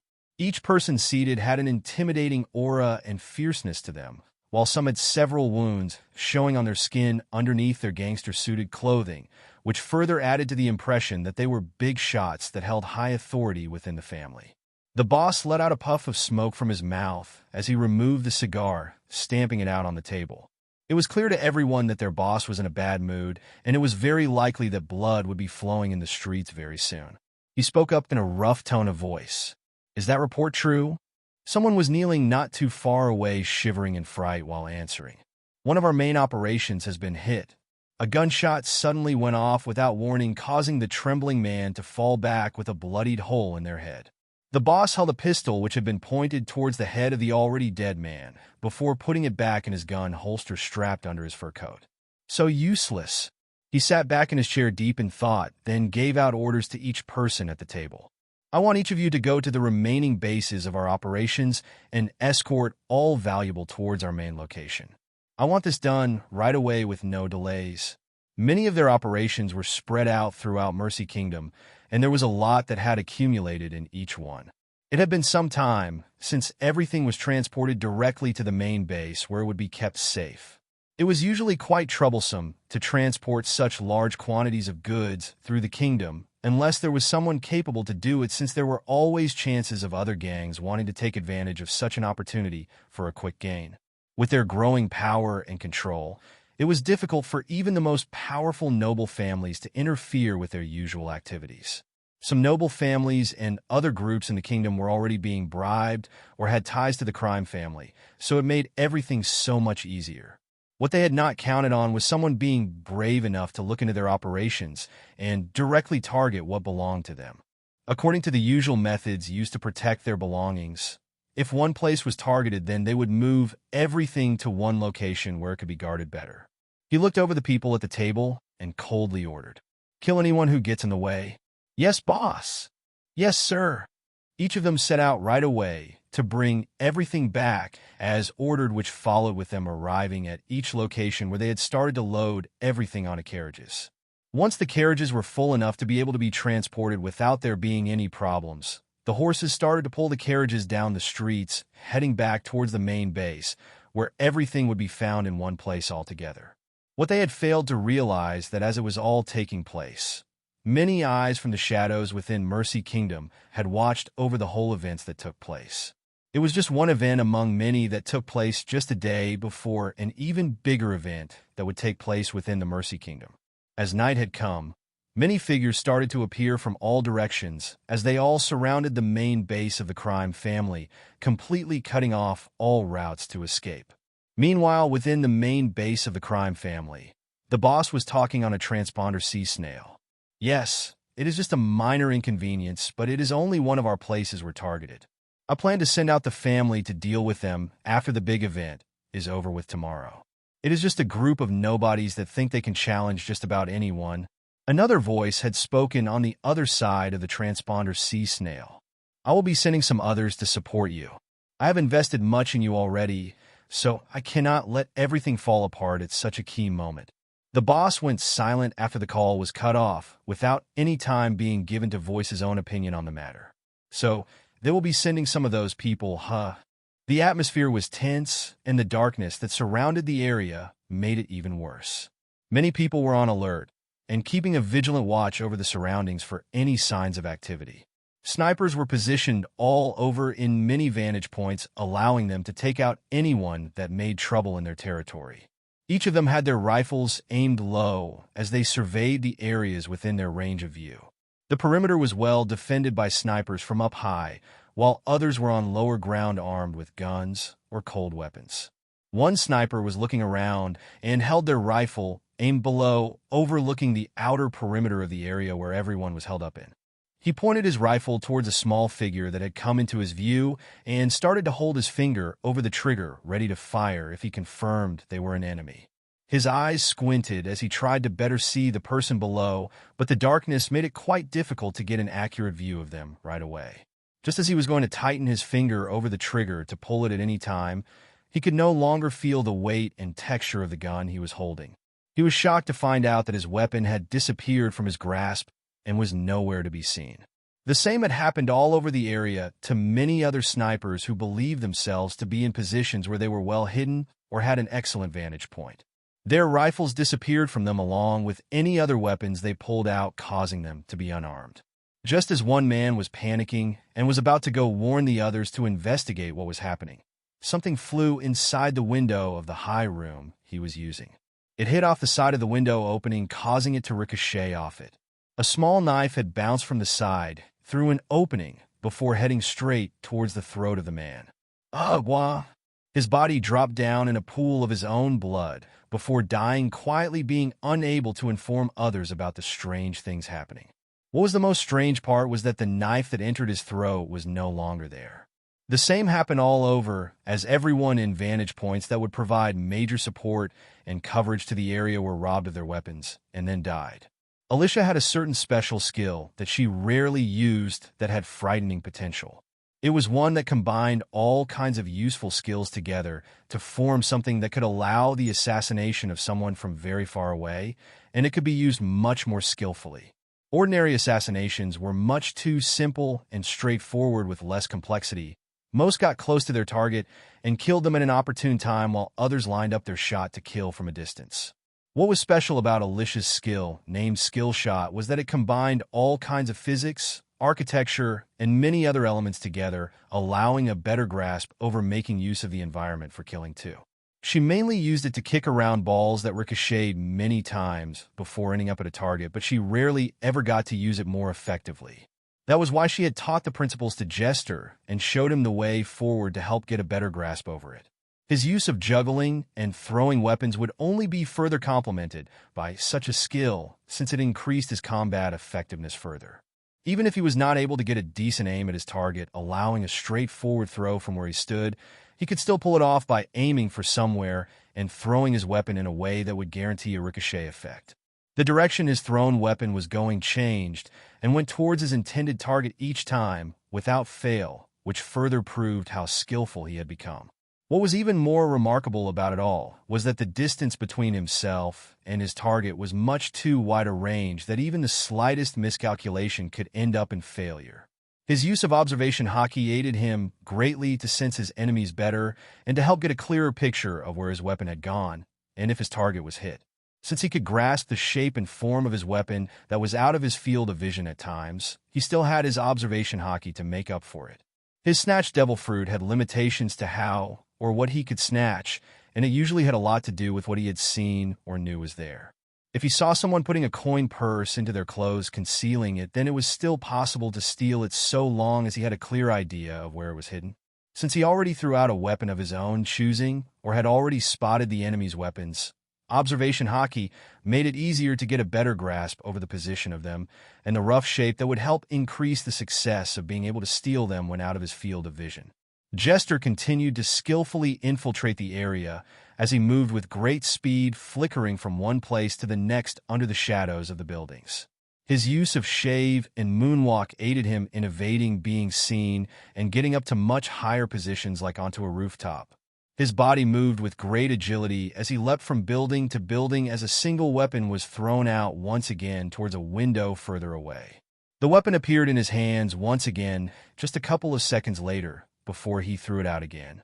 As he was making his way deeper and was eliminating many potential threats, the others participating started to move in.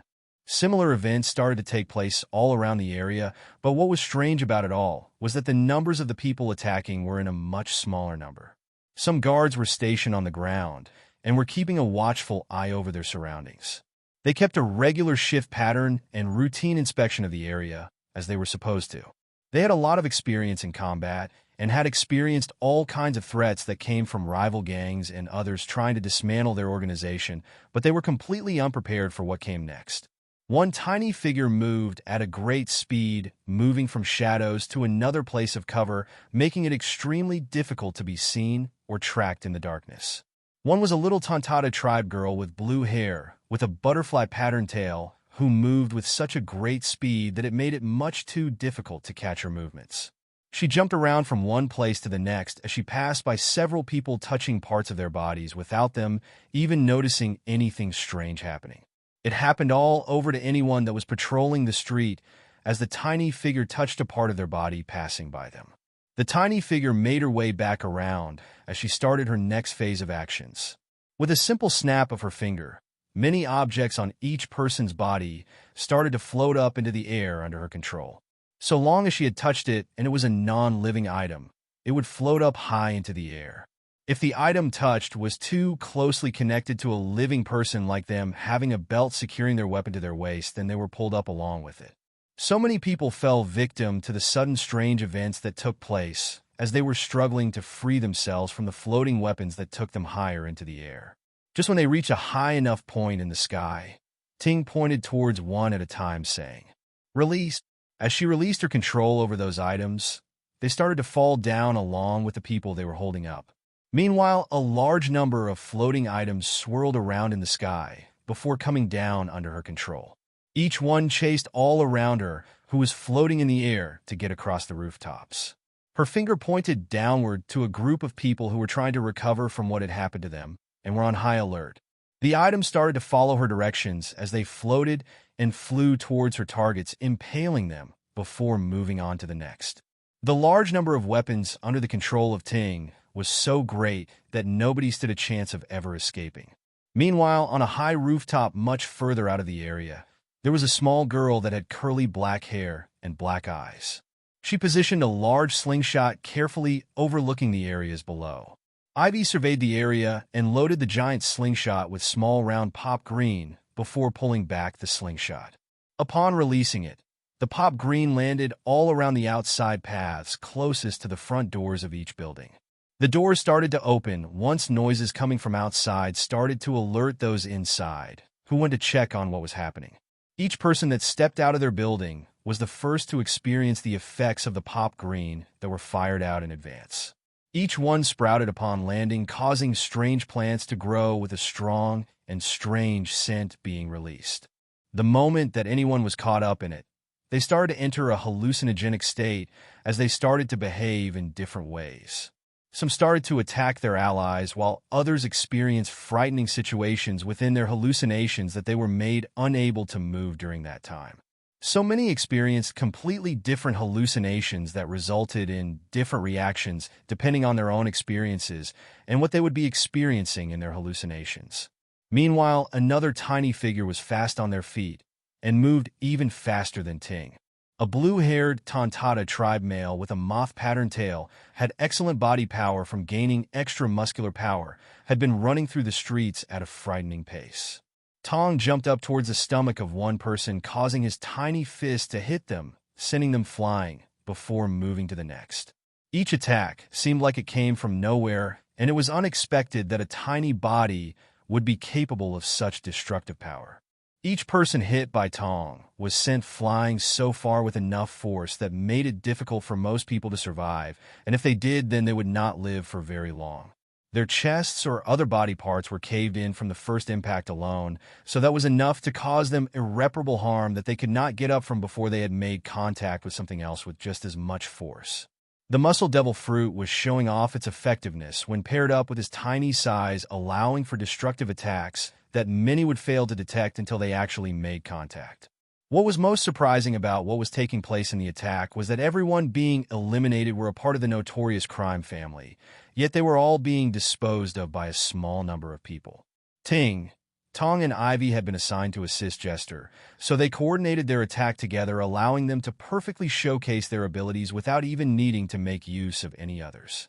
It could be said that if anyone tried to offer help, then they would just get in the way and would get caught up in the battles, accidentally being harmed by friendly fire if they were not careful enough. Jester, Ting, and Tong were able to move around with ease, even with so many weird plants being scattered all around, due to them having learned various techniques that would allow them to improve upon their maneuverability, and the gas masks helped avoid additional problems. Just as the three of them were clearing the area as much as they could, they soon reached the main building where the windows and other areas had already been shot through. Any tiny gaps had been penetrated with pop green, causing chaos to descend inside. If Sunila was known as the best sniper that used bows and arrows in the White Storm, then Ivy would be considered as the best sniper who used a slingshot. Even Sunila, who was considered as the White Storm's best sniper, had greatly admired Ivy's great potential and abilities, which kept growing at a rapid rate. Inside of the main building was where the boss and many of his subordinates were gathered. Each of them were armed with all kinds of dangerous weapons as they prepared for the incoming combat that was coming towards them. The more reports that came and caused further unease to spread among their ranks until they all turned to look towards their boss for a plan of action. The boss grit his teeth and went towards the sea snail in his room before trying to connect his call to the people he had talked to previously. Buru, buru, buru. Gotcha. Just as he had heard the all-too-familiar sound of the call connecting and it being answered, a relieved smile appeared on his face. Hello? We have encountered some troubles. I need you to send your people much sooner. Once he finished talking, he waited for a little time, giving the other person a chance to respond. What he did not expect was that an unfamiliar voice came from the other side of the call. It was a male voice which let out an eerie laugh before talking. Sorry, The person you are calling cannot pick up right now. Can I take a message? The boss paused for a moment before asking in a cold tone of voice. Who is this? How are you answering? What he had was a private line that was directly linked to one person and one person alone, while it could connect to outside of the island too, which allowed him to communicate with those he was working for. There was only a couple of ways that the call could be answered by someone else, so he had guessed that someone else had answered in the place of the regular person who answered. He felt like he was being messed with, and he did not like it very much. What agitated him more was that the sounds coming from further away, where battles were taking place, were drawing in closer with each passing second. The voice on the other end responded again with an upbeat tone of voice. Who I am is unimportant. Just know that this call will never make it through to those you intend to contact. I must really applaud you on your quick thinking and acting during a crisis. You really did make the most rational decision in gathering everything in one place. You bolstered your forces and gathered all of your resources too. Well done. Really. Well done. But that just made it all the more easy for me and my friends. You see, this little device I have here, there is a limited range that cannot cover every single area. If everything was still split apart, then there would have been a chance of there being a leakage somewhere, but with everything and everyone of importance being gathered here, now all contact with the outside will be cut off, and it is you who has boxed yourself in. It is time for this show to come to a close. Farewell. The call cut off, followed by noises that had been created outside of the room as chaos descended once again. Windows smashed, followed by large carnivorous plants growing suddenly that tried to eat those near them. Screams followed along with gunshots as others were impaled on bamboo, and then strange gases started to spread among them all. It did not take too long before those that were still alive to let out their more violent sides in their hallucination state as they opened fire upon anything around them. The gases spread around the insides of the building and came under the openings in the door, causing the boss to breathe it in too, followed by his own hallucinations. The main door of the building suddenly was cut apart, like it was very fragile, causing the rest of it to collapse, making way for a figure that appeared. He was wearing a gas mask over his face, dressed in a checkered jester outfit with white face paint over his face. Snatch! It was the same voice as the person who answered the previous call, and if his face was not mostly covered by the gas mask, then it would be quite easy to recognize him as Jester. Those that he had sensed to still be armed, and a threat started to be disarmed the moment he had cut the door apart and entered. Among those that were still on their feet and still active, they swung out towards Jester unarmed after being disarmed, which resulted in them missing his body before being delivered a fast and precise hit that knocked him out. Each movement of Jester was very fast and agile, which made it look almost effortless as he navigated through each remaining person there. It was like he had eyes in the back of his head, and that he could predict each subtle change in combat, allowing him to remain untouched throughout the whole fight. As he looked around at the many laid-out bodies around him, Jester let out a small laugh. Ah yeah, something like this would have been quite the challenge if this was the previous me. If it was Jester of the past when he was by the side of his princess and those that served her, then they all would have struggled to bring down most of the criminal groups and would have suffered heavy losses to target a group like the one he had just taken down.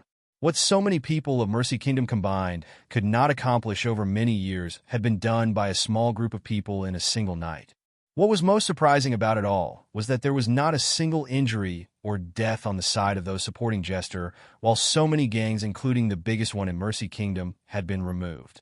The night passed by without any major disturbances or changes to Mercy Kingdom. Not many were truly aware of what took place the night before, and those that did were either captured or silenced. No news of what had taken place was allowed to get out and reach anyone that could affect the overall outcome. After the main base was taken over, Jester got his hands on the details of all of the operations that were related to the gangs along with their dealings. The device used by Jester was something Alyssia had invented that could intercept and block off transmissions from sea snails in the area. Having it made it much easier to not have to bring along a talented person who had skills towards hacking and making use of other sea snail technology. The limited range of the device was best used for any transmission that took place within the range of it, while it had blocked off many outgoing transmissions and could be used to intercept one to respond to it. None of the calls going outside of the island or to other locations to ask for aid and to warn others had been able to get through to who they were supposed to. Each small base was targeted quickly and effectively, causing them to be shut down and many active bounties to be claimed overnight. The profits from that were already ridiculously high, but that did not yet include anything else that had started to be confiscated. Many storage locations were scattered all over Mercy Kingdom, which were related to the New World underworld dealings that were used to store away all kinds of rare or illegal goods in secret. There were all kinds of underground business that were flourishing in the New World, and among them was prostitution, drugs, weapons, devil fruit trade, transportation, money-lending services, mercenary work outside of the legal route, assassination, and even illegal holdings. Among them that was quite profitable was to start up an illegal holding service for others. All that was needed was a secure and unknown location where the valuables of others could be stored away like they were being kept in a large safeguarded position. Those locations could be anywhere on an island, so long as there was enough power available to keep them locations from being looked into and discovered. There were many locations where people could be living or working where there could be an underground safe hidden or a similar design that could be used to hold all types of things for others. Usually there would need to be a certain amount of influence to keep such places from being disturbed and staying secure, which was why Mercy Kingdom made such a great location. The king was an easy target and was easy to manipulate while his daughter was their own personal pawn. They may have encountered some minor disturbances in the past, but with the first princess being removed, they were able to regain their almost complete control over Mercy Kingdom again. They all never would have imagined that each of their gains over their years of illegal business had fallen into the hands of the White Storm along with their biggest cooperator. The morning came, and all of the citizens started to leave their homes. Some were more upbeat than others, while there were some that were feeling downhearted. The day had come for the announced traitorous Duke and his family to be put to death in front of everyone. It was a public execution that the king had made a public event for all to witness, so they would all know what happened to those who went against him. If a powerful ducal family that had existed for hundreds of years and supported the royal family for just as long could fall to him, then anyone else that would be thinking of rebelling would soon learn how foolish their ideas were. The crowds gathered in the main square where a large platform was set up with a chopping block in the middle. Further away, in a slightly elevated position on some stands, was a VIP location where the king, his daughter, and many others nobles were positioned as they looked down towards the masses coldly. A cruel smirk appeared on the face of the princess, who had noticed the large man carrying a large axe up over his shoulder as he walked up the stairs of the platform. Followed by him were many restrained people with chains linking their metal restraints that were around their ankles and wrists. There was a certain sense of disdain coming from the gaze of the princess as she watched everything take place below as the crowd below started to become restless. Insults were starting to be hurled towards those up on the platform, along with the occasional stone or rotten fruit. "Traitor! Disgraces to our homeland! You have let us all down. Down with the traitors! All hail the king and the princess! Bring justice!" More of the masses were incited by the more loyal followers of the king and the nobles, while there were some that had been paid off or planted there to create the overall atmosphere that others would have to adjust to. Seeing everyone getting so riled up and angry towards the ducal family, the nobles supporting the king, and those who coveted such a noble position were trying not to show how pleased they were. Everyone was so excited and caught up in what was about to take place that they failed to notice what was going on in the background. The masses were expecting a grand event which would be something that would go down in history. Future historians would write what was about to take place as a day that a once loyal noble clan had committed treason and was put to death. Everyone reading such information would always remember the day as another historic moment that helped to shape the future of their homeland. Some would come to blame the noble family that would be forever known as traitors, while others would wonder what may have happened if they were able to live on. The crowd kept growing more restless, and the family members of the ducal family were all brought up onto the platform in front of everyone to take insults and abuse until they were to be executed. The large axe in the hands of the large executioner did not even look all that sharp, which made it seem like it would take more than one swing to behead each person. Some would face excruciating pain from not being put to death right away, and some worse off would have to endure each strike that came down onto the back of their neck until they died, or their head finally dropped down onto the small basket after being removed. Many of those people who were about to face such a fate had looked very pale upon witnessing the state of the axe. It was like it had been picked out specifically just to increase their suffering. The king gave a signal for everyone to become quiet, then he stood up declaring, "Off with the traitors' heads!" Cheers soon came afterward, and the king sat back down as he watched the executioner ready himself. One man was dragged over to be the first to die, which caused many to hold their breath in fear or anticipation. Just when the man was being pulled over and was having the back of their neck held on to pushing their head onto the chopping block, a figure dressed in bright checkered clothes appeared. A jester walked up the steps of the platform with a large grin on his face, and each step he took seemed comical. His shoes made a squeaking noise with each step, which caused others to look his way. He quickly appeared at the top of the stairs and then walked towards the middle of the platform where some guards started to move to block his path. They looked towards their king as if to question if the jester had been someone who had been prepared by him or if they should stop their advances. The king looked towards Jester and had a look of confusion on his face. "I never prepared anything. Did someone else prepare a surprise show?" He then turned to his daughter and other subjects around him, but they all had the same confused expressions as he did. He then motioned the guards to have the jester removed, causing the guards to suddenly move to subdue Jester. Each of them positioned themselves in a wide formation around Jester before going in together to cut off his escape while aiming to grab onto him from many angles, making it difficult to resist. The blue eyes of Jester shined with a certain disdain as he watched their advances.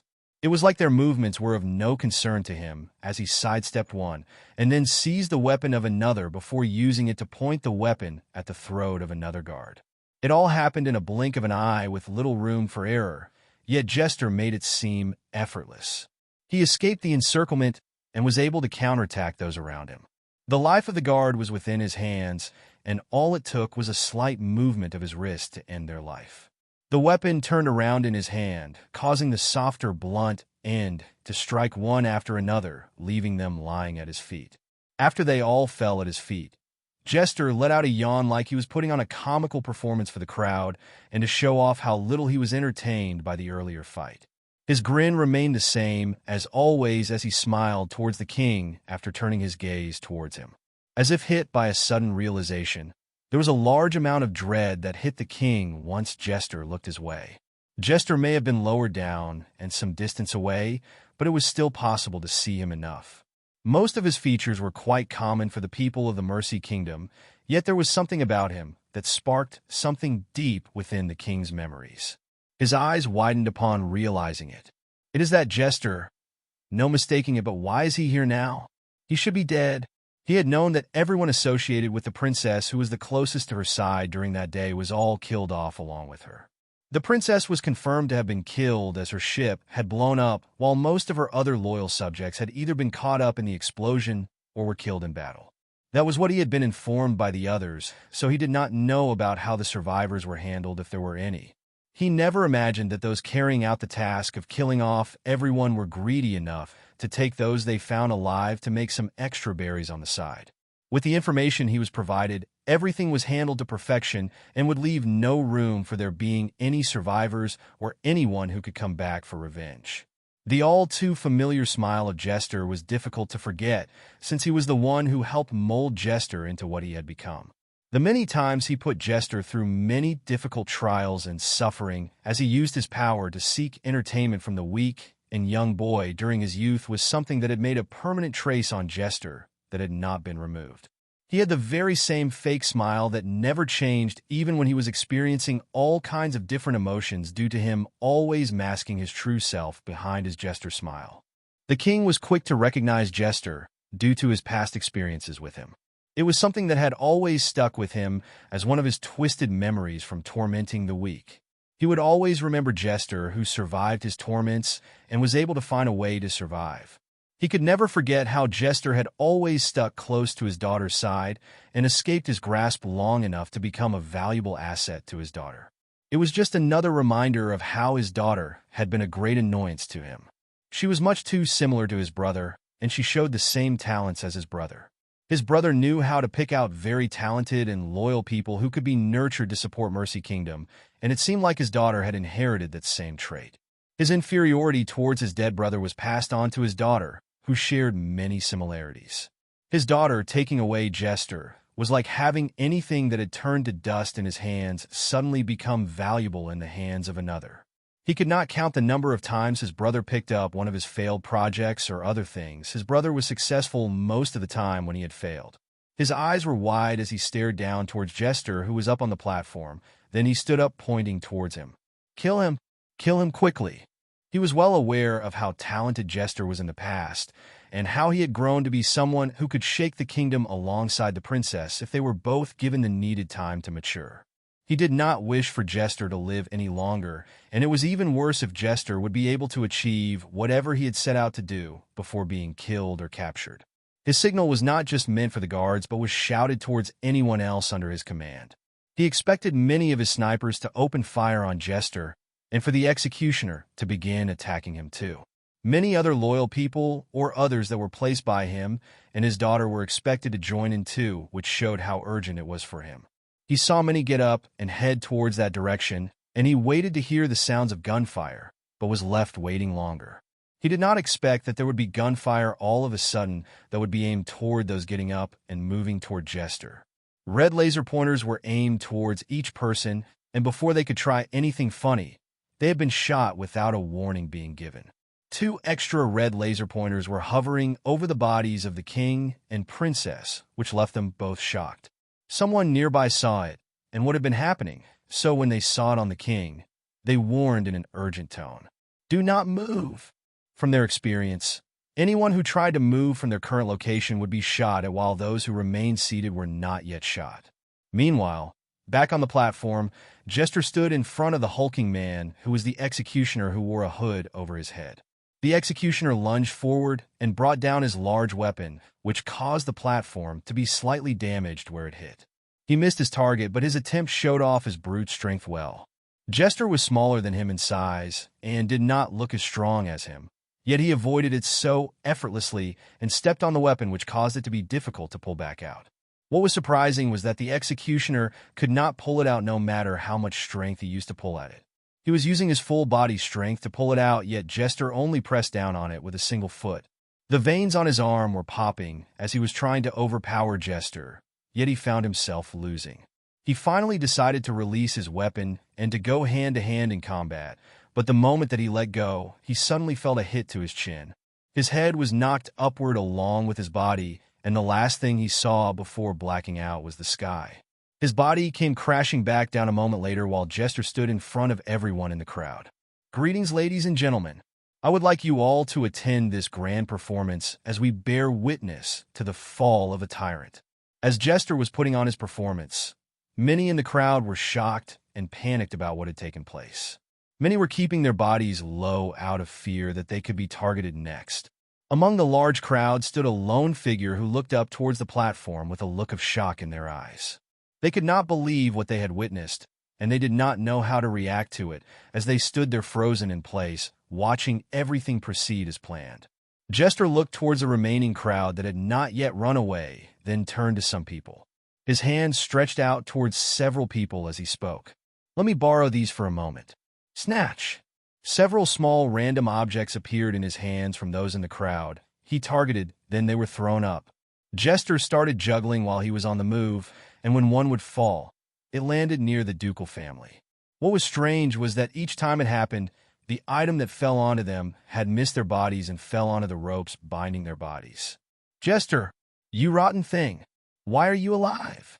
Jester turned towards the king, who was shouting, and then threw out one of the things he caught from the air. "Quiet you!"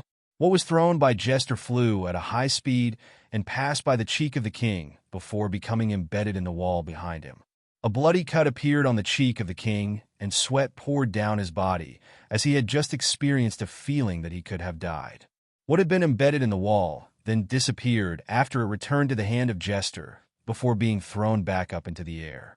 Jester ignored the king and continued to address the crowd. Today was supposed to be a day in history where everyone would come to know of the tale of the treacherous ducal family, but I am afraid that this story is not quite good enough. I think it is missing something very important. There is no impact, no drama. There is no sudden change that can get the viewers hooked and more interested. Now it is so much better. What is more interesting than a ducal family being charged with treason? It needs to be something even bigger that could shock everyone present. And that is, drumroll please, having someone everyone thought was invincible suddenly fall from their position. What a twist, right? Hello, everyone. As we wrap up this video, I want to share a quick note. I have a Patreon account. If you'd like to support me and enjoy on-demand audiobooks, you can become a Patreon member. Alternatively, you can check out my Google Drive link, which has 500+ novel audiobooks available through my Ko-fi or Patreon shop. I appreciate your support.